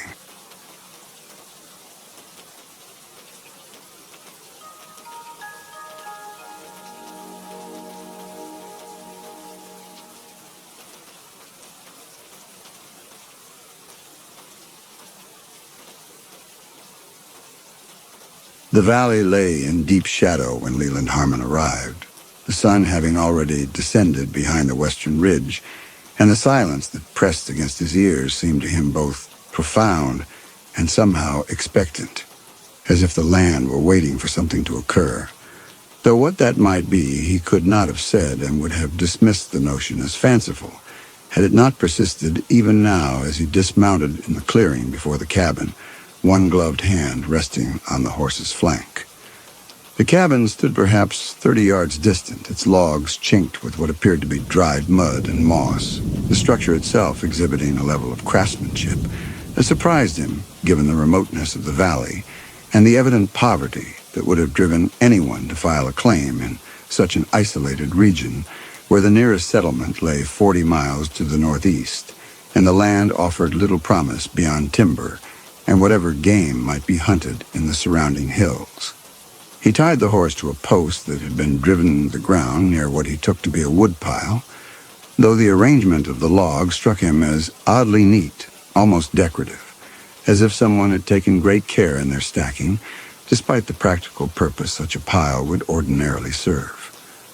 The door of the cabin stood closed, and he noticed now that smoke rose from the stone chimney in a thin gray column, evidence of habitation that would need to be noted in his ledger, though he had not yet opened the satchel that hung from his shoulder, having learned over the years that it was better to make his initial observations without the distraction of paperwork, which had a way of narrowing one's attention to whatever categories the forms required, and thereby causing one to miss details that might prove significant later, when the business of verification had proceeded to the point where discrepancies, if any existed, would need to be addressed with the claimants directly. He had performed this duty perhaps 24 times in the past 5 years, since his appointment to the Territorial Land Office, and the work had long since ceased to hold any interest for him beyond the satisfaction of completing it correctly and thereby justifying his salary, which, though modest, represented the only reliable income he had known since leaving Ohio in 1883, when circumstances he preferred not to recall had made it advisable for him to seek employment in a region where his name carried no associations and his past could be allowed to remain undiscussed. He knocked twice, the sound flat and dull against the heavy timber, and waited. For a long moment nothing happened, and he became aware of the cold, which seemed to intensify now that he stood motionless in the failing light. Then he heard footsteps inside, a slow, measured tread, and the door opened to reveal a man of perhaps 50 years, lean and weathered, wearing a wool shirt that had been patched at the elbows and trousers that appeared to be homespun, the sort of clothing Leland had come to associate with settlers who had been on their claims long enough to exhaust whatever store-bought goods they had brought with them and were now dependent on whatever they could make or trade for in the occasional visits to the nearest town, though in this case the distance to Fort Benton would make such visits rare indeed, perhaps twice a year at most, and only then if the need were desperate enough to justify the journey. The man regarded him without speaking, his face expressing neither welcome nor hostility, only a kind of patient expectancy. And Leland found himself saying, his voice sounding oddly formal in his own ears, that he was the land inspector from the Territorial Office, and that he had come to verify the claim that had been filed in the names of Joseph and Emma Sutton, this being the information he had been given in Fort Benton when he received his assignment, though he did not mention that the clerk who had handed him the file had remarked that the claim was one of the oldest outstanding cases in the territory, having been filed in the winter of 1883, which meant that if the homesteaders could demonstrate continuous residence for the full 5 years required by law, they would be eligible for their deed in a matter of months, assuming the improvements were deemed sufficient. The man nodded, a single inclination of his head, and stepped back to allow Leland to enter. The interior of the cabin, which consisted of a single large room with a sleeping loft visible above, struck him immediately as both warmer and darker than he had expected. The warmth seeming to radiate not from the hearth, where a fire burned with surprising vigor given the lateness of the hour, but from the very walls themselves, as if the structure had been absorbing heat throughout the day and was now releasing it into the space within, though this impression faded almost as soon as he had formed it, replaced by a sensation of coolness that seemed at odds with the evidence of the fire. A woman stood near the table that occupied the center of the room, her hands resting on the back of a chair, and she too regarded him with that same manner of patient waiting. Her face, which was younger than her husband's, but bore the marks of hard living that the frontier imposed on all women who ventured beyond the established settlements, expressing neither anxiety at his arrival nor eagerness to demonstrate the improvements that would justify their claim.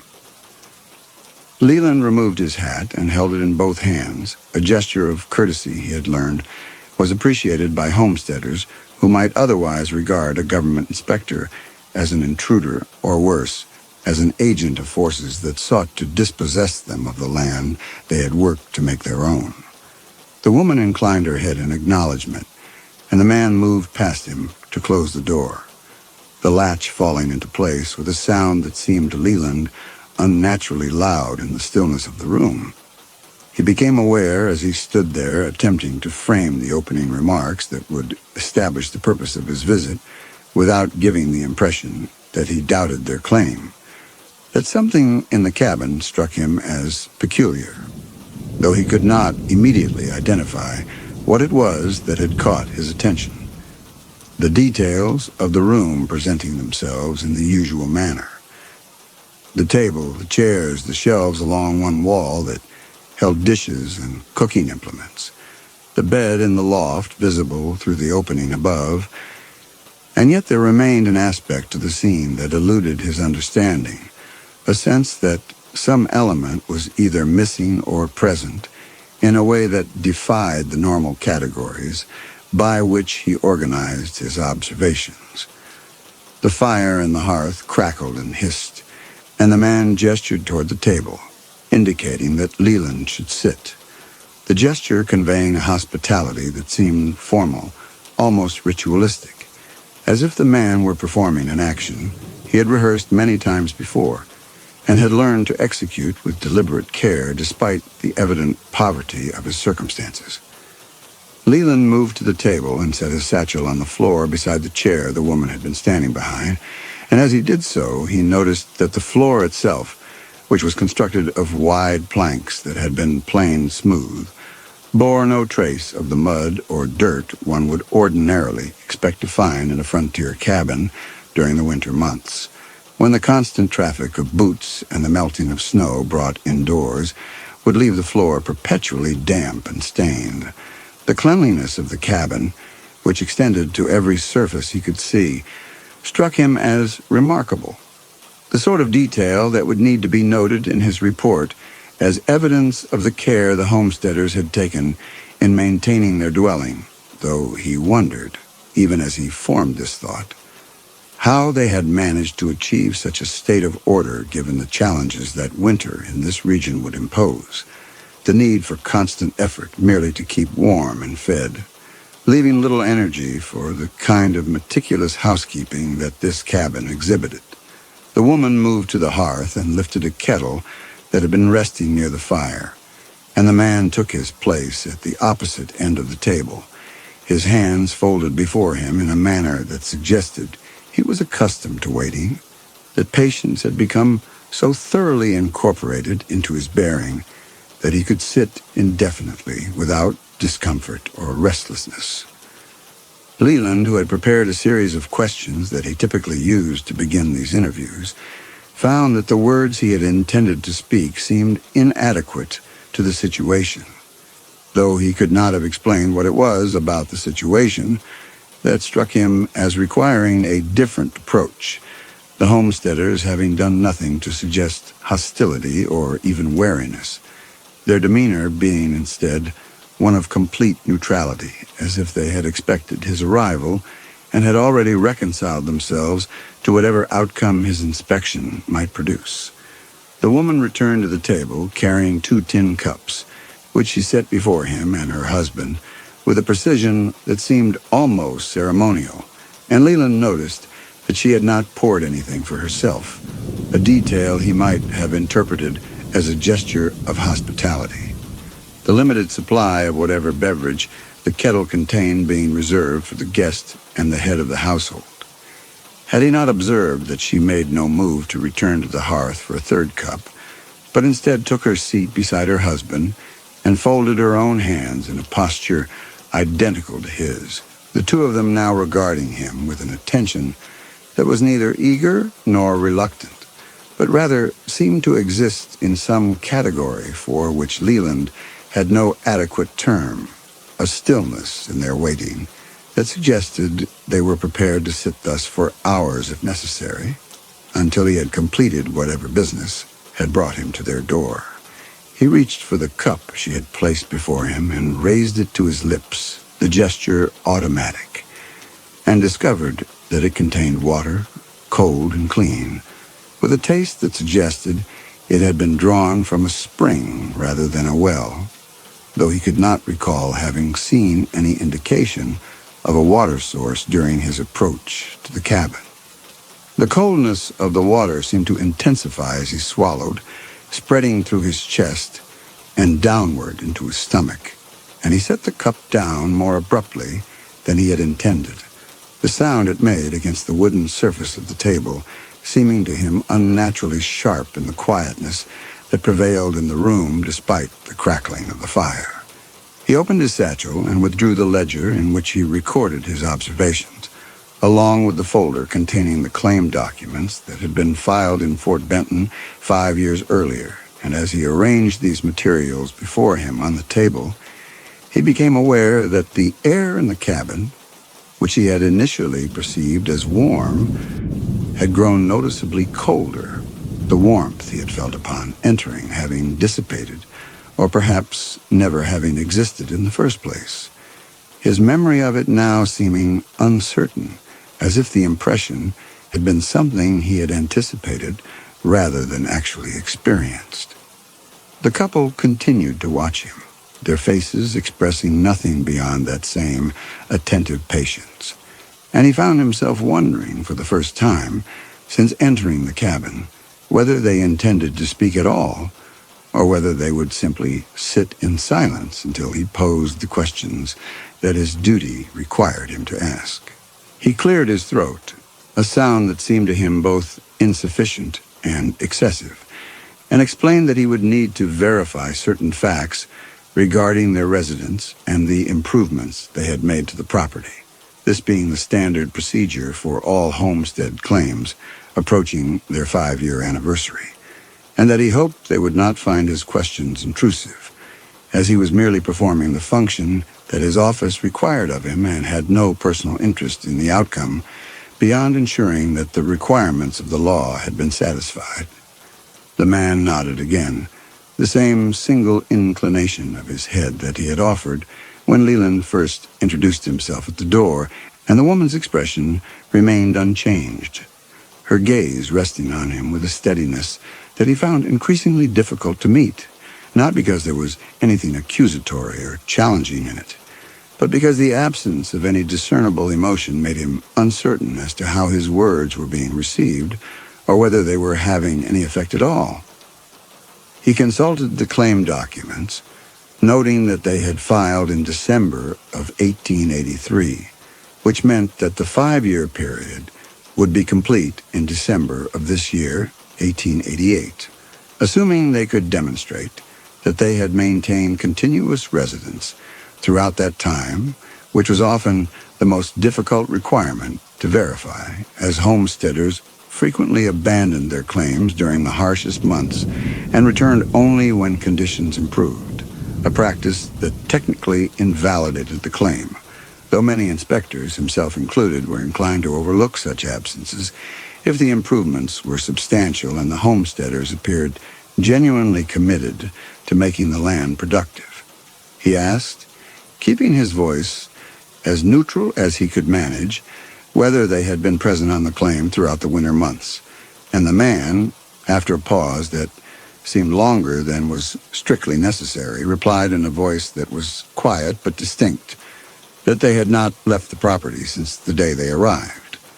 The answer should have satisfied him, being precisely what the law required. And yet something in the manner of its delivery, or perhaps in the pause that had preceded it, left him with a sense of unease that he could not justify through any rational analysis of what had been said.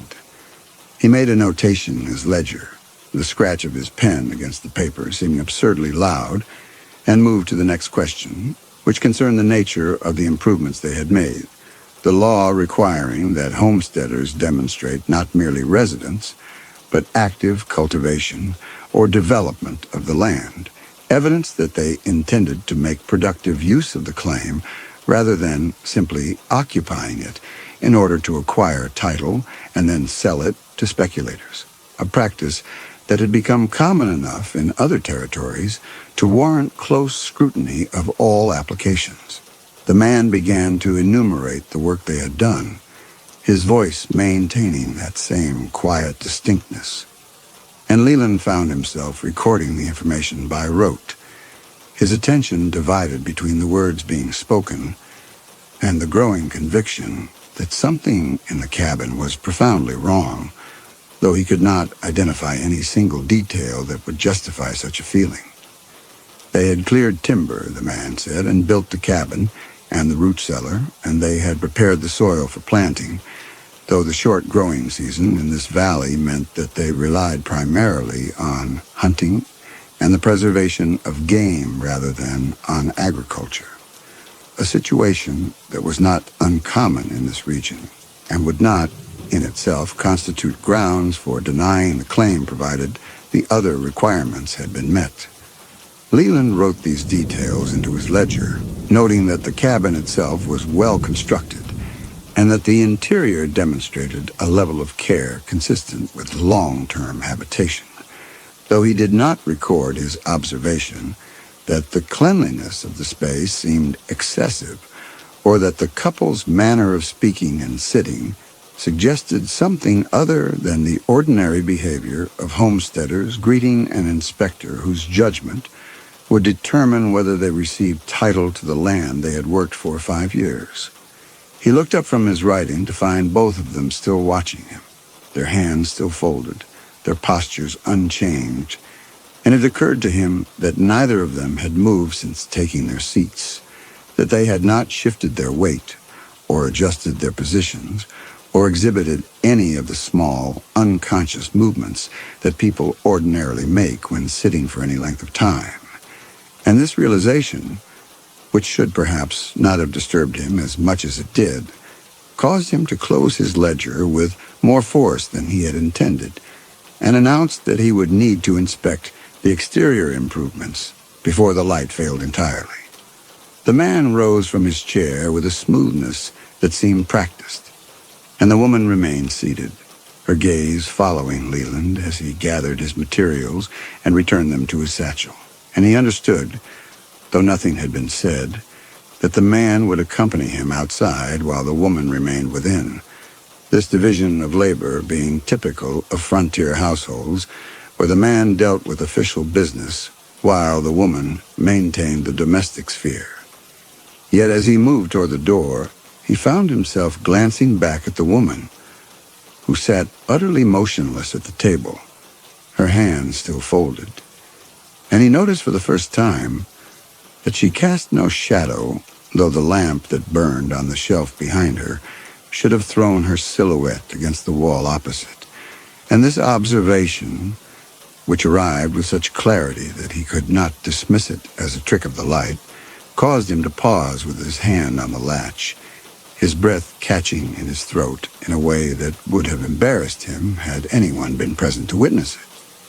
He stepped outside into the gathering dusk, the man following close behind him, and the cold descended upon them with an intensity that made the interior of the cabin seem, in retrospect, almost warm, though Leland's memory of the temperature within remained confused, the sensations he had experienced there refusing to resolve into any coherent pattern. The sky had darkened to a deep gray, and the snow that covered the clearing lay undisturbed save for the tracks his own boots had made when he first approached the cabin, and it was this detail, more than any of the others he had observed, that caused him to stop and turn slowly in a complete circle, his eyes searching the white expanse for any evidence of the homesteaders' movements to and from the cabin during what must have been, if their claim was accurate, 4 years of continuous habitation. There were no tracks other than his own. The snow lay smooth and unbroken from the cabin door to the tree line, a distance of perhaps 50 yards in every direction, and though he understood that a fresh snowfall might have obscured earlier tracks, he could not recall any snowfall during the past 2 days, the sky having been clear since he left Fort Benton, and the accumulation on the ground, which came nearly to his knees, suggested that it had been undisturbed for some time, perhaps weeks. He looked at the man, who stood perhaps 3 paces behind him, and observed that the man's boots, which were of rough construction but appeared serviceable, rested on the surface of the snow without sinking into it, as if his weight were somehow distributed across a greater area than his footprint would suggest, or as if he weighed considerably less than his physical form would indicate. Leland's horse stood where he had tied it, the animal's head lowered, and he moved toward it with an urgency that he recognized as irrational, given that the horse appeared unharmed and that there was no evident threat in the clearing that would justify his sudden need to verify the animal's condition. He ran his hand along the horse's neck, feeling the warmth of its hide and the solid reality of its flesh, and this contact with something ordinary and alive seemed to steady him, to provide a point of reference against which he could measure the accumulating strangeness of everything else he had observed since arriving at the cabin. The horse turned its head toward him and exhaled, the breath visible as a white plume in the cold air, and Leland found himself staring at this vapor as it dissipated, thinking of the man who stood behind him and of the woman inside the cabin, neither of whom, he now realized, had produced any visible breath during the time he had spent in their company. He forced himself to turn back to the man, who waited with that same patient immobility, and to say that he would need to inspect the root cellar and any other structures they had built, as these would constitute the improvements upon which their claim would be evaluated. Though even as he spoke, he was aware that his voice sounded strained, that the formality he had attempted to maintain was beginning to fracture under the weight of his unease. The man inclined his head in that now familiar gesture of acknowledgement, and began walking toward the side of the cabin where Leland now saw a second structure stood, smaller than the main dwelling and partially obscured by the angle from which he had first approached, its entrance consisting of a heavy wooden door set into what appeared to be an earthen mound, the configuration suggesting a root cellar built in the manner typical of this region, where the ground itself provided insulation against the extreme temperatures of winter. They crossed the clearing, and Leland noted that while his own boots broke through the crust of the snow with each step, leaving deep impressions that immediately began to fill with the powder his movements displaced, the man beside him left no such marks, his passage across the snow being somehow accomplished without disturbing the surface, a phenomenon that Leland could not bring himself to acknowledge directly, but which nevertheless registered in his awareness with a clarity that made it impossible to dismiss. The sun had now dropped entirely below the ridge, and the light that remained was the diffuse gray illumination of twilight, which drained the color from everything it touched and rendered the familiar contours of the landscape strange and somehow threatening, as if the valley itself had become alien in the absence of direct sunlight. The man stopped before the door of the root cellar and stood aside, indicating with a gesture that Leland should proceed. And Leland realized, with a start of something very close to fear, that he did not want to open this door, that every instinct he possessed was urging him to return to his horse and begin the journey back to Fort Benton immediately, before full darkness descended and made travel impossible. Yet he could not do this, not without abandoning his duty and thereby inviting questions that he would be unable to answer, questions that would require him to explain what it was about this inspection that had caused him to flee before completing even the most basic verification of the homesteader's improvements. He reached for the iron handle that had been affixed to the door and found that it was not locked, the mechanism moving freely when he lifted it, and he pulled the door open, its weight considerable, but not unmanageable, and peered into the darkness within. The smell that emerged from the cellar was not the expected scent of earth and stored vegetables, but rather a complete absence of smell, as if the space beyond the door existed in some condition that precluded even the ordinary processes of decay and transformation that would normally produce the musty odor one associated with underground chambers. The darkness itself seemed to possess a quality of depth that exceeded what the physical dimensions of the structure could contain, and Leland found himself hesitating at the threshold, aware that he would need a lamp or lantern if he were to conduct any meaningful inspection of the interior, and aware, too, that he was relieved to have this excuse to delay his entry into that absolute blackness, which seemed to him to represent something other than a mere absence of light. He turned to ask the man whether they possessed a lamp he might use, but the words died in his throat when he saw that the man had moved closer, close enough that Leland could make out the details of his face in the failing light. And what he saw there was not the weathered countenance of a frontier settler, but rather a kind of terrible patience, an expression that suggested the man had been waiting for this moment for longer than Leland could begin to comprehend, and that this waiting had worn away everything that might once have been human in his features, leaving only a residue of purpose that had no room for mercy or compassion or any of the ordinary emotions that might have made negotiation possible. Leland stepped back from the cellar door, his boots sliding in the snow, and said, more loudly than he had intended, that he would return in the morning to complete the inspection, as the light was now insufficient for proper observation, and that he would need to make camp for the night and resume his work at first light. The man said nothing, but after a moment, he moved past Leland to close the cellar door, the motion executed with that same unsettling smoothness, and then gestured back toward the cabin in a manner that Leland understood with a sinking certainty, as an invitation to return inside, to spend the night as their guest, an offer that would be considered not merely polite, but obligatory under the code of frontier hospitality, and which he could not refuse without giving mortal offense.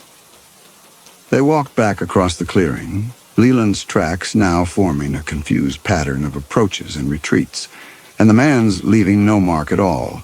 And as they reached the door, Leland glanced once more at his horse, which stood with its head still lowered, and he thought about the 40 miles that separated him from Fort Benton and the 4 days it would take to cover that distance, and he understood that he would not be making that journey tonight, that whatever was going to happen in this cabin would happen before he saw the territorial office again, and that there was nothing he could do now to alter this outcome, which had perhaps been determined from the moment he first received his assignment and learned the names Joseph and Emma Sutton, though he could not have said why these names should carry such significance or what it was about this claim that differentiated it from all the others he had processed during his tenure as inspector. Inside, the woman had prepared a meal, though Leland had heard no sounds of cooking during his time outside, and the table now bore plates and utensils arranged with the same precision he had observed in every other aspect of the cabin's maintenance. The food itself consisted of what appeared to be venison and some kind of root vegetable, both cooked plainly and served without any of the embellishments that even the poorest homesteaders typically attempted when receiving a guest whose judgment would determine their future. And Leland took his seat at the place that had obviously been designated for him, his satchel once again resting on the floor beside his chair, and attempted to maintain the appearance of normalcy, even as the wrongness of the situation pressed against his awareness with increasing force.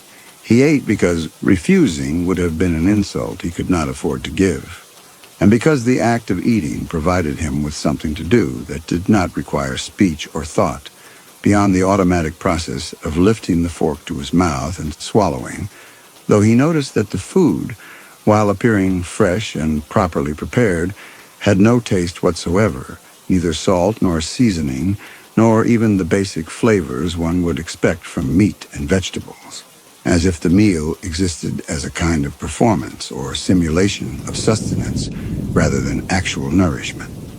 The couple sat across from him and made no move to eat from their own plates, their hands once again folded in that posture of waiting.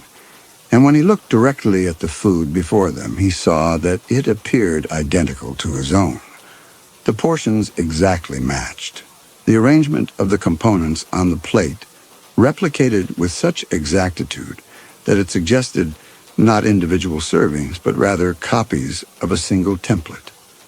He set down his fork and withdrew from his satchel the materials he would need to complete his documentation, thinking that if he proceeded with the formal business of the inspection, he might restore some semblance of order to the proceedings, might force the situation back into the familiar categories of official duty, and thereby make it possible to endure whatever remains of this evening.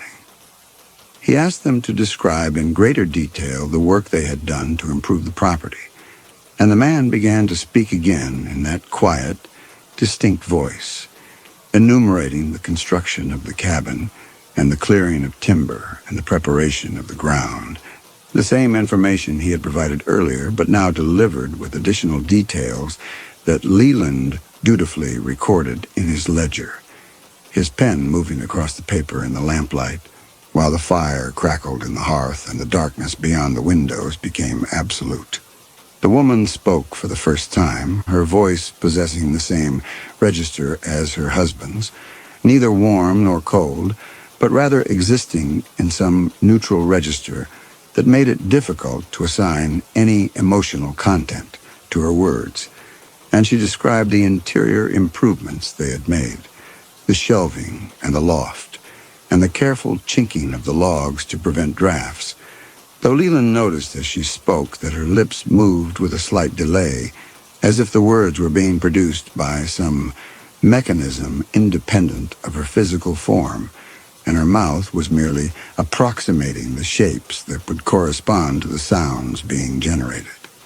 This observation, which should have been impossible given the ordinary operation of speech, nevertheless persisted with such clarity that he found himself watching her mouth rather than writing in his ledger, and when he realized what he was doing, he forced his attention back to the page before him and made several notations that he knew, even as he wrote them, would be illegible when he attempted to review them later.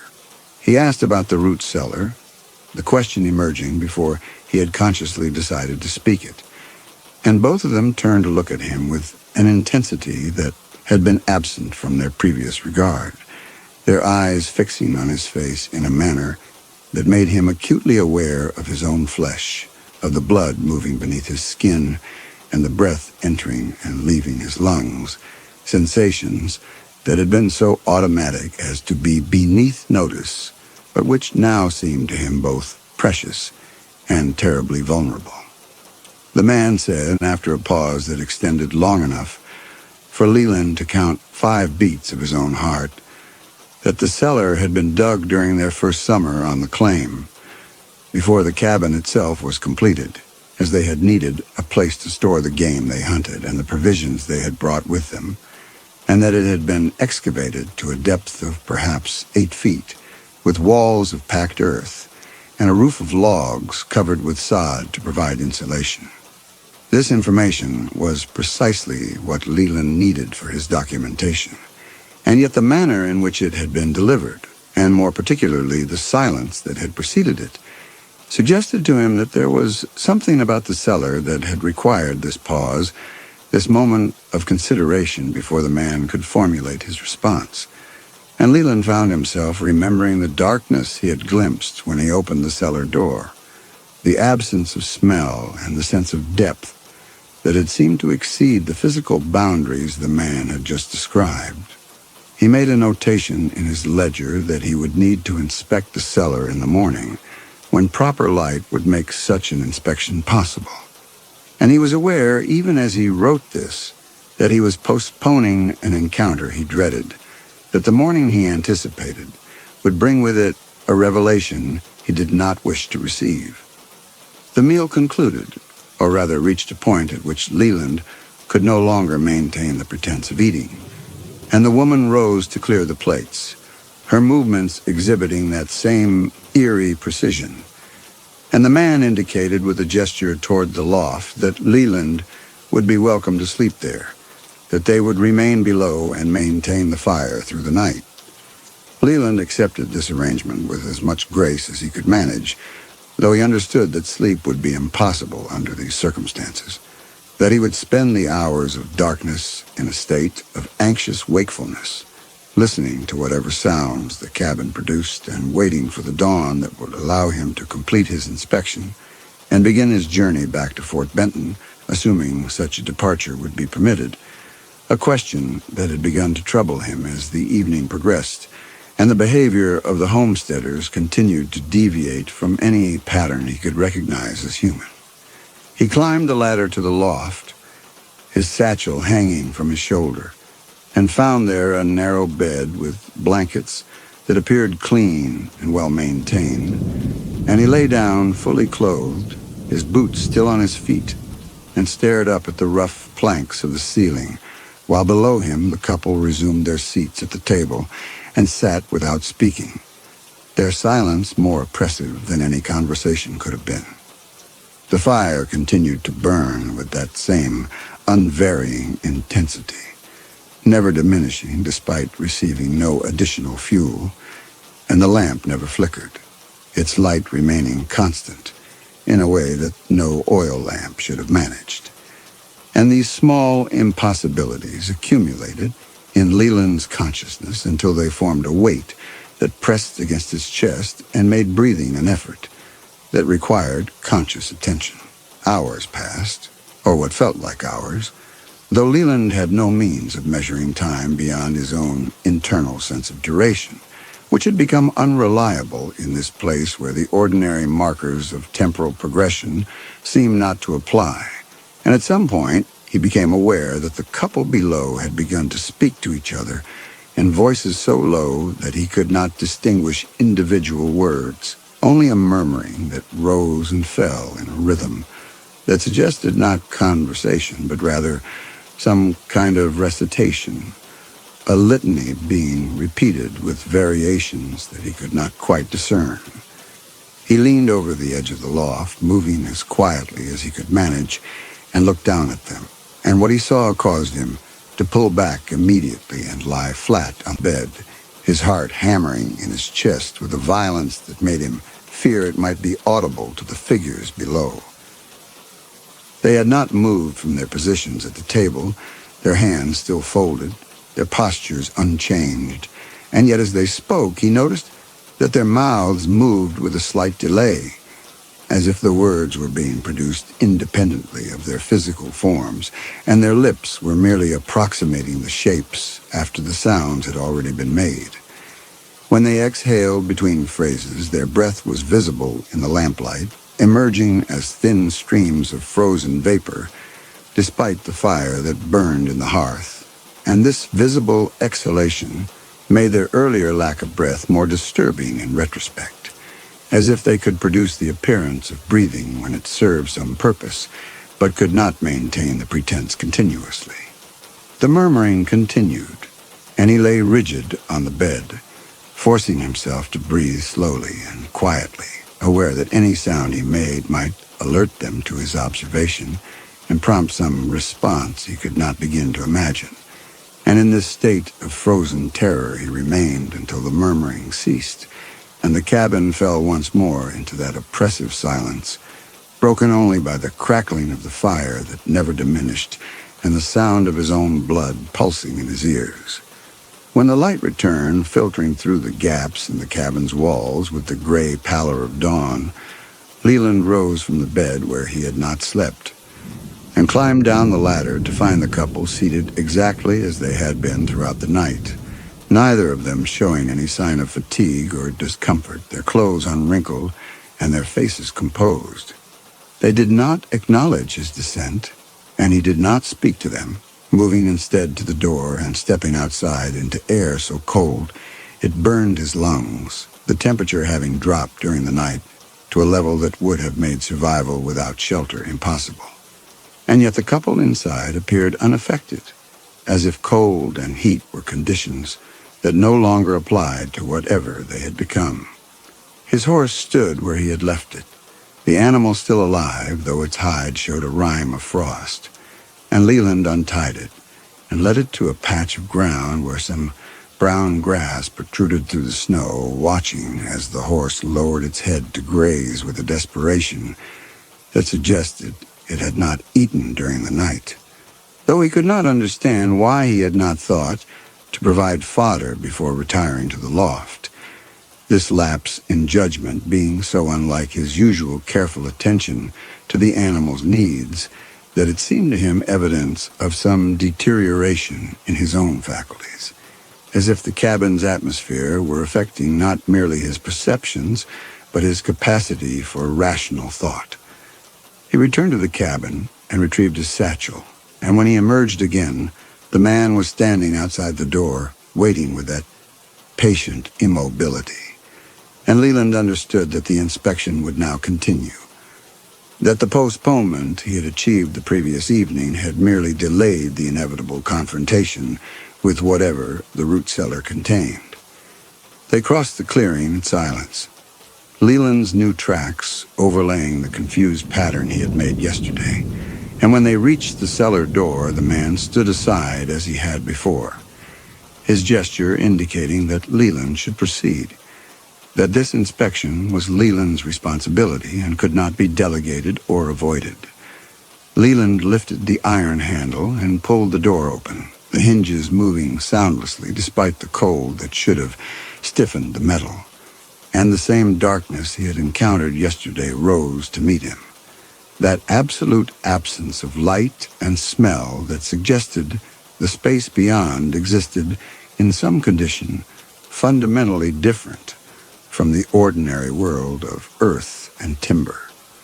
He reached into his satchel and withdrew the bullseye lantern he carried for precisely such situations, and he struck a match and lit the wick, the flame catching immediately and burning with a steadiness that seemed in this place almost miraculous, as if the ordinary operation of combustion were itself a form of resistance to whatever laws governed this valley. He held the lantern before him and descended the steps that had been cut into the earth, the packed soil cold and dry beneath his boots, and as the light penetrated the darkness, he saw that the cellar extended farther than the dimensions the man had described, its walls receding into shadows that the lantern could not fully dispel. The air was utterly still, possessing none of the draft one would expect in an underground chamber, and the temperature, while cold, felt different from the cold outside, less a matter of thermometric measurement than of some character that had to do with absence, with the removal of warmth rather than the mere lack of it. The bodies lay against the far wall, arranged side by side with a care that suggested they had been placed there deliberately rather than simply discarded. Even from a distance he could see they had been preserved by the cold with such completeness that they appeared not dead but sleeping, their faces peaceful, their hands folded across their chests. He moved closer. The lantern threw his shadow against the earthen walls. He knelt beside the bodies. The woman had been perhaps 30 years old when she died. Her features were delicate despite the hardships frontier life would have imposed. Her hands showed calluses from manual labor. The man beside her was older, perhaps 40, his face weathered from outdoor work. His build was lean but muscular. Both wore clothing identical to what settlers had worn when the claim was first filed. Simple homespun fabric, the woman's dress patched at the shoulders, the man's shirt mended at the elbows. Neither showed signs of violence or injury. They had simply starved. The common fate of homesteaders who misjudged what Montana winters could do. He reached out and touched the woman's hand. The flesh was frozen solid, the tissues crystallized. Years, not months. He jerked back. The lantern swayed. Shadows raced across the cellar walls. These were the real Joseph and Emma Sutton, the actual homesteaders who had filed the claim in 1883 and died during their first winter, their dream of owning land ending in this underground tomb, their bodies preserved by the cold that killed them. He turned to find the man standing at the top of the stairs, silhouetted against the rectangle of pale light that marked the cellar's entrance, and the question that Leland wanted to ask. Who are you, if these are the Suttons? Died unspoken when he saw the expression on the man's face, which was not triumph or satisfaction at having revealed this horror, but rather a kind of weary sadness, as if the man himself were a victim of circumstances he had not chosen and could not alter.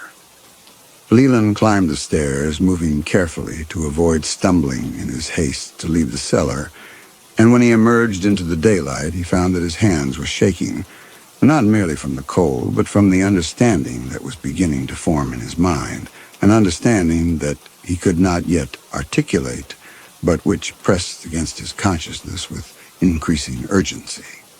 The man closed the cellar door, the heavy timber settling into place with a finality that seemed to Leland to mark some irrevocable transition.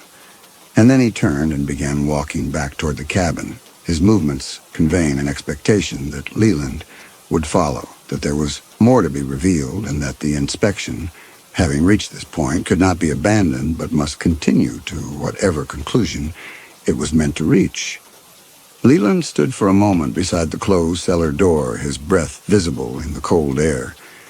And he thought about the bodies below, about Joseph and Emma Sutton, who had come to this valley to claim land and had instead found death, and about the figures in the cabin who bore the same names and wore human form, but were clearly something other than human, something that had assumed the identities of the dead homesteaders and maintained their claim through the years that followed. He did not immediately follow the man back to the cabin, but instead remained where he was, attempting to organize his thoughts into some coherent framework that would allow him to proceed with the inspection, despite the evidence he had just encountered. Evidence that called into question not merely the validity of the claim, but the fundamental nature of reality as he had understood it. The bodies in the cellar were real, their deaths confirmed by the frozen solidity of their flesh and the period clothing they wore. And yet the couple in the cabin were equally real in their physical presence, their ability to speak and move and maintain the appearance of habitation, even if that appearance was marred by details that no living human beings could have produced. The absence of footprints in the snow, the lack of visible breath, the motionlessness that exceeded any natural capacity for stillness. He found himself considering, with a detachment that surprised him, the possibility that he had gone mad, that the journey from Fort Benton and the isolation of this valley had affected his mind in ways that would account for the impossibilities he believed he was witnessing. Though even as he entertained this explanation, he knew it was insufficient, that madness might cause him to see things that were not there but could not explain the physical facts he had verified through touch and observation. The frozen hand of the dead woman, the smoothness of the snow unmarked by any passage save his own, the cold water in the cup that had spread through his chest like ice dissolving in his blood. If he was mad, his madness was at least consistent, and it produced phenomena that obeyed their own internal logic, even if that logic contradicted the laws that governed the ordinary world. The alternative, which he found himself approaching with increasing certainty despite his reluctance to accept it, was that something in this valley had made use of the dead homesteaders' unfulfilled claim, had inhabited their names and their dwelling, and was maintaining the forms of habitation for purposes he could not begin to guess, purposes that might have to do with the land itself or with the bureaucratic mechanisms by which land was claimed and owned. The Homestead Act's requirements of continuous residence and improvement, creating conditions that whatever occupied this cabin had learned to fulfill in its own manner. This explanation, fantastic as it was, seemed to him to account for more of what he had observed than any alternative he could devise, and he recognized that if he accepted it as true, even provisionally, he would need to reconsider his role here, would need to understand that he was not merely an inspector verifying a claim, but rather a participant in some process that the entities in the cabin required him to complete, though what that completion might entail remained unclear.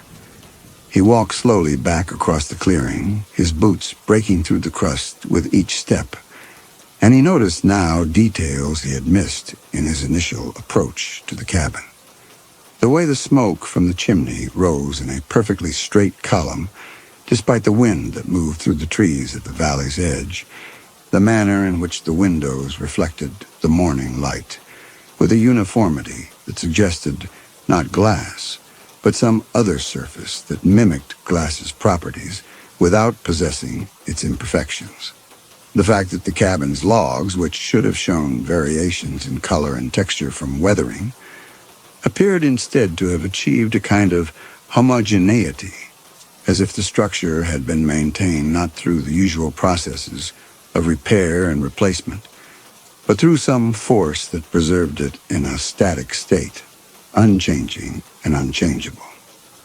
When he entered the cabin, he found the woman standing near the hearth, her hands occupied with some domestic task that ceased the moment he crossed the threshold, and the man already seated at the table in the position he had occupied throughout the previous evening. Neither of them spoke, and Leland moved to his own chair and sat down, his satchel resting against his leg, and he opened it and withdrew his ledger and the claim documents, arranging them on the table with hands that had ceased their shaking, the tremor having been replaced by a numbness that extended through his fingers and up into his forearms, as if his body were gradually surrendering its capacity for sensation in response to the accumulating impossibilities he had been forced to witness. He looked at the documents, at the names written there in the clerk's neat hand. Joseph Sutton and Emma Sutton, with a filing date of December 1883.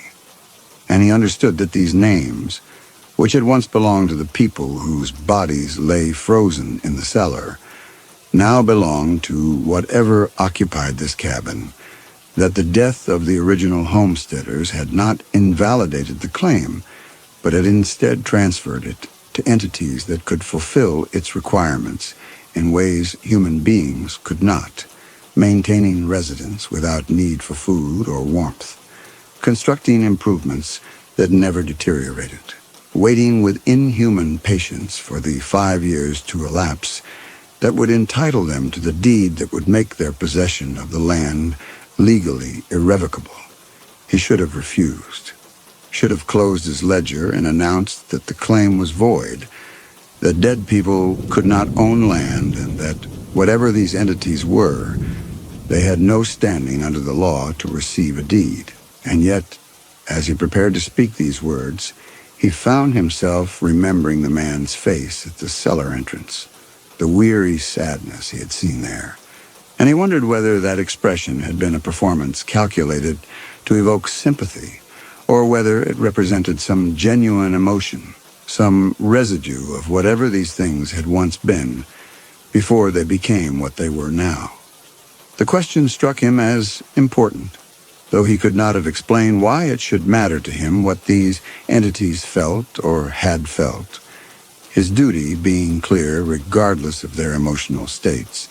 And yet he hesitated, his mouth open, but no sound emerging, and in that moment of hesitation, he felt something shift in the cabin's atmosphere, as if his uncertainty had been noted and assessed and found to be exploitable. The woman moved from the hearth to the table and sat down beside her husband. The two of them once again arranged in that posture of waiting that Leland had come to recognize as their default state. And he understood that they would not initiate any explanation, that whatever he was going to learn about their nature and their purpose would need to be extracted through direct questioning, and that such questioning would require him to acknowledge explicitly the impossibilities he'd been attempting to rationalize away, would force him to speak aloud the conclusion he had been resisting since the moment he first noticed the woman's absent shadow. He would need to ask them what they were, and in asking, he would cross some threshold that could not be uncrossed, would commit himself to a confrontation whose outcome he could not predict, and whose dangers he could only dimly perceive.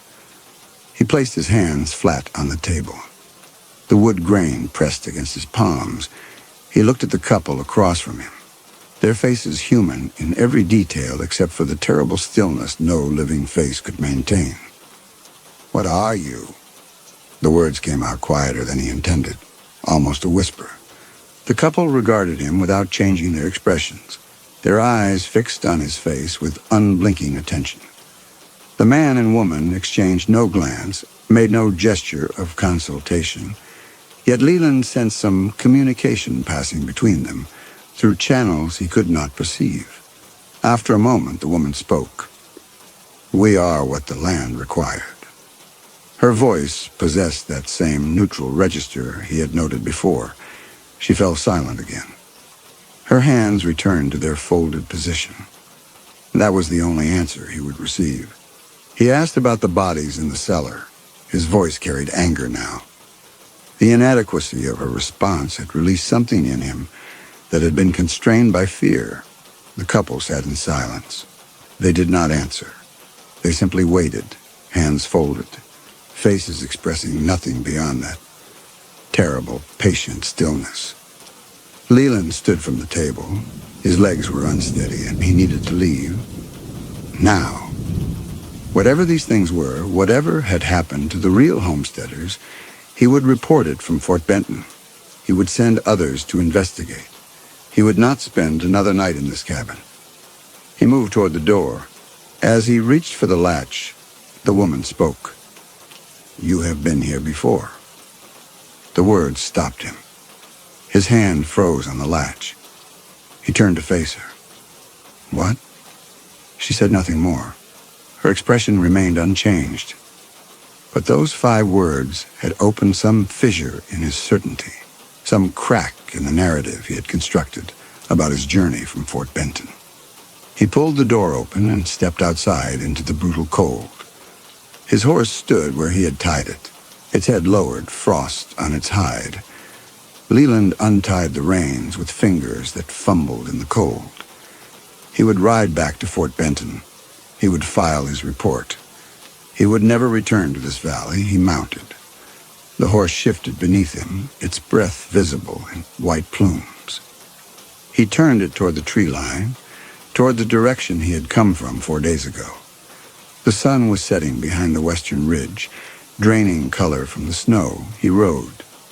The trees drew closer. He could see individual pines now, their branches heavy with snow.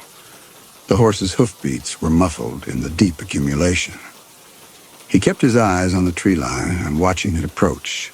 It didn't approach. He rode for what felt like an hour. The trees remained the same distance ahead, He looked back over his shoulder. The cabin sat perhaps 30 yards behind him, smoke rising from its chimney in a straight gray column. 30 yards. The same distance it had been when he mounted. He turned the horse and rode in a different direction, toward the eastern ridge. The horse moved steadily through the snow, its breath coming in rhythmic clouds. Leland counted the animal's steps, 100, 200, 300. He looked back. The cabin sat 30 yards behind him. He tried the western approach, then north, then south. Each time, after minutes or hours of riding through identical snow under identical gray sky, he would look back to find the cabin exactly 30 yards distant, the woodpile visible to the left of the door, the smoke rising in its unwavering column. The cold intensified. The farther he tried to ride from the cabin, the deeper the cold became. His fingers began to stiffen on the reins. His face went numb. Ice crystals formed in his mustache. The horse's movements became sluggish. His breathing labored. He turned back toward the cabin. The cold eased immediately. He tried again. Rode hard toward the tree line, urging the horse forward despite the animal's reluctance. The cold descended like a physical weight. His hands began to freeze to the leather reins. He could no longer feel his feet in the stirrups. His breath came in painful gasps that burned his lungs. The horse stopped. It would go no farther. Leland dismounted, thinking he would continue on foot, and took 3 steps away from the animal before his legs gave out and he collapsed into the snow. The cold was absolute. Not environmental, something else. A cold that had to do with absence, with the removal of warmth rather than the mere lack of it.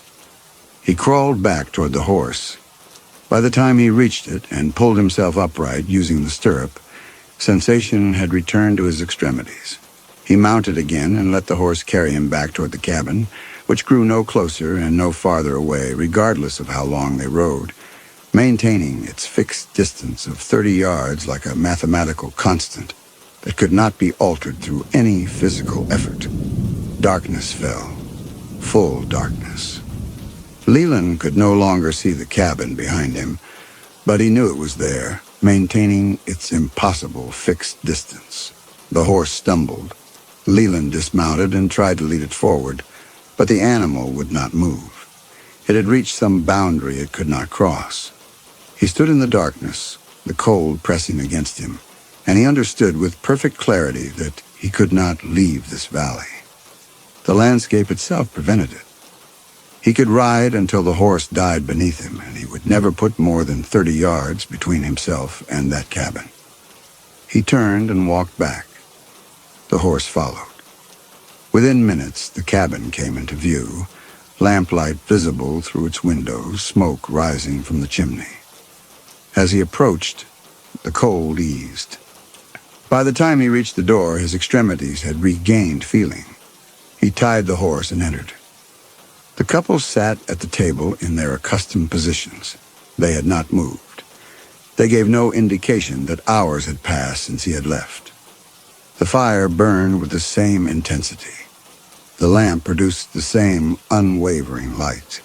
Leland stood inside the door, his satchel still hanging from his shoulder, and he tried to remember the journey from Fort Benton. 4 days through snow. He could recall the general outline. White landscape, cold, the horse's steady progress. But no specific details, no landmarks, no incidents to distinguish one day from another. The days blurred together into a single, undifferentiated passage that might have been 1 day, or 40 days, or no days at all. He tried to remember the boarding house in Fort Benton where he supposedly lived. He could picture a room, a narrow bed, a window overlooking a street.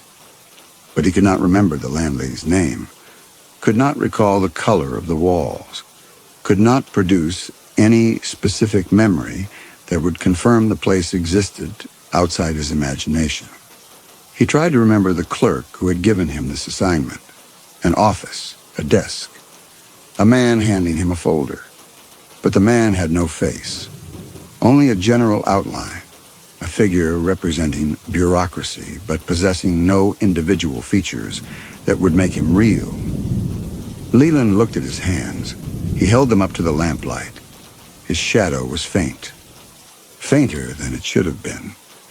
The boundaries between his flesh and the air around it seemed less distinct than he remembered, as if his substance were diminishing. He walked to the window. His horse stood in the clearing, its outline sharp and clear, its shadow falling dark against the snow. The animal was solid, real, alive. Leland looked at his own reflection in the glass. He could see through it, through himself, as if he were constructed of something less substantial than flesh. He turned from the window. The woman had risen from the table. She crossed to a shelf near the hearth where Leland now noticed, though he could not recall having seen it before. His government-issued ledger rested, a ledger identical to the one in his satchel. She brought it to the table and placed it before him. She opened it to a page near the middle. "Look at what you wrote." Leland looked down at the page. Entries in his own handwriting. Careful documentation of an inspection identical to the one he was conducting. Observations about the cabin's construction. The couple's improvements. Evidence of continuous residence, dated December 1885. He turned the pages backward. More entries. December 1886. December 1887, each describing the same inspection, the same findings, each ending with the same notation that he could not approve the claim. His fingers trembled. He turned forward through the pages. December 1888, December 1889, December 1890, December 1891. The entries continued into years he had not yet lived. His handwriting grew progressively worse, the letters less precise, as if the hand writing them were deteriorating, but they were written, already written, in his hand. He pushed the ledger away. The gesture was violent enough to send it sliding across the table's surface. Whose hand wrote this? The couple did not answer. They simply watched him with that terrible patience. He already knew. Could see it in the consistency of the script, in the specificity of the observations. No one but himself could have produced this record. The entries were authentic despite documenting events that had not yet occurred. Time operated differently in this valley. Cause and effect had become untethered from the ordinary sequence. The woman reached past him and turned to the back of the ledger. Official forms on heavy paper, land patents, deed transfers. At the top of one form, in spaces designated for the claimant's name, he read not Joseph Sutton and Emma Sutton, but a different name entirely. Leland Harmon, his own name. Written in the clerk's official script, in spaces that should have contained the homesteaders' names. He stared at the form. The implications spread through his awareness with completeness that seemed to stop his breath. This was not the deed the couple had filed for. This was a different deed, one prepared for a different claimant. His deed, a claim he did not remember filing. He stood from the table, needing distance from the deed, from that impossible document. He moved to the hearth where the fire burned with its constant intensity. The smell of the wood ash hit him. Not the smell from this fire. A different fire. 40 years ago, that exact scent.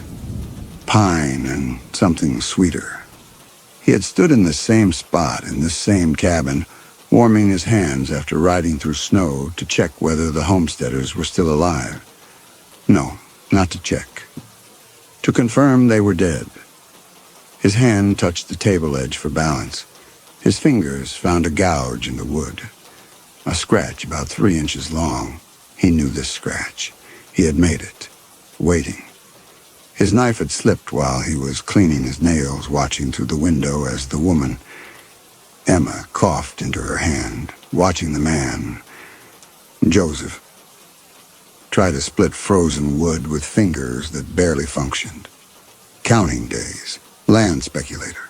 That was the term. Legal in its mechanics. He looked down at his satchel resting against the chair leg. He had been carrying it for 4 days, writing in the ledger, recording his observations in fresh ink. He opened it now and withdrew the ledger. The pages he had written this morning, neat documentation of the cabin's construction, the couple's improvements, were still there, but as he looked at them, the ink began to fade, not disappearing, but revealing what lay beneath. The fresh black ink became gray, then brown, then the rust-colored stain of decades-old writing. He was looking at the same words he had written, but they had been written in 1885, not yesterday. He turned to the back of the ledger with the hands that shook, and the deed application was there, had always been there, written in his handwriting and dated 1884, establishing Leland Harmon's residence on this property, backdated to create continuous habitation where none had existed, routine fraud that no one would have questioned. Another fragment surfaced, standing in the Fort Benton land office, filing the claim.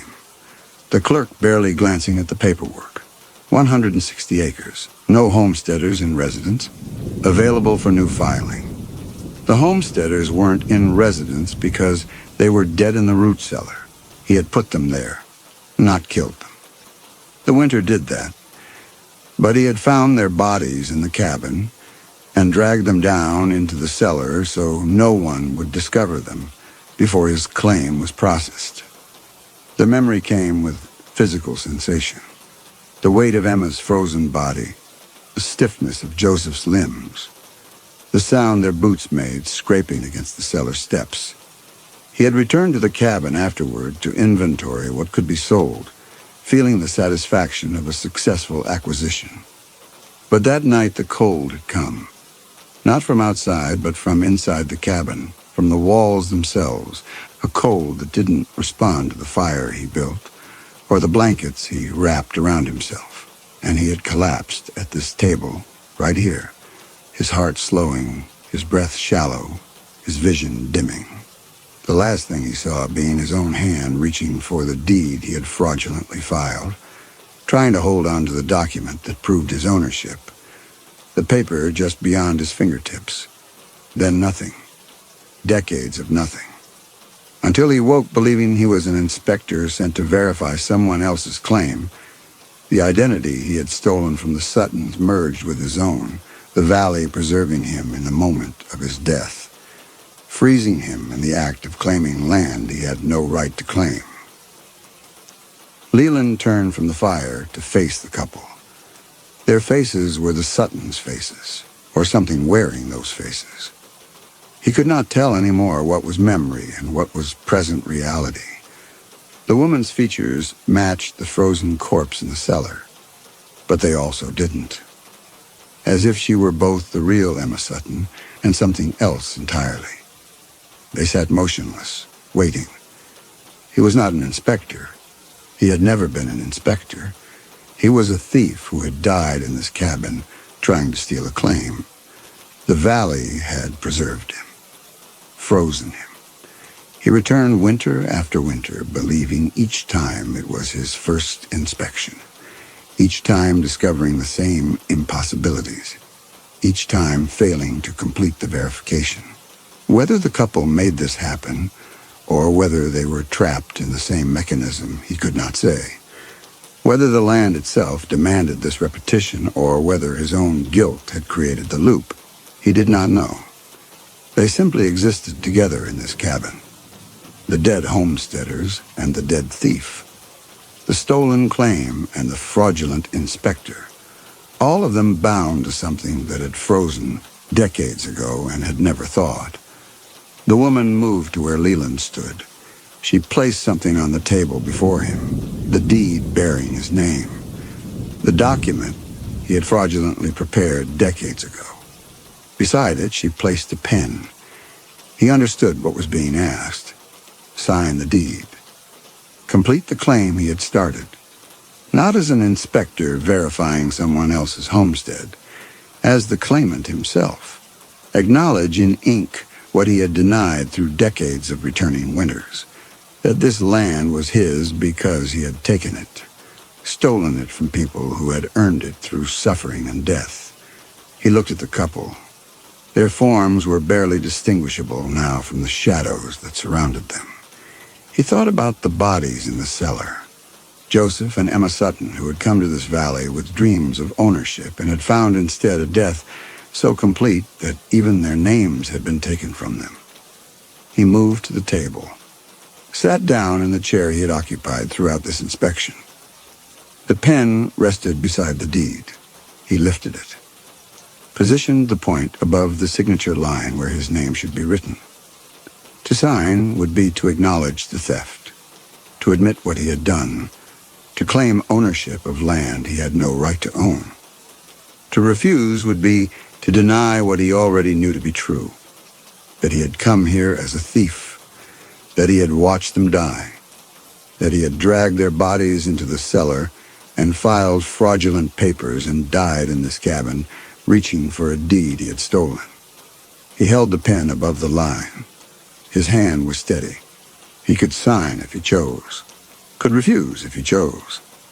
He set the pen down on the table. The couple watched him without expression, without surprise. They had seen this before, would see it again. Leland stood. His legs held him. He crossed to the door, opened it, stepped outside into the cold. The snow had stopped falling. The clearing lay quiet under stars that seemed closer than they should have been.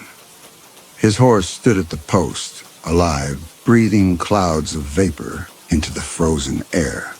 He could mount, could ride, could attempt Fort Benton again, knowing now that Fort Benton didn't exist, not for him, but anymore. Or he could walk back inside, could sit at that table, could pick up the pen again. Next winter he would return. He understood that now. The valley would bring him back, or his guilt would, or there was no difference between those things. He would arrive believing himself an inspector sent to verify a claim, would discover the impossibilities, would remember who he was, would face this same choice, sign or refuse, leave or stay. The choice was the punishment. He looked back at the cabin, lamplight in the windows, smoke from the chimney. The couple inside, waiting with patience that had no end. He could leave now, walk away knowing he would return. Or he could go back inside and wait for winter to erase him again, so the cycle could begin fresh, so he could forget and believe himself righteous and discover his crime anew. Both were the same. Both were eternal. Leland Harmon stood in the clearing between the cabin and the tree line, the deed unsigned behind him, the valley vast and silent before him. And he understood that the choice he made now he had made before and would make again, that there was no escape in signing, and no escape in refusing, and no escape in staying, and no escape in leaving, only the endless repetition of a man confronting what he had done and discovering he could neither accept it, nor deny it, nor make restitution for it, nor be absolved of it. He walked back to the cabin. The door closed behind him with a sound like finality, though nothing was final here. The couple sat at the table. The deed lay where he had left it, the pen beside it. Outside, the winter deepened. Inside, the lamp burned on.